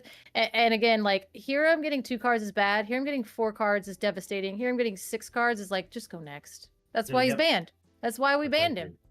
He's so hard to deal with. So hard. I mean, nothing, not like you have to have a strength with 6 on board, and Zeus doesn't handle him. I mean, nothing can cleanly handle a hero, which is just, exactly what we said. That's why it's banned. Not in Steel. And I think that the reason he's fine in Infinity, even in this format, like people are like, actually, Hiram's not as bad in like such a, but because we have all those new cards and there's a lot of other decks doing super unfair things. However, in this format, because of the budget restriction, Hiram becomes ungodly unfair again. And I think that's probably, actually, it's like, as far as, again, I always like to kind of examine things from like a deck building construction and like how different formats shake out. But in Infinity, Hiram doesn't feel as bad. He's still a very powerful busted card in this format. Sapphire still reigns supreme. Whether it's your Ruby Sapphire flavor or your Sapphire Steel flavor, still Sapphire is kind of top dog, and Hiram is one of the more annoying pieces of tech for that. But in this format, when your other decks are so low powered because of the budget restriction, it's like, what do I do? What am I doing? Yeah. We didn't see a brawl today. We didn't see, a large Sisu. We saw Medusas and Tremaines, which are kind of okay answers to Hiram, but oh god. Ugh. I'm like, now I remember why he's banned. I don't know what everybody was talking about. I was like, what? It's gross. Like, I think if I'm Paul, I gotta hold on to a crab. That's like his. Yeah, we saw. Yeah, that turn he inked a crab. He played the Fire of the Cannons and he played the Strength. And the very next turn, JD was like, "Hey, I'm gonna go ahead and play this Hiram that I found." And he's like, "Why? No, So. Yep. Not my answers. And then we see him again. So we see the popsicle. We see the hero already in JD's hand. Yeah, and I love this deck because we're like, oh, the turn 2 ramp. This is so reminiscent of set 1 Sapphire Steel in terms of we're not ramping on 2. We're probably ramping on, there's no Fishbone Quill, but at the same time, there could be a Fishbone Quill, but like ramping on 2 is not it. We're basically going to say, hey, turn 1 item, turn 2 Smee. maybe turn 1 Bell, depending on what I'm playing against. It's like a very good aggro kind of answer. Turn 3, forget it. We're going to play Lawrence. That's fine. Now I still have a board. I haven't wasted my time ramping. Turn 4 Tala, now turn 5. We're ramping really, really late, but that doesn't matter because now we're going to go 6-7. Tamatoa. Boom. Yeah. The curve happens really, really well. And then Donald coming down to ramp us as well and just being able to sing that 2 of grab your swords. I really love the way that this deck is constructed. And then you're like, throw some Cinderellas in there. Why not? Why not? She's a big body that's really hard to get rid of.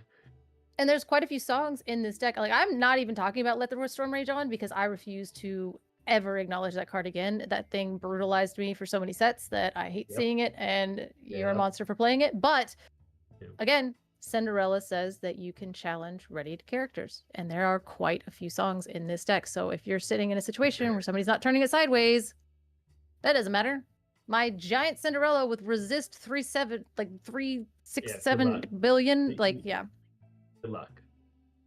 I love the way that this deck is constructed. Wouldn't want to play against it, but I love seeing it. I mean, I think if you're Paul, you've got to realize that the only way to probably beat this deck is to go underneath him. Absolutely. But we did see JD on the play, opting to pop the popsicle for the bell. So he still has an answer for the Smee. It's not like Smee's going to get to run rampant like he used to be able to do. So, bell, disgusting. Yeah. I'll Smee your Smee for my Smee. And so now... Did Paul miss his 1-drop? Paul did miss a 1-drop. Yep. Ugh. Yeah. That's unfortunate. Yep. Absolutely. And now we do play a white rose on 3 ink, which again, if we could have gone double 1-drop, because we know this deck has like 36 1-drops in it, right? It's got 12. 12. Yeah. Ugh. 12 1-drops, and you missed your 1-drop. That is misery. No, don't sing. Ah! There's the card. There's the thing. There's the card I told you about. Let the storm rage on. Do 2 damage and draw a card. Bell being able to sing that card is a nuisance. And then it just keeps coming. Yeah. And then I draw another card. Sure. That's fine, dude. That's fine. It's so funny. I love this deck when it's like the underdog, but as soon as it like shows the power that it has, I'm always like, yuck, ew, get it out of here. Yeah, because it's just got at this point it's got everything you want. It's got card draw, it's got ramp, it's got big bodies. And again, I love the deck construction of JD deciding to opt not to go for the lower to the ground ramp and opting let's just ramp later. So, probably accurately assessing in this format that more aggressive decks are going to have a better foothold, and then just leaning on Bell, Smee, Lawrence, Grandma Tala. Now, after those are established on the board, I can start enacting my game plan and ramping and drawing cards and doing all these inhuman things. So it's a great early game, great mid game, devastating late game. Yep, absolutely. Not fair. Take out the Smee. Because why not? Get rid of that. But we are going to go ahead and ink a snake. So we are kind of getting a little bit rough in what we have left to do. What do we have? We got a Cusco. Okay. It's a little bit more card draw, but we do have a Strength of the Raging Fire in our hand, and unfortunately, we might have to hard cast that next turn. It's funny. We saw Paul in the last matchup drop 4 rabbits at one point. I don't think, and I don't know if we've seen. We saw 1 rabbit last round, so he's just clearly not able to get the card draw that he was getting in the last round. Yeah, and I can honestly, my memory is a little bit hazy. I'm not really sure how this matchup kind of really is for these 2 decks. Like Amethyst Steel, when Sapphire Steel was such a prominent force in the meta, I don't know if Amethyst Steel was as popular as it is now. So I'm kind of like having a harder time remembering, being like, oh yeah, this is a bad matchup back and forth. But it being a steel mirror kind of makes it a little bit better. But I know that Amethyst Steel in its earlier iterations was more aggressive. So missing that missing the 1-drop and then missing potentially like 2 1s on turn 2 is bad. is not great. You almost think it's a little bit tougher to build an Amethyst Steel budget deck right now than a Sapphire Steel budget deck, just because the Amethyst Steel is being played in the current meta of our standard format, whereas Sapphire Steel is not maybe like a tier 2 list. So we do see the Grandma Talus singing her favorite song, How Far I'll Go. I have to say, I do love to see it. It's so strong. It's so powerful. And we did see that JD opted to ink the Hiram for that line because no items. That's fine. We popped the Fortisphere for Bell, so we went ahead and set up the Tala to go ahead and sing the Friends on the Other Side. But now it's fine because we're drawing our items again later. Because guess what? There's 8 of them. There's 8 in the deck. Yeah. Quick note here. So part of this event was for one of our fellow lorecasters, Amanda, who was on the stream earlier, who is battling stomach cancer right now. And so part of this event was to raise money for her to help pay for these treatments. And Jake just told us that we raised $225 today through this event for Amanda. Which is just fantastic to see. Again, love to see the community come together to support a local who is going through a tough time. So again, just great shout out, great thing that we're able to do here today, raising money for her. Awesome. Yeah. Thank you to everybody that came out and supported and everything. I know that you guys have again, I kept mentioning before, building a great community, but that's another example of just like what this community is, willing to do when then we all come together for, the game that we have such a great passion for. So yeah. Shout out Amanda. Thanks everybody. Yes.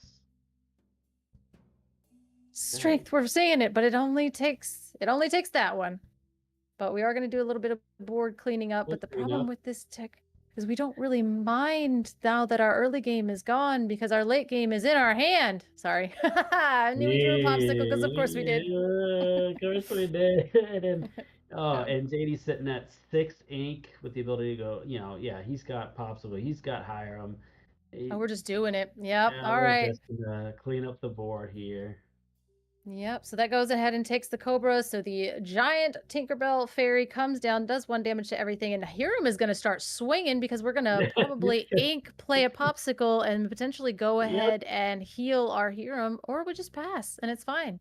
It doesn't matter. He's a 1/6. It doesn't matter. So we are going to do that. Okay. 1/6, unless if that Cusco gets crabbed, then it's. I'm healing. Which we also know he has another Hiram in hand. Oh, does he have another Hiram in hand? And he has another popsicle too. So it's like, you might as well let him blow that. He doesn't care. He doesn't care. Yeah, he's got his backup already ready. And he's like, and Paul's like, "Hooray, I got rid of Hiram. I'm so excited." He's like, "I got another crab. I've got 2. Oh my god. Okay, Paul's got too many crabs. But wait. He heard us. We told him he needed to save 1 crab, not all of the crabs. He's like, I've got all the crabs now.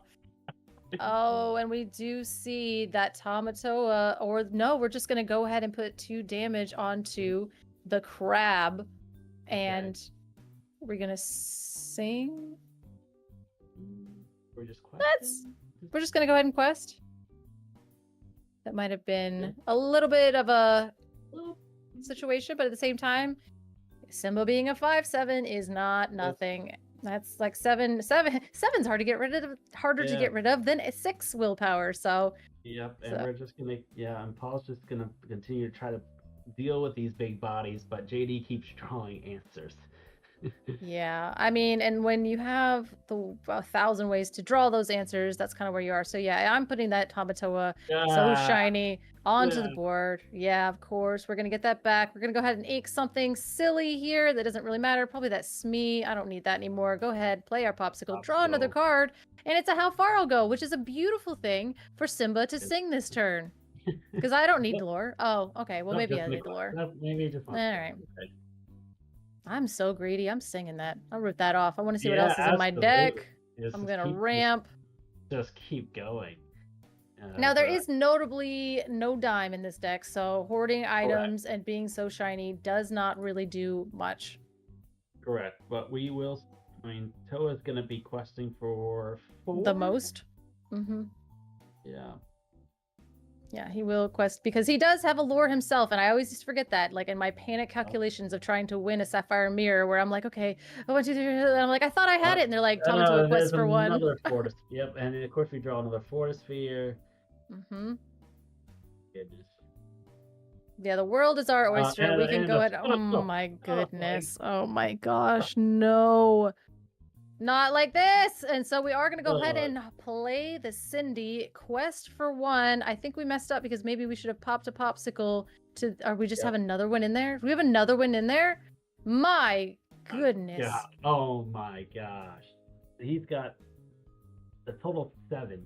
Yeah. Total 7.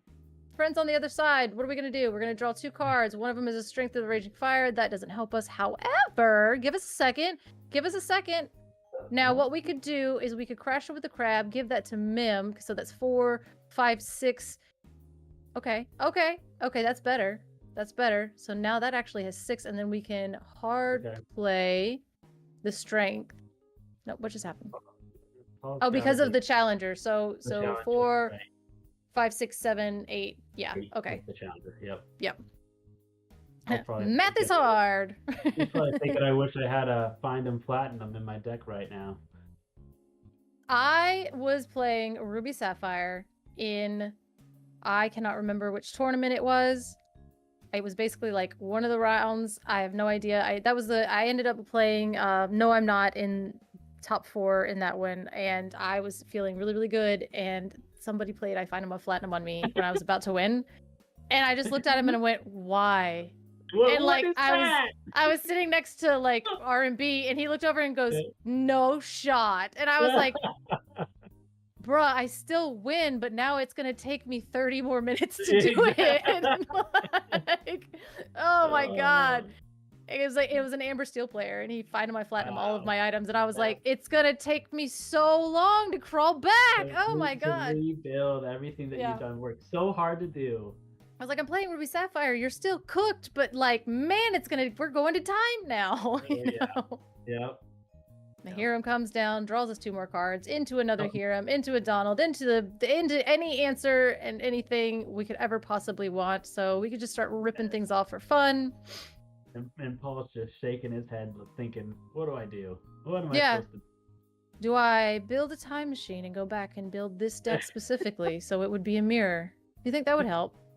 Yeah, I mean, in a manner, why not? That's so cool. Paul's crabs are gone. There's 3 crabs down. I'm pretty sure. I think they're all. I think they're all gone. Yeah. Oh my goodness. So again, we have a goat. And... We do have a crab in hand, actually. We do have one more. So fire the cannons, crab, Strength of the Raging Fire, and scoop it up. Scoop it up. Yeah. Yep. That's tough. Tough. It's definitely a tough matchup, and again, it seems as though JD knows this deck very, very well. And I mean, been here for yeah, it's like kind of been here for years. It's like I've been here the whole time, you know. So, JD's got to be having the time of his life playing cards that work. It's all the hits, bringing it all back, doing the thing. So we do love to see it. I do love to see it doing a thing. We had 2-0 there. JD over Paul. And I think the other round did finish. Nathan took down Caleb. So all right. Nathan, who is, I believe he's on Flingers. I believe Nathan is on Flingers. All right, so we're going to see. Yeah. That's a hard one because unfortunately there's not a lot of characters to be flinging damage at. No, it's not. Unless you... He is playing no 2-cost ramp, so we are going to see Smee come down. We're going to see Lawrence come down. We might see a Bell come down. So there might be a little bit of things to have damage on. But I don't think the Flinger deck is quite fast. it really wants to challenge, and I think if anything, this is the deck that has the ability to build up the strength to then challenge in and get rid of these larger characters. Yeah, absolutely. I mean, I know he's on Lumiere. I know he's on the Shift Mulan, so might be able to manage this matchup a little better. All right, we'll see. Like, we're having the finals get seeded, so we're gonna see this kind of go. And Manor just comes out of the gate. It kills me. Oh my goodness. Manor just comes out of the gate and still does what Manor does, which is like, we saw him early Ink 1 in the first round, and then, or in the first, few game, and then like, he's like, and it's back. And it's literally the worst time because I ran you out of all your crabs. I've run you out of all your foxes. And notably, even if you, bounce a crab with a fox, it's still not enough to take out a Manor because that's how math works. It makes me so mad. Yeah, same. Being an Amethyst player myself, these are all Sapphire. These things like with Tamatoa, Manor. I mean, they're big bodies are tough to deal with, even with crabs.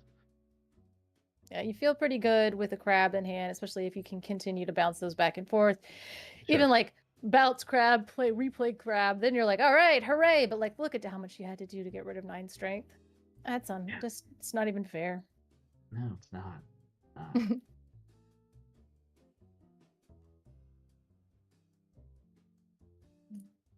So we are getting down to the finals, which is Ruby Amethyst versus Sapphire Steel, which is hilarious. This has been very interesting to see this budget tournament play out and all the deck lists, and truly it doesn't even feel like it should be a budget tournament. It's like that the players have gotten to play a lot of good cards that, again, maybe in your and I's head that should be over $20 or not. So it's been really interesting the whole day today, and we've seen quite a bit of variety as well. Yeah, definitely. There are some decks where, like, I think JD was saying earlier, he's like, oh my god, he's like, I don't know, if I'm a tournament organizer and I look at that deck and I'm like, that's just a good deck, you get out of here, So there are a couple of those decks, but there were a few where you're like, oh, that was some spicy tech, and this was an interesting choice, and I see why you did this, and this definitely, is the space to try all that, right? Like, kind of really getting those ideas out and being like, this isn't quite as good as it could be, but maybe this is the place for it. Maybe now is the time I get to do the fun thing and win with the deck that does the thing I want it to do, Absolutely. I mean, I think that, yeah, that's what it's all about, right? It's just players getting to show off some techs that, may not be formidable in this meta, but in a budget tournament can do some work. Absolutely. Again, we're going to see everybody get set down. And it's like, honestly, this is like a good day. We got to play some Disney Lorcana. We got to get zoomed through. Now we're in the finals, and it's not even 6 o'clock. We're going to get to dinner by the end of this one. Yay! Everybody gets to go home, have a meal at a reasonable hour. Yeah, I know. Yeah, I think the CCQ just now cut and just ended in Cardiff. And then they're going to do day 2 tomorrow. And I'm like, it has to be late there. Yeah. It has to be so late. They were playing all day. Okay, so this is a rematch from the Swiss rounds. And JD did take this 2-0. As you and I were just speaking, this is still a very tough matchup for the Amethyst Ruby player. I think that, and I do know this, now when Sapphire Steel was doing really, really well and Ruby Amethyst was doing really well, the matchup was quite even, except it was very play draw dependent. So if you got Flynn Sisu down on the play, there wasn't a lot that, Sapphire Steel could do to get rid of that. And that was really, really your advantage. And then on the draw, if you threw down an early location, you were also pretty good. Now, with the addition of Bell, that makes it a little less likely, because if you go, Bell into Smee into Lawrence, that's any location in the game at that point. So Early locations is kind of how you beat Sapphire Steel. Flynn Sisu was another way that you beat Sapphire Steel until they just like, ate the Flynn. So that was also, it was but then they would have to hard play the Strength or the Storm onto the Flynn, which never felt good because they'd rather be playing Quill or something else of that nature. So it was very play draw dependent, but again, this is Flingerdingers, so this is Flingerdingers. No Flynn Riders here. No Flynn, no early lore burst to kind of get us there to stave off in that late game.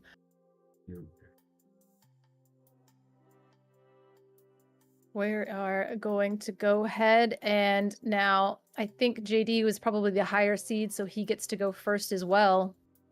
Yes, he is the first overall seed. Is my man just going to go undefeated all day? Has he dropped a game, or has he's not lost a match? He drew his fourth Swiss round. Okay, I see. Let's see.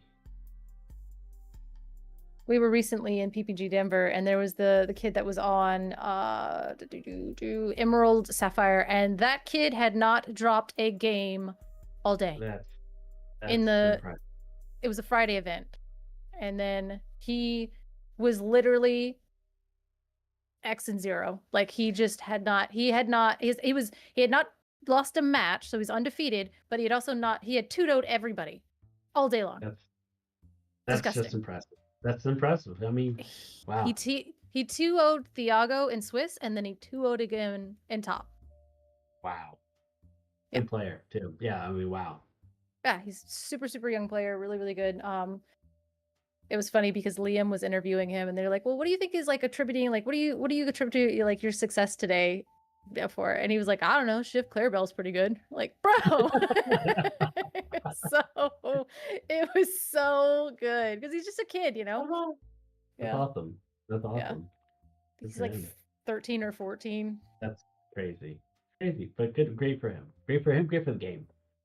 Oh yeah, especially that, like watching, and the funny thing is like when Thiago was winning it, like SSG, I was like, wow, Thiago's like really young. And then I'm like, oh no, that like, and then the person that beats him like the next week, I'm like, no, that's a really young player. Like, yeah, so to see how well the game is doing now, it has been an absolute pleasure. It's absolutely. I mean, I think where we are today with Lorcana, it's really cool, and I think we're still growing. A lot more to come. Yeah, we had a lull. We had to be patient, and now we're getting into that elusive season 2 that they've been promising, and it really, and like with the announcement of like the judge tiered thing that they're doing, like it's all coming together. But today we are seeing potentially two manners going to the Inkwell, potentially this Square Metalla. I don't know. These are all good cards. I don't want to ink any of them, but we are going to go ahead and play a Smee to face down our Palace Guard, which is a illusion with Vanish. So even if you kind of like, anytime you perceive an illusion, they tend to they vanish. But that is the Card Soldier. And that one is amazing against Smee because that says if there is a character with damage, I'm pretty sure. That's right. Yeah, he gets +2.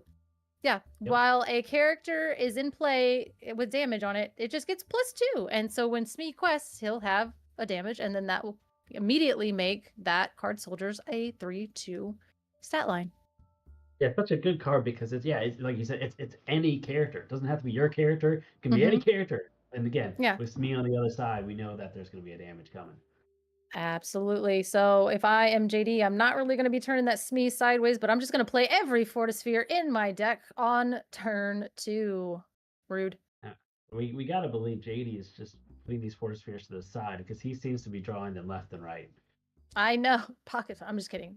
We don't do that here. But just stop making that. That's a dumb joke. Anyway, so we are looking at that Robin Hood probably going into the Pocket Watch. That's what we're talking about. Shout out to the card viewer. That is okay. That's good stuff. So we do see that we are going to go ahead and pass. We just draw 2 cards, and ink a card and pass. It's pretty good. Ooh, magical maneuvers. But we are going to go ahead and play that Mother Gothel. Put 2 damage onto our Palace Guard to then bounce the Smee back to hand. And now we have our Card Soldiers is a 3-2. We did it. That's good. We did it. We're gaming. He's doing the thing right now. All right, but we're about to see. Yeah, they're about to see the boogeyman. There's the boogeyman. Right. Yeah, that's unfortunate. So Ruby, notoriously, usually able to deal with a Hero of Flaversham pretty efficiently. However, the Flingerdinger's deck is another animal in itself. So it having a clearing answer for this is probably not the case. And unfortunately, bouncing it back to your hand is not the best either with another Medusa or... He's not running foxes, but he is running 3 crabs. That's about and Lumières. But I don't see either of those in his hand. But we do have some friends. I see a magical maneuver, and that has to... Now, that one is... I'm really bad. Does that already work on an exerted character, or do you... Like, it has to previously be... Yeah. You return chosen character of yours to your hand, exert chosen character. Now, that's pretty good. That's a pretty good one. We can start doing stuff and things with Crab at that point, trying to make sure... Okay, there we go. So we are going to exert that. And now, Madame Medusa is a 3-6... She's a 3-3. Yeah. Yep, that'll okay. Work. That'll work. So I was about to say, I couldn't remember if Madame Medusa was a 2-3 or a 3-3, but that actually worked out really well because we exerted our Palace Guard and then went ahead and... Return chosen character to your hand. Okay, yes, no. Returned it to our hand, exert that, replay it. We're doing fine. Budget is hard. These cards are good, but they are also not what I'm used to. All right. Yeah, when you have to look up all these cards again, like I haven't seen that card in a while. Because I was also thinking there's like the other one where it's like, okay, I can, bounce my thing to bounce your thing, and then, that's that. So we are going to sing Let the Storm Rage On, getting rid of that one.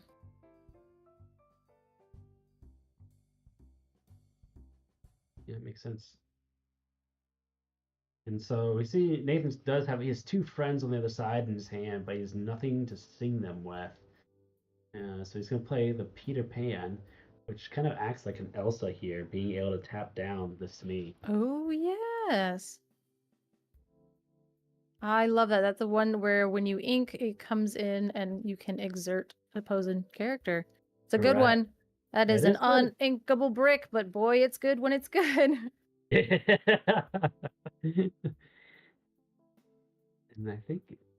Oh, very good. Here. He's back, the boogeyman.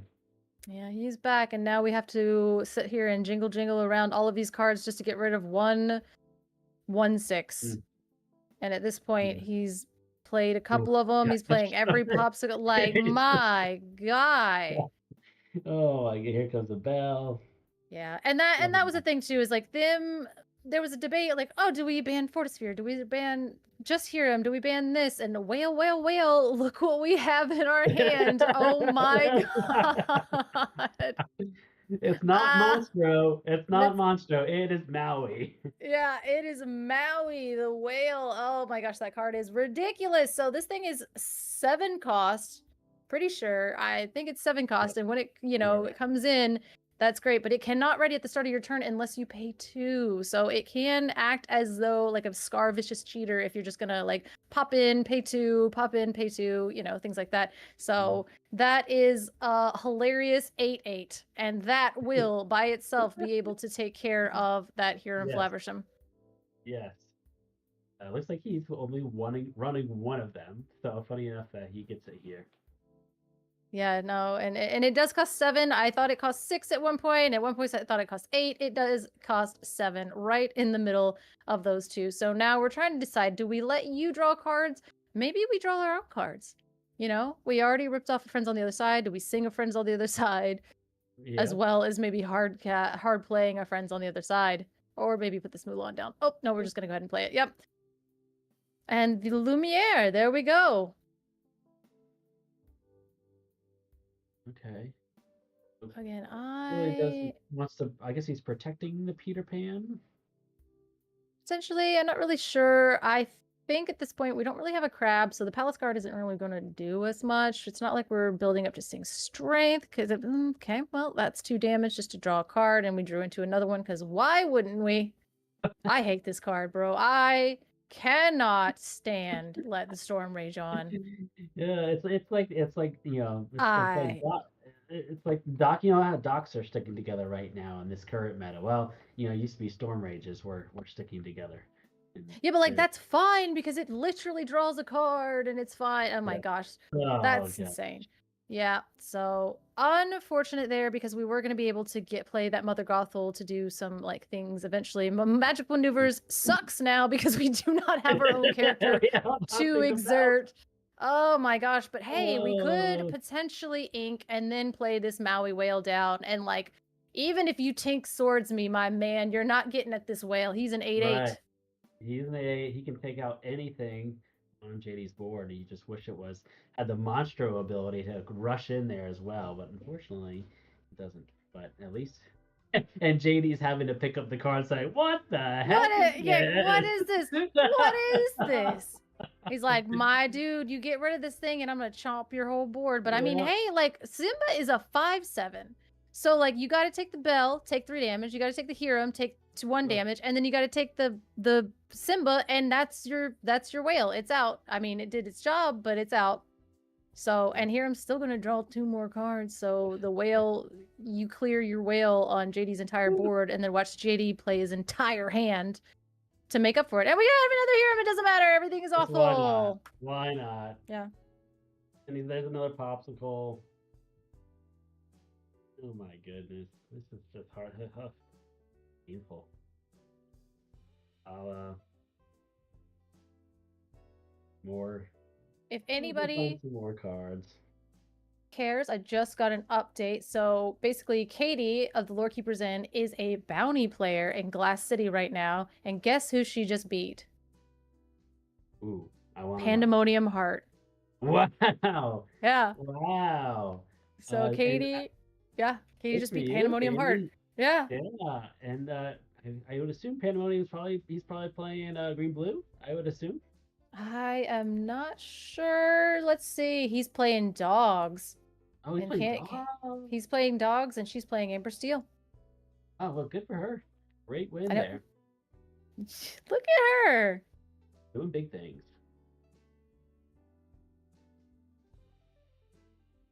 Sorry, guys. I just got the update, and I was like, that is rad. But back here now, that whale is staring down a whale of a problem because we just replaced our Hiram with another Hiram and a freaking Nana. He's like, what? You take my Hiram? That's crazy. Why would you do that? Now we can pay the 2. We can ready, potentially. Take out. Yeah. I mean, that's probably gotta be his best option. I mean, are we thinking about maybe playing the Gothel? Maybe manipulate the damage a little bit? That probably doesn't really do a whole lot, though. I mean, at that point, if you were to, you could play the Gothel, but then you could only ready it 1 more time. So you play the Gothel. No, you could ready it twice. So yeah, you play the Gothel, and then ready it, and then challenge in, and then put it onto the... I mean, I guess you could stack it on the Hiram at that point. There's so many options too, because it's like, if I had more ink, I could play the Lumiere, and then I could play the Gothel, and then I could challenge in, and then I could ready. But again, we're not ramping, so there's so little ink at our disposal at this point. So I think, we're gonna have to go ahead and ready, and then challenge in. But when we challenge, we can take our damage off. We can put it onto the bell. Okay. So that actually, so now we have 6. So that actually saved our whale. And that's really great. Yeah. Because now we can ready. But unfortunately, if we were able to, do a little bit more. Yeah, unfortunately, because we could take out the bell, but then we're losing our whale. But we opt to keep the bell. Oh no. Oh, well, that's actually fine. I mean, I do see that we have a Tinkerbell. Oh my, look at all these cards that... I know, there's so many options. It's like I could stumble into a win at that point because And we just go ahead and play another. And there is the grab your swords. So do we take the grab your swords? We've already seen the Tinkerbell with the swords once before earlier. So are we going to see that again here? Yeah, and I mean, actually, Mother Gothel is a 4 power or 4 willpower, so it will not take the Mother Gothel, but any gust of wind will then knock that tower. So, yeah, I think we're going to see that Tinkerbell come down, do one more damage to the whale. It's going to be the big crab. It is Oh, the yeah, big okay. crab.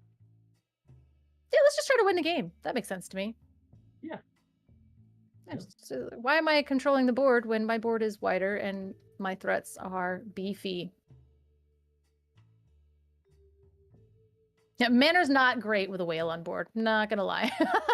No, that's definitely not what we're gonna be playing. At least not yet. But JD does have his whole deck in his hands, so even if we're able to deal with this Hiram, unfortunately, dealing with the Tamatoa is just as big of a hurdle to try to overcome. Passing. An evasive TikTok. I mean, he's a big boy. He's a 5/7. Or he's a 4/7. Sorry, excuse me. 4/7. Yeah. 5/7 with Lumiere. Yeah, Lumiere is actually a pretty good one. Unfortunately, so now what we're going to do is we're going to challenge into. I mean, that 8/8 is doing some work. It's doing a thing. It's definitely doing a thing, and being able to ready it to protect it some more is good. Yeah, but we do know that the Tinkerbell is in hand, so that's going to be the end of the whale, unfortunately. Now, I don't know. I don't know if I play around the Tinkerbell because I know it has that 7 damage, so I'm going to make you play Tinkerbell this turn. But again, Tinkerbell is such a force to be reckoned with that why wouldn't you play it this turn? And I think he has 2 of them in his hand. Oh, yuck. But yeah, I think we're going to see the first one here for sure. Yeah, go ahead and play that. Just like cleanly. What? Most everyone's mad here? You got to be kidding. That would be a horror. Oh my gosh. Oh man, that would be an insane card to take out that whale. Gain 7, banish the whale. Oh my gosh. I was playing a multiplayer game with No I'm Not, and I had a Mufasa on board, and I thought I was so clever, and he basically attacked in with his shark, got most everyone's mad here back from the discard, and then played it onto my Mufasa, gained 7 lore, and won the game after banishing my Mufasa. I was like, ew! Where did this card come from? Who made this card? Yeah, I know. I was like, it was so weird. It was such a weird line of play, and I was so bummed, but it happened, and so hilarious card. But we do see the Tinkerbell come down. My whale. And the popsicles and the bells and the popsicles. Yeah, we're gonna go and pop. Go wide. Yeah, I think, is that another crab? I think that's another crab in hand, too. Definitely. I mean, JD definitely has, he's a full group of cards, so he's got, I don't know, 10 ink to work with here. I don't know if I'm Nathan, I don't really know what I'm looking for at this point. Be prepared that he doesn't. Yeah, I was going to say, be prepared. Yeah, not the best. Not loving my situation, but play it out, see what happens. Maybe JD passes out, and I take the win. That can happen. You never know. It's been a long day. You never know. Fun fact: JD actually, he was in. Again, this is our second iteration of the budget tournament, and he finished second in our first one. So clearly, JD knows how to build a deck with a budget. Yeah, he's like, I am the king of alternative formats, and I feel you. So, okay. So we did stack the 3 damage onto the Mother Gothel, not kind of fearing that, which now we have a Bell in hand, which known meta card Bell can then go ahead and move the Mother Gothel damage over to the other Bell, or you could move it over to the Ooh, that's actually interesting. You play Bell, move that, so 3, 4. And then, does he still You have have a crab? Lumiere? I was about to say, Oh, yeah. I was like, it would be a lot of math, but we might be able to get rid of I that. think he does have the Yeah. Lumiere. So you play Yeah. the Lumiere, and then you can play the Bell, stack the Yep. damage onto the Tamatoa, Yep. and clear then it out. and then TikTok now hits for 5, 6, 7, 8. Yeah, play the yes. Oh, Yep. We got there. We ooh, got yeah. there. And so now when we challenge, we're gonna move And the does- damage does from the TikTok. live? Yeah, yes, because it's Yeah. only. Okay, yeah. So then we move the oh, okay. Well, Oh wait. Oh, okay. So we're choosing. okay. Oh, okay. We're manipulating. Okay. We're okay. Right. Okay. We got Okay. there. See, and that's why Mother Gothel is an insane Oh, card gosh. to try to cast a game for. And Yeah. typically it's like, okay, let's slow down because I don't know what just happened. But at the same time, yeah, so we went ahead and challenged in and then moved the damage. Challenged in to move the damage to Bell to then take out the Bell. But I think So we have. not bad at all. And what do we? I mean, again, we have a full grip here. I mean, don't like, and there's just like another Hiram over there. There's another Tamatoa another over there. Hiram. There's a popsicle. I can see another, it's like, basically we're just gonna go round 2 Electric Boogaloo of the exact same turn that you saw before, where we are going to sing How Far I'll Go. Pick the best 2 card off the top of our deck, which doesn't even matter. I'm just gonna ink it. Doesn't matter. Put the Smee in the inkwell, sure. Play the Manor because that's crazier. Get rid of everything on your board except for Mother Gothel. The Lumiere and the TikTok.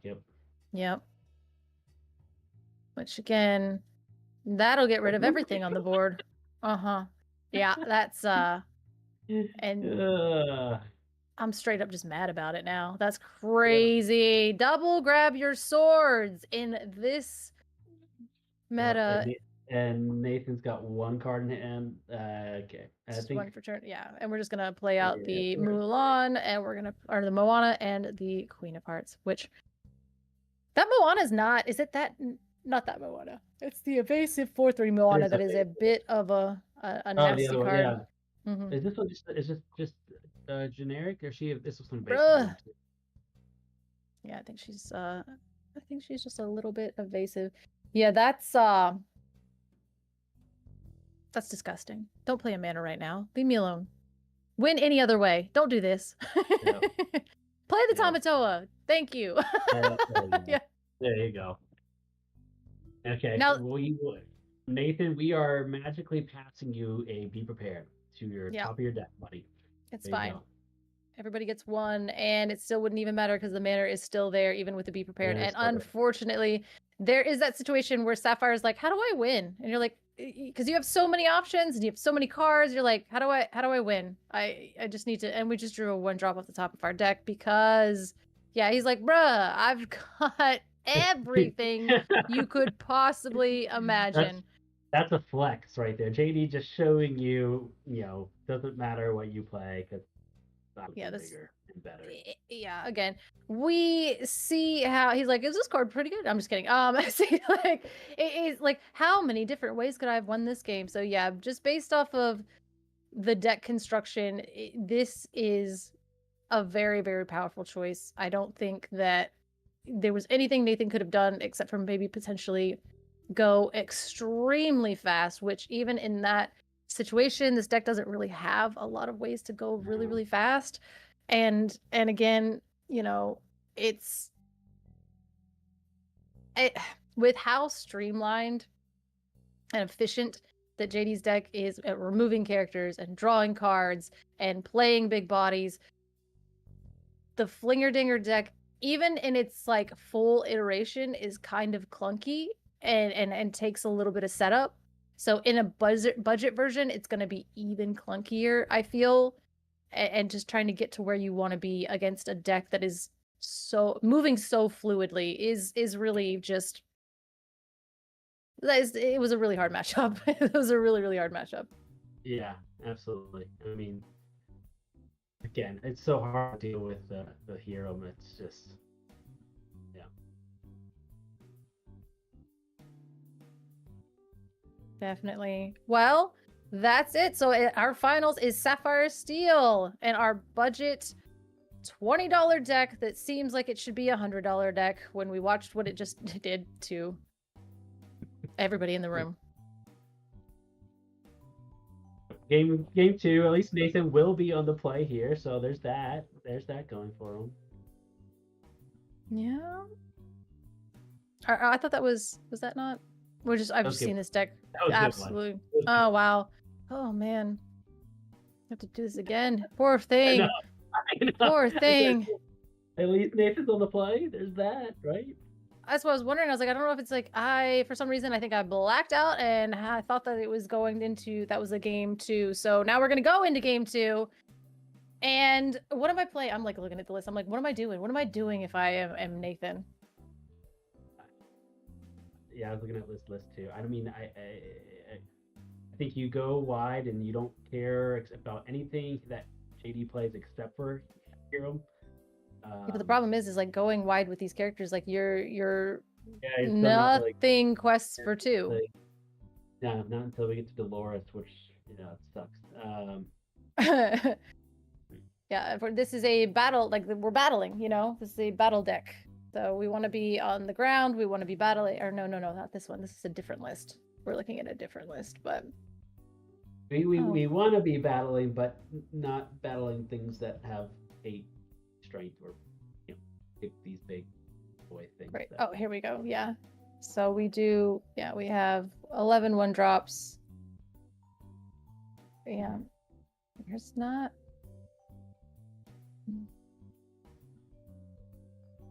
Oh yes, that Moana is a 3/4 with evasive.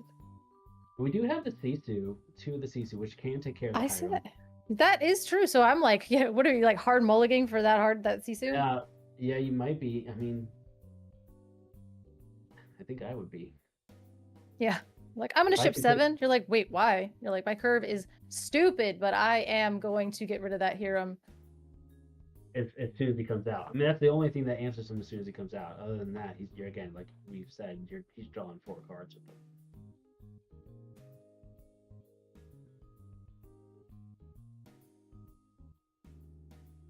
All right, so let's see. We went ahead and altered, and then now we're just going to ship it all back. So yeah, Fortisphere Smee, pretty good. Throw everything back. I don't know. I'm keeping the Tala, but again, I don't know how to play this deck. So what are we looking for? Yeah, interesting to throw back the Tala there. I guess why not? I mean, he is on the draw, so maybe more 3/4 spiders. Maybe he wants or maybe he does want the higher on them. Probably they hire him because it is harder to deal with because we haven't seen the small Sisu yet, so maybe he's not really thinking about that card. And again, I mean, we do see Nathan shipping a whole bunch, like I think, what is that, 6, and then he kept a 1-drop, so maybe he was really, really looking for that small Sisu, which I don't blame you. Keep the 1-drop, ship 6, that's what I would have done.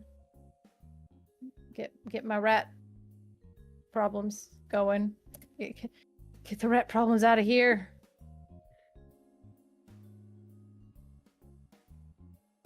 Let's see. Interesting.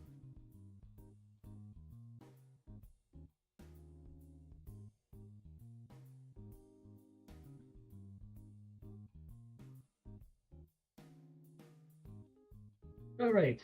So game 2, Sapphire Steel. Menacing big creatures going against Finger Dinger with Nathan here. Starting us off with Elisa. Okay, we got a 1-drop. We got card soldiers out. And there's our Fortisphere, and we already know he has a Smee because that's what he kept for turn. Yeah. And that is definitely gonna curve out to exactly what we want. Maybe we were looking for a bell, potentially. That's why we were trying to kind of throw everything back except for our turn 1 and turn 2. So we do get the bell, and we're gonna go ahead and ink the mana because that is garbage early, because we do know there are crabs in the deck. Now, do we play the bell? Does he have? Okay. Yep. Yep, we why go not? ahead and play the bill. I think that's potentially what we were looking for because, again, in this low to the ground battling deck, the bell on the board, so the 3/3 with the other 3/3 is pretty good. Oh no, not the whale! We found the whale goes into the equal this time. Not the all-star whale. Oh no. The one whale in the deck.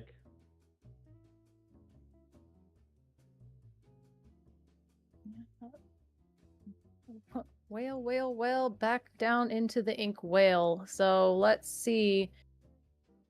What are we doing? Turn 3 is a Lawrence turn. Do we have Larry? Doesn't look like it.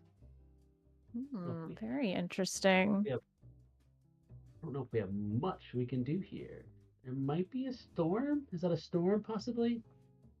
I see that, but again, putting damage on literally anything turns that card soldiers into a 3/2 and turns that Queen of Hearts into a 4/4. That's right. So you would end up having to challenge in and then sing Storm. And that will get rid of the card soldiers, I think. Okay, so we're going to leave that. So then you'll have to then trade your card soldiers into my Smee to get rid of it. But we did have the Larry.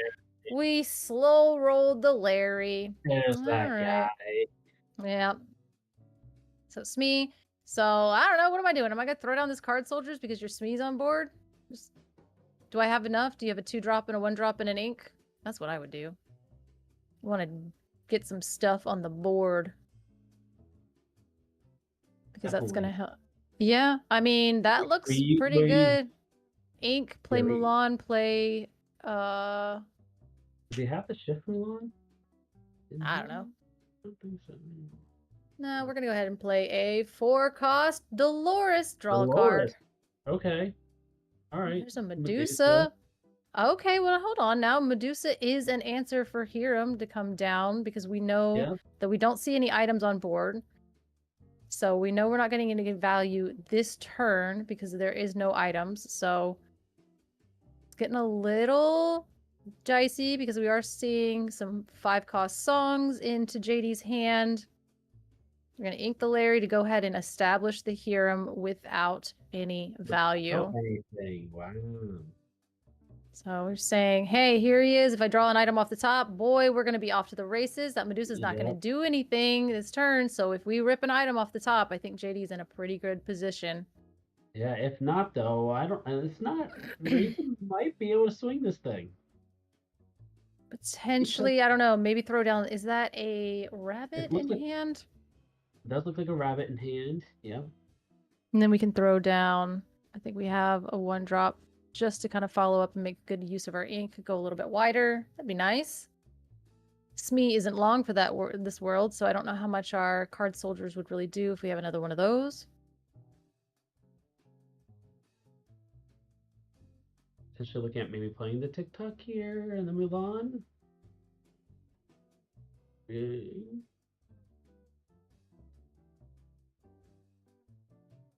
And we are going to go for the rabbit. Draw a card and his magical maneuvers, which is not going to really help us right now because it is 2 ink, but it'll be great into the inkwell if we want to go ahead and play a 1-drop. Yeah, throw that down, play the Mulan. Establish some stuff. I think he has the shift Mulan in hand, if I'm not mistaken. Oh, that would be sick. We love that because then you could literally do anything. But are we going to turn the Hiram sideways? Because we do not have an item.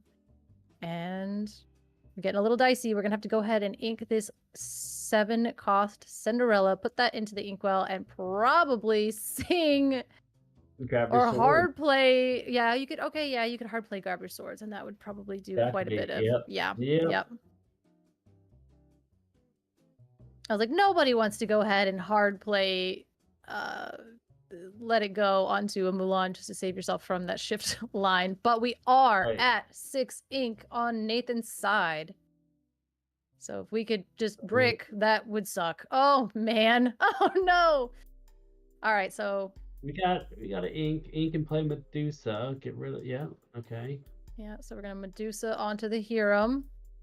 Absolutely, get that out of here. We know how this Okay. game is played. Get that Hiram out of here. And we do have Okay. another Medusa on our side. Now, unfortunately, we got some damage that we would love to start moving around, but I'm not really seeing that part of the deck in Nathan's hand. But Nathan's also low on cards here. I think it's a Let It Go, and not sure what the other card is. Might be another song.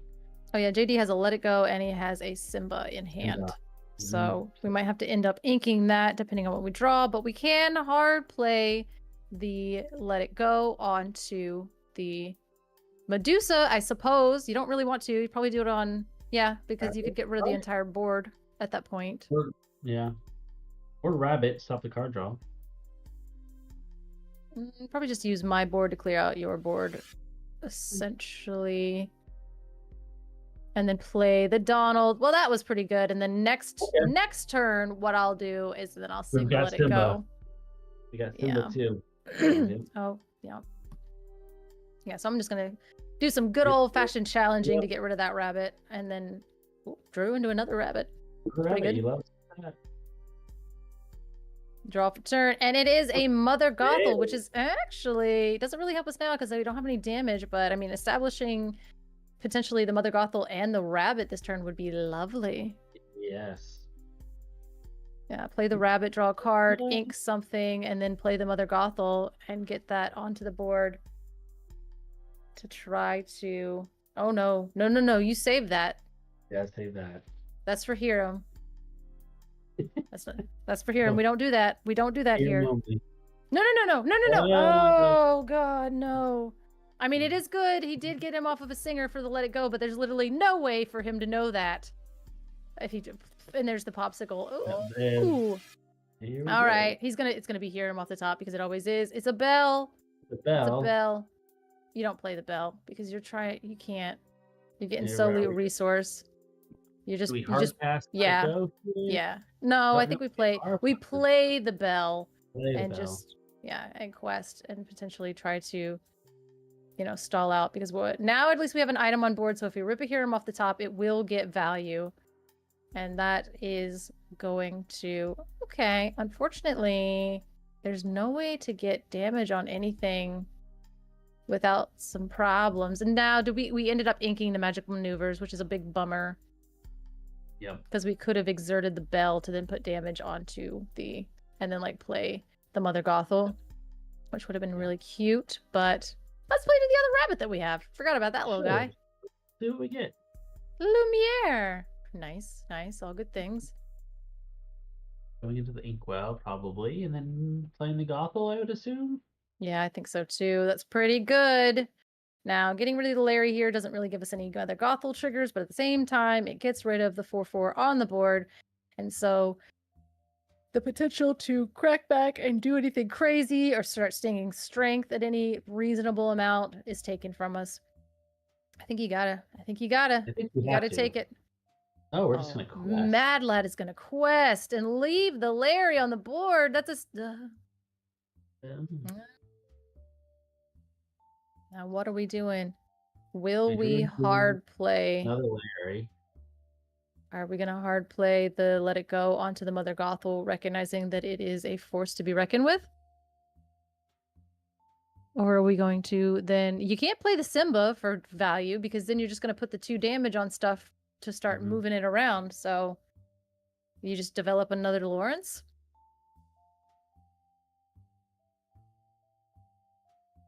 Weighing our options here.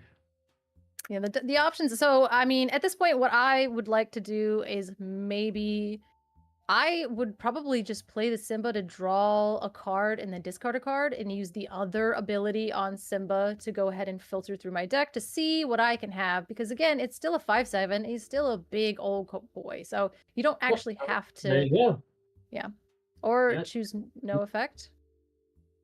I'm not doing that. I'm drawing a card. Absolutely not. You draw a card, discard that Smee. Is it discard 2 cards? Oh yeah, you have to discard 2 cards. Draw 2, discard 2. Yeah, draw 2, discard 2. Yeah, so we're probably going to opt to get rid of the... I don't know, man. That Tinkerbell seems a liability until I can get that Mother Gothel off the board. I am discarding Smee, and I'm discarding... Yikes. I know it's really, really hard to try to get rid of that Let It Go, but the Tinkerbell is a body, and that is only one single target removal. Tinkerbell is potentially your whole board, but it is a very scary thing to do when you see a Mother Gothel on the other side. So let's hope we can... I mean... yeah. No, don't turn sideways. Okay, very good. Yeah. Okay, we're gonna trade. And I like that play by Nathan, because what that did is it did mean that he had to take the 2 lore away from JD either way, whether he challenged it or not, but he made him answer his Madame Medusa, but he still got the lore in the process. Fair. Turning sideways is not great here. Yeah, okay. I was like, do not do that. Yeah. Again, magical maneuvers would be sick, but I'm not going to be able to do that this time. So we got to move on. And I don't know, man. I thought he had the Peter Pan in hand, which is like... the Exert Peter? No, he has TikTok. So yeah, I think probably develop a TikTok or Mulan or something like that. I don't know if you're going to get the cheeky shift off with the Mulan, but at least having it on board is still damage to start like kind of putting... Oh, he does have that. He does have it. Yeah. So that's actually quite interesting. Yeah. But we are going to pass. Huh. Interesting. And not inking to turn the bell sideways? Yeah, I would probably, in my mind, I want to develop the TikTok. Put that on board, because then you could still do the Peter Pan next turn to get the value off of it if he still decides not to turn anything sideways. Having the Peter Pan on board 1 turn early doesn't really help us out here. But it does make a target for... There's the boogeyman. Yeah, here it is. Well, now the game is, you know... Oh, so we're going to opt to... Not to play it. Interesting. I think we're going to basically say, hey, you take your turn and you clear my board, and that's fine. But I have Hiram now, and that is how I'm going to rebuild this situation. And so my board is technically forfeit, and that's fine. However, this card in my hand is going to be the second phase of my game plan, and I will rebuild and come back bigger and better than ever.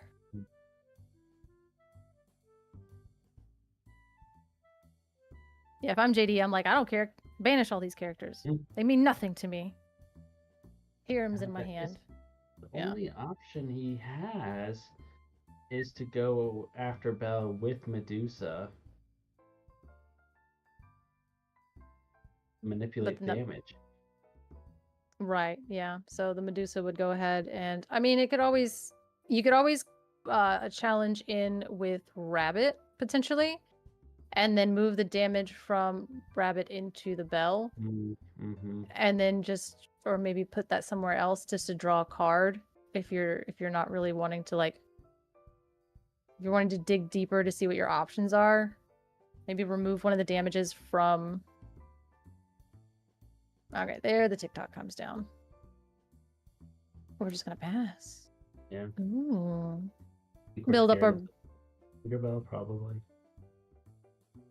Yeah, I would say that. And then, of course, we drew a popsicle. Yeah, so... Popsicle, of course. Yeah. I don't know, I think I would have played the... I mean, I guess 2 cards is better than 1. Oh, double how far will go. Well, here is all of our gas. So we'll go ahead and play the popsicle. That's good. That works out for everybody except for Nathan. And so we do have double how far I'll go. Because nothing is turned sideways, let's just use all these singers, potentially. Yeah, but we could lose our whole board. So that's definitely puts us in a really weird position. Well, and also knowing Nathan does still have the Shift Mulan in hand, so maybe it is just a pass here. Yeah, it's kind of, you got to respect that Shift Mulan. It's not really something that you want to like mess around with. And again, now it's like, now we're getting into those turns. Like, again, I keep saying that like magical maneuvers would be sick. But yeah, again, I mean, and if you put that Lumiere down, again, I'm just terrified. I'm so scared of the entire grab your swords, Tinkerbell nonsense that you're able to do. But yeah, we go ahead and take the damage to put it onto the Hiram. Correct. Yeah. So at least grab your swords isn't going to decimate. You're going to have exactly grab your swords to get rid of my Mulan. So if you are going to start turning things sideways, then you're going to be a little punished. Now this manner's a bit interesting. Almost TikTok, kind of calling him out here. Yeah.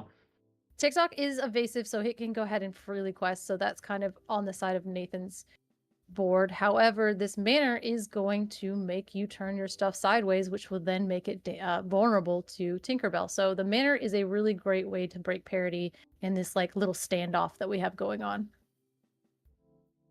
Oh no! Turn him sideways. Yep. Sideways. Interesting. So we're gonna go ahead and opt to draw 2 cards, and there it is.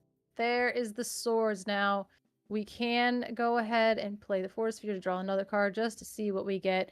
And this is the oppressive nature of Sapphire with Hiram in the deck. Is you go from 0 cards in hand, low resources, fighting for your life, to being like, I have so many options. Look what I can do. Are we going to play the swords? I don't know if we'll play the swords because I don't think it would actually. It would cleanly get rid of your rabbit exactly, and then just stack more damage to start kind of moving things around. I don't know if it would be the best idea in the world because I think at this point I want to hold because I put a manner into play, and that's going to force you to start doing things. And so yeah, singing How Far I'll Go. Drawing into another Tinkerbell is pretty good. So next turn we can tink swords. That is something. Oh, we're not going to. No, we're going to ink the Tinkerbell.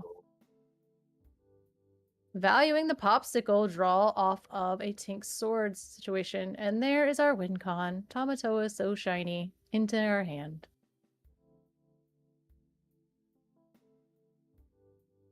This is going to be interesting because we do know that there's a Lumiere on hand, so that's going to buff everything up. So if we do this correctly, with the Mulan, we're going to see a lot of flinging and dinging. Yeah, I was about to say, if we do this correctly with the Mulan, with the Lumiere, we're going to see a lot of things go down here, but the manor might still be left standing. I think if you're able, if Nathan's able to clear the board and just leave the manor, I think you're okay with that. So we are going to grab your swords, but that is not going to do anything. That's just going to put more damage into it, which actually makes everything way more annoying to try to figure out on how to clear this board. Because now you're going to be like, okay, well, I have to attack into here. He's like, that's a 3 willpower, so you go ahead and draw a card. Yeah. Less things to challenge in, but that's quite fine with us. So now math is about to get hard. This is going to be, yeah, I'm like, okay, so we've got math on everything. The grab your swords made everything even worse because now, we're not going to be able to, like, we're going to only move 1 damage at a time. So we know, we have enough to shift Mulan or play Lumiere and then also shift Mulan, but then we also have to start. Okay, so here we go. Lumiere down. Good, awesome. That is going to cause that to shift. So now she is a 5/5, but because of Lumiere, she's a 6/6. So we can attack into the bell. Oh yeah, the Hiram, but we can move 1 damage off of our Mulan onto the Simba. And then we can shoot the Tinkerbell and the Simba with her ability and get rid of Tinkerbell and Simba. And then, if we so choose, we could attack into the bell with the TikTok and remove 1 damage from probably the Mother Gothel just to keep it safe. Or that. So that's going to be an unfortunate circumstance as far as that goes, but with 4, 5, 6, 7. So then we could do 7 damage into. No, we could actually take out the manor. So we take Mother Gothel, Medusa, and Belle into the manor, and then quest out, because why not just win the game? Yeah, Now, I guess he says I could care less about your manner. Yeah, definitely. And it does seem like we have a gust of wind. We'll definitely take our Medusa, our Mother Gothel, and we know we already used it, so we're just gonna play this. I don't know if Tamatoa. I don't know as well. I don't know if that is Interesting. So we're saying, okay, so we did get it. We got another Tinkerbell, and they're not. Oh, does he just win? Okay, yeah. I was like, Yeah. I'm pretty sure that's like uber Yeah, he lethal, must- but Yeah, he must not have had anything to deal with before. so that is basically how you beat Sapphire Steel. You hope that they brick and do not draw items, Yeah. and then eventually draw into their Hierom and already have an answer set up for it by the time that they draw into their card draw. So that is definitely how you do that. So we go to the final game of the day, Game 3. JD being on the play here. And let's see what this final budget game comes down to. Absolutely. I mean, yeah, at least we're getting a game 3 that wasn't just like a horror, like, again, the game 1, JD saw everything that they wanted to see at all times. So unfortunately, that was just like a very definitive, like, ouch. And then in this deck, it was a hard fought one for Nathan, as well as JD not really seeing what they needed to see when they needed to see it. So I think it is going to be a very interesting game 3. Of course, JD's on the play, so a lot of their lines are going to be a lot smoother, but we'll see. Yeah, I think Nathan's got to hope and pray for another brick, and be able to play just the same. If he can go the same route that he did, he should be fine. Yep. Again, Nathan has to take a little bit more time to set up exactly what he needs, which is a little bit more difficult for them to do than JD, because JD has so many things to keep this deck running smoothly with all of the card draw. So it's like Nathan has to draw the exact right opener and the exact right next few cards to kind of get them where they want to be.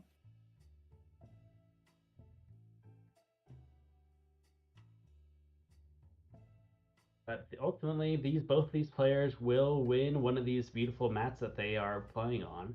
I would imagine the winner gets to choose between the Elsa and the Hades, and then they'll also go home with an Enchanted. Oh, that's awesome! So it was 4 Enchanted. Does that mean that like top 4 gets an Enchanted, and they just kind of get to? Oh, that's so cool! Yeah. First place gets Rapunzel, High Climber. Second place gets Tiana. Third place Baymax, and fourth place got the Mad Hatter. Oh, okay. I'm like, I want the Tiana Enchanted. Are you kidding me? But that's fine. That's just me. But yeah, no, that Hades mat is sick. But then like also seeing the Elsa in person too, I'm like, I don't know. They're both really, really nice. They're both nice. And they're both foil too. They've been foiled. Yeah. I did get to see that. Oh, we have the baby Sisu. There she is. Hey, you are keeping that card. Please tell me he's keeping. Please tell me he's keeping. Please tell me. We're keeping that. I'm keeping the friends too, but that's also I don't know. Okay.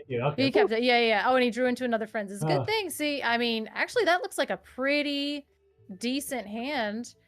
Yep. It seems like he can go 1 and then 2 1s, and then Sisu on 3 being on the draw, because that would be the perfect follow up if a Hierom comes down a little bit early.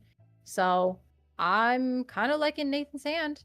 I didn't get to see what JD was playing because I got distracted by the baby Sisu.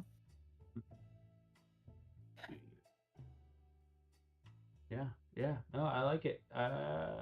Let's see if JD pulls out all 8 of his items again. Yeah, right?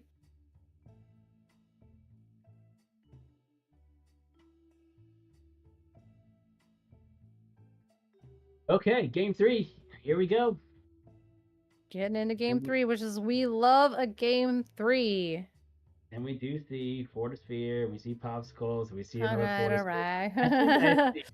I think I see 2 Force Spheres and a popsicle. Uh,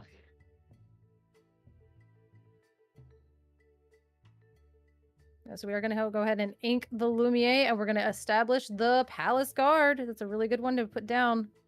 The 1/4 is really going to protect us against any of the early steel shenanigans removal. Actually, no, it doesn't, because it has vanished, so it is the worst thing that you could put down in front of steel.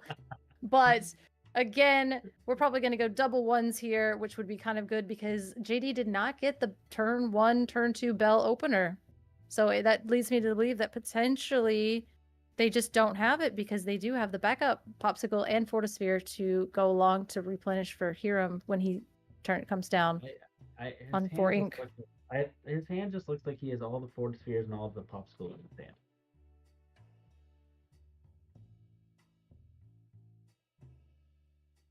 Yeah, he's just like, it's just an item deck, and he's just got all the items in his hand. Right. Yeah, I'm throwing down Card Soldiers. I'm throwing down Mulan. I'm going wide. Let's put them on here. Let's get these 1-drops dropping. Again, Card Soldiers instantly becoming a 3/2 because of that Mulan's effect of when she comes into play, she gets 2 damage on her immediately, being a hefty little 2/3 for 2 ink. Oh, we see a Hiram into the Inkwell and opting to play our Larry. Interesting. Do we have another one? We think if we're... Oh, yeah, I'm sure we do. I think that the card all the way on the left there is probably our other Hiram. But if I'm Nathan, I'm super stoked to seeing that thing go in there. Oh, and we are just going to tempo out a Crab because we haven't seen our Hiram yet. He's not here yet because we didn't ramp. So 4 ink is on turn 4, like good, clean Disney Lorcana should be played. That's right. Who needs ramp? So we are going to turn those sideways, which is kind of fine here. Let's get some early lore, which is definitely the way that you win this, because now we're looking, and we did draw the strength for turn, so we're going to go ahead and ink the Fortisphere, potentially play a Popsicle, and then sink strength onto the... I don't know. What am I scared of? Am I scared of the Mulan at this point, or am I scared of the Crab? I think is Mulan shift on 5? Yeah, I think Mulan shifts so much later in the game that I think I'm getting rid of that. Getting rid of that Crab. So. I would agree. I'm not too scared of that, but yeah, get rid of that Crab because we were gonna sing Friends next turn anyway. So because of the damage, so Smee is gone.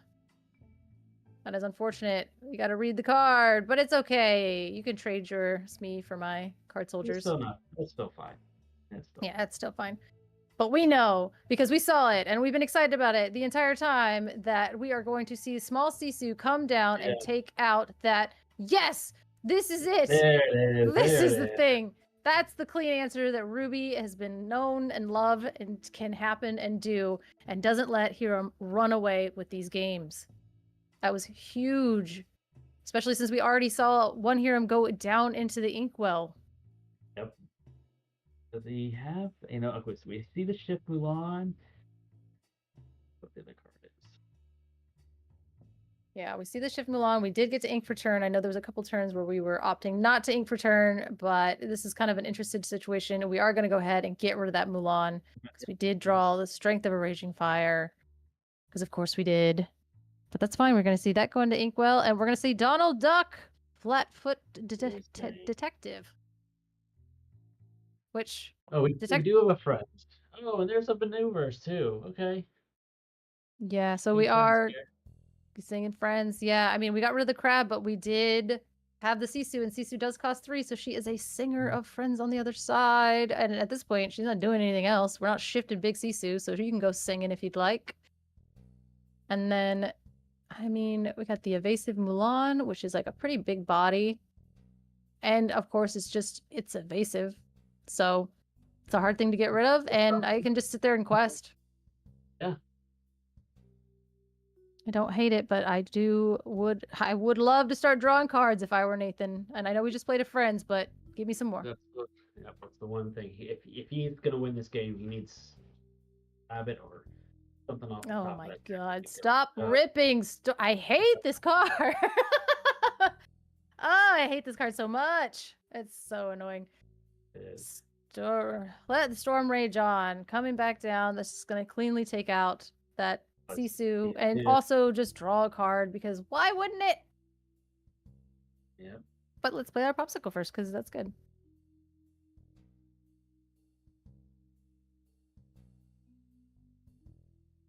Debating on the Robin Hood. Okay, we're gonna go ahead. Storm. Yep, there it is. Draw another card. Yep.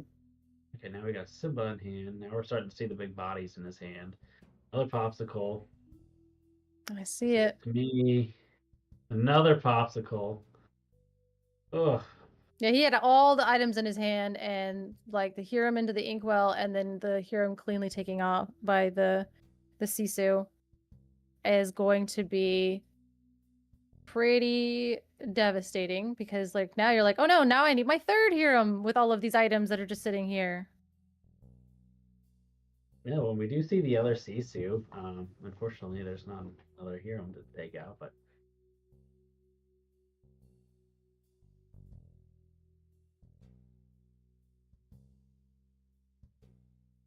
Yeah, and again, uninkable, so she'll just rot in my hand until you have a Hiram decide to show its face. Now, I don't know, is that another Moana over there?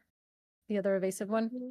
I think it's Mulan. I think it's Mulan. Oh, okay. Well, that was... I can see how there was, trying to decide what we were going to do. And of course, that Mulan can then quest freely, just be a little spell book in the sky. Now, we do see a manor come down. Ooh, this. Okay. And we're going to play the Simba, which is going to get rid of the Sisu. Quest out. Yeah. Really need some card draw for Nathan. Really need something to get us back into it. Yeah, I definitely see that. And unfortunately, it's like JD is not really drawing a ton of... Well, there you go. There's a rabbit off the top. But I was going to say, everything on JD's board quests for 2. And that is not nothing. Big bodies that quest for 2 is pretty good. But a rabbit off the top is going to give us a Mother Gothel. And that's not really going to do much. That's Medusa. Wrong Medusa. Sorry, yeah. Just go ahead and quest. Quest, because that's all we can do. There's another Forest Sphere for JD. Of course. That's another Force Sphere. And then into the how far I'll go. This is the turn that I lose the will to live against Sapphire decks. Oh my gosh. So, I mean, do we have 7 ink? I'm ripping off that Cinderella and throwing her down. That's what I was. Absolutely. The same thing. 100%. Yeah. No, he's gonna go ahead and put the grab your swords into the inkwell because who cares? Because I have a Cinderella. Yeah, that's a huge. Oh, we're gonna play Manor. I think Are we gonna ink? Oh yeah. Wait, 1, 2, 3. Ink Manor. 4, 5. Yeah, absolutely. Because that's insane. Like that card is going to. Yep. I mean, now I will say the moving damage mechanic does get around resist, so you will be able to stack damage onto the Cinderella. If we get the proper cards. Yeah, well, play Dolores for 4 to draw 1 measly card. Hey, there's our that doesn't really help us too much though, but we are gonna go ahead and do that. So now we have to decide. This is where I check out with the math. I'm like, okay, hold on. So if I challenge into Donald Duck, my Mulan gets to stick around. But there is no damage to start moving around. So then I would have to challenge. Yeah. Well, not great. No, it's not great. That's the only... Yeah, so we go ahead. We take out the Donald. So she's a 3. But then we'd have to challenge into... We just played the Dolores, so we'd have to challenge in the Rabbit... Throw it into the Larry, potentially, to then move a damage from the Mulan. Or the other way around. Either way, we get to draw a card. We still ended up in the same spot, but yeah. Didn't we just play the Dolores? I think we just played the Dolores. I thought we just played the Dolores, too. Yep, I think we just played the Dolores. Judge! I think Yeah. we played the Dolores and Yeah. the Gothel. Yeah, the Gothel and the Dolores came down this turn, so we would not be able to draw, or we would not be able to take out the Larry with the Dolores. Right. So. Oh, well, I think we're just I think we realized that. Yep. We're fixed. We're fixed. Yep. Run it back. We're good. Yeah. Rewind. Good job. Yeah, which is actually still pretty good because have it being a That's what we're here for. It being a 3/4, you're still gonna have you can't storm that little evasive thing. You still have the damage for next turn if we wanted to do some challenging. So if we quest out here 4, 7, we got 17. Jeez. Oh my goodness. I mean, honestly, great. And then we have a hero to refill our hand. Oh my god. Just why not? Why not? And then we can play a bell we can play a bell for free. We could. Oh, that's disgusting. I'm absolutely ripping that bell off. I don't care because we have one more item for hero next turn. Yeah, go ahead. Yeah. I'm questing because that's really, I mean, it's really, really cool to see on JD's part because what he's done here is instead of doing the item synergy, he pivoted to the other part of his deck, which was big bodies with 2 lore questers on it. And those are so hard to deal with, even in Nathan's deck, who has all of the answers with the challenging. Yeah. There we go. Wow. Yeah, that was a very, very interesting match. I loved being able to kind of see that and watch that happen. Absolutely. I did enjoy seeing Nathan being able to pull out game 2. That was really cool to see how that actually got to work against a very strong Sapphire Steel deck. But man, when Sapphire Steel gets going on the flip side, it's just tough to keep up with. Hey, well, good games. Yeah, there you go. Good games. Nathan and JD, and congratulations to both you guys for making the top 2 and picking home some sweet play mats.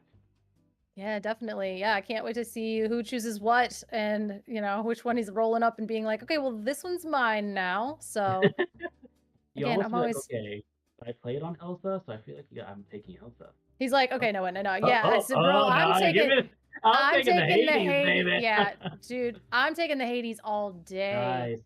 And then yes, absolutely. Yes. Like, no, you're good. That's a thumbs down. But no, I'm just kidding. Absolutely. I mean, Hades is my absolute mat of choice in that one, and the Rapunzel too. I don't know. I want the Tiana. I want the Enchanted Tiana because I want to chuck that into a deck. But no, that Rapunzel art is gorgeous. So that is definitely. It's funny. It's because the mats seem cooler than the Enchanted to me right now, but that's fine. But agreed. Yeah. Agreed. Awesome. Well, congratulations to JD and Nathan. That was super well played. It was a very interesting matchup. I mean, that was again, I think I keep saying it, but that Flinger Dinger deck is hard. The math becomes really, really weird. And shout out to anybody that can navigate that in a very proficient manner. Yep. Good stuff all around for our players today. One last go around here, just a couple shout outs. So again, this tournament was at Galactic Games in Garner, North Carolina, just outside of Raleigh. Small store, but they've been able to do quite a bit with Lorcana for our community. So please, if you're around Garner, go check them out. Next up is Unplugged Games. They are our sponsor for the Team Uninkables. They also are a great part of our community. You can find their website, I believe it's unpluggedgames.com. I'm sure there is a link in the YouTube channel. But if you need for all your singles, for Magic, for Lorcana, I think they're doing Pokemon now. Go check them out. And then lastly, shout out to our girl Amanda, who was on here earlier. Again, support her in her battle for cancer.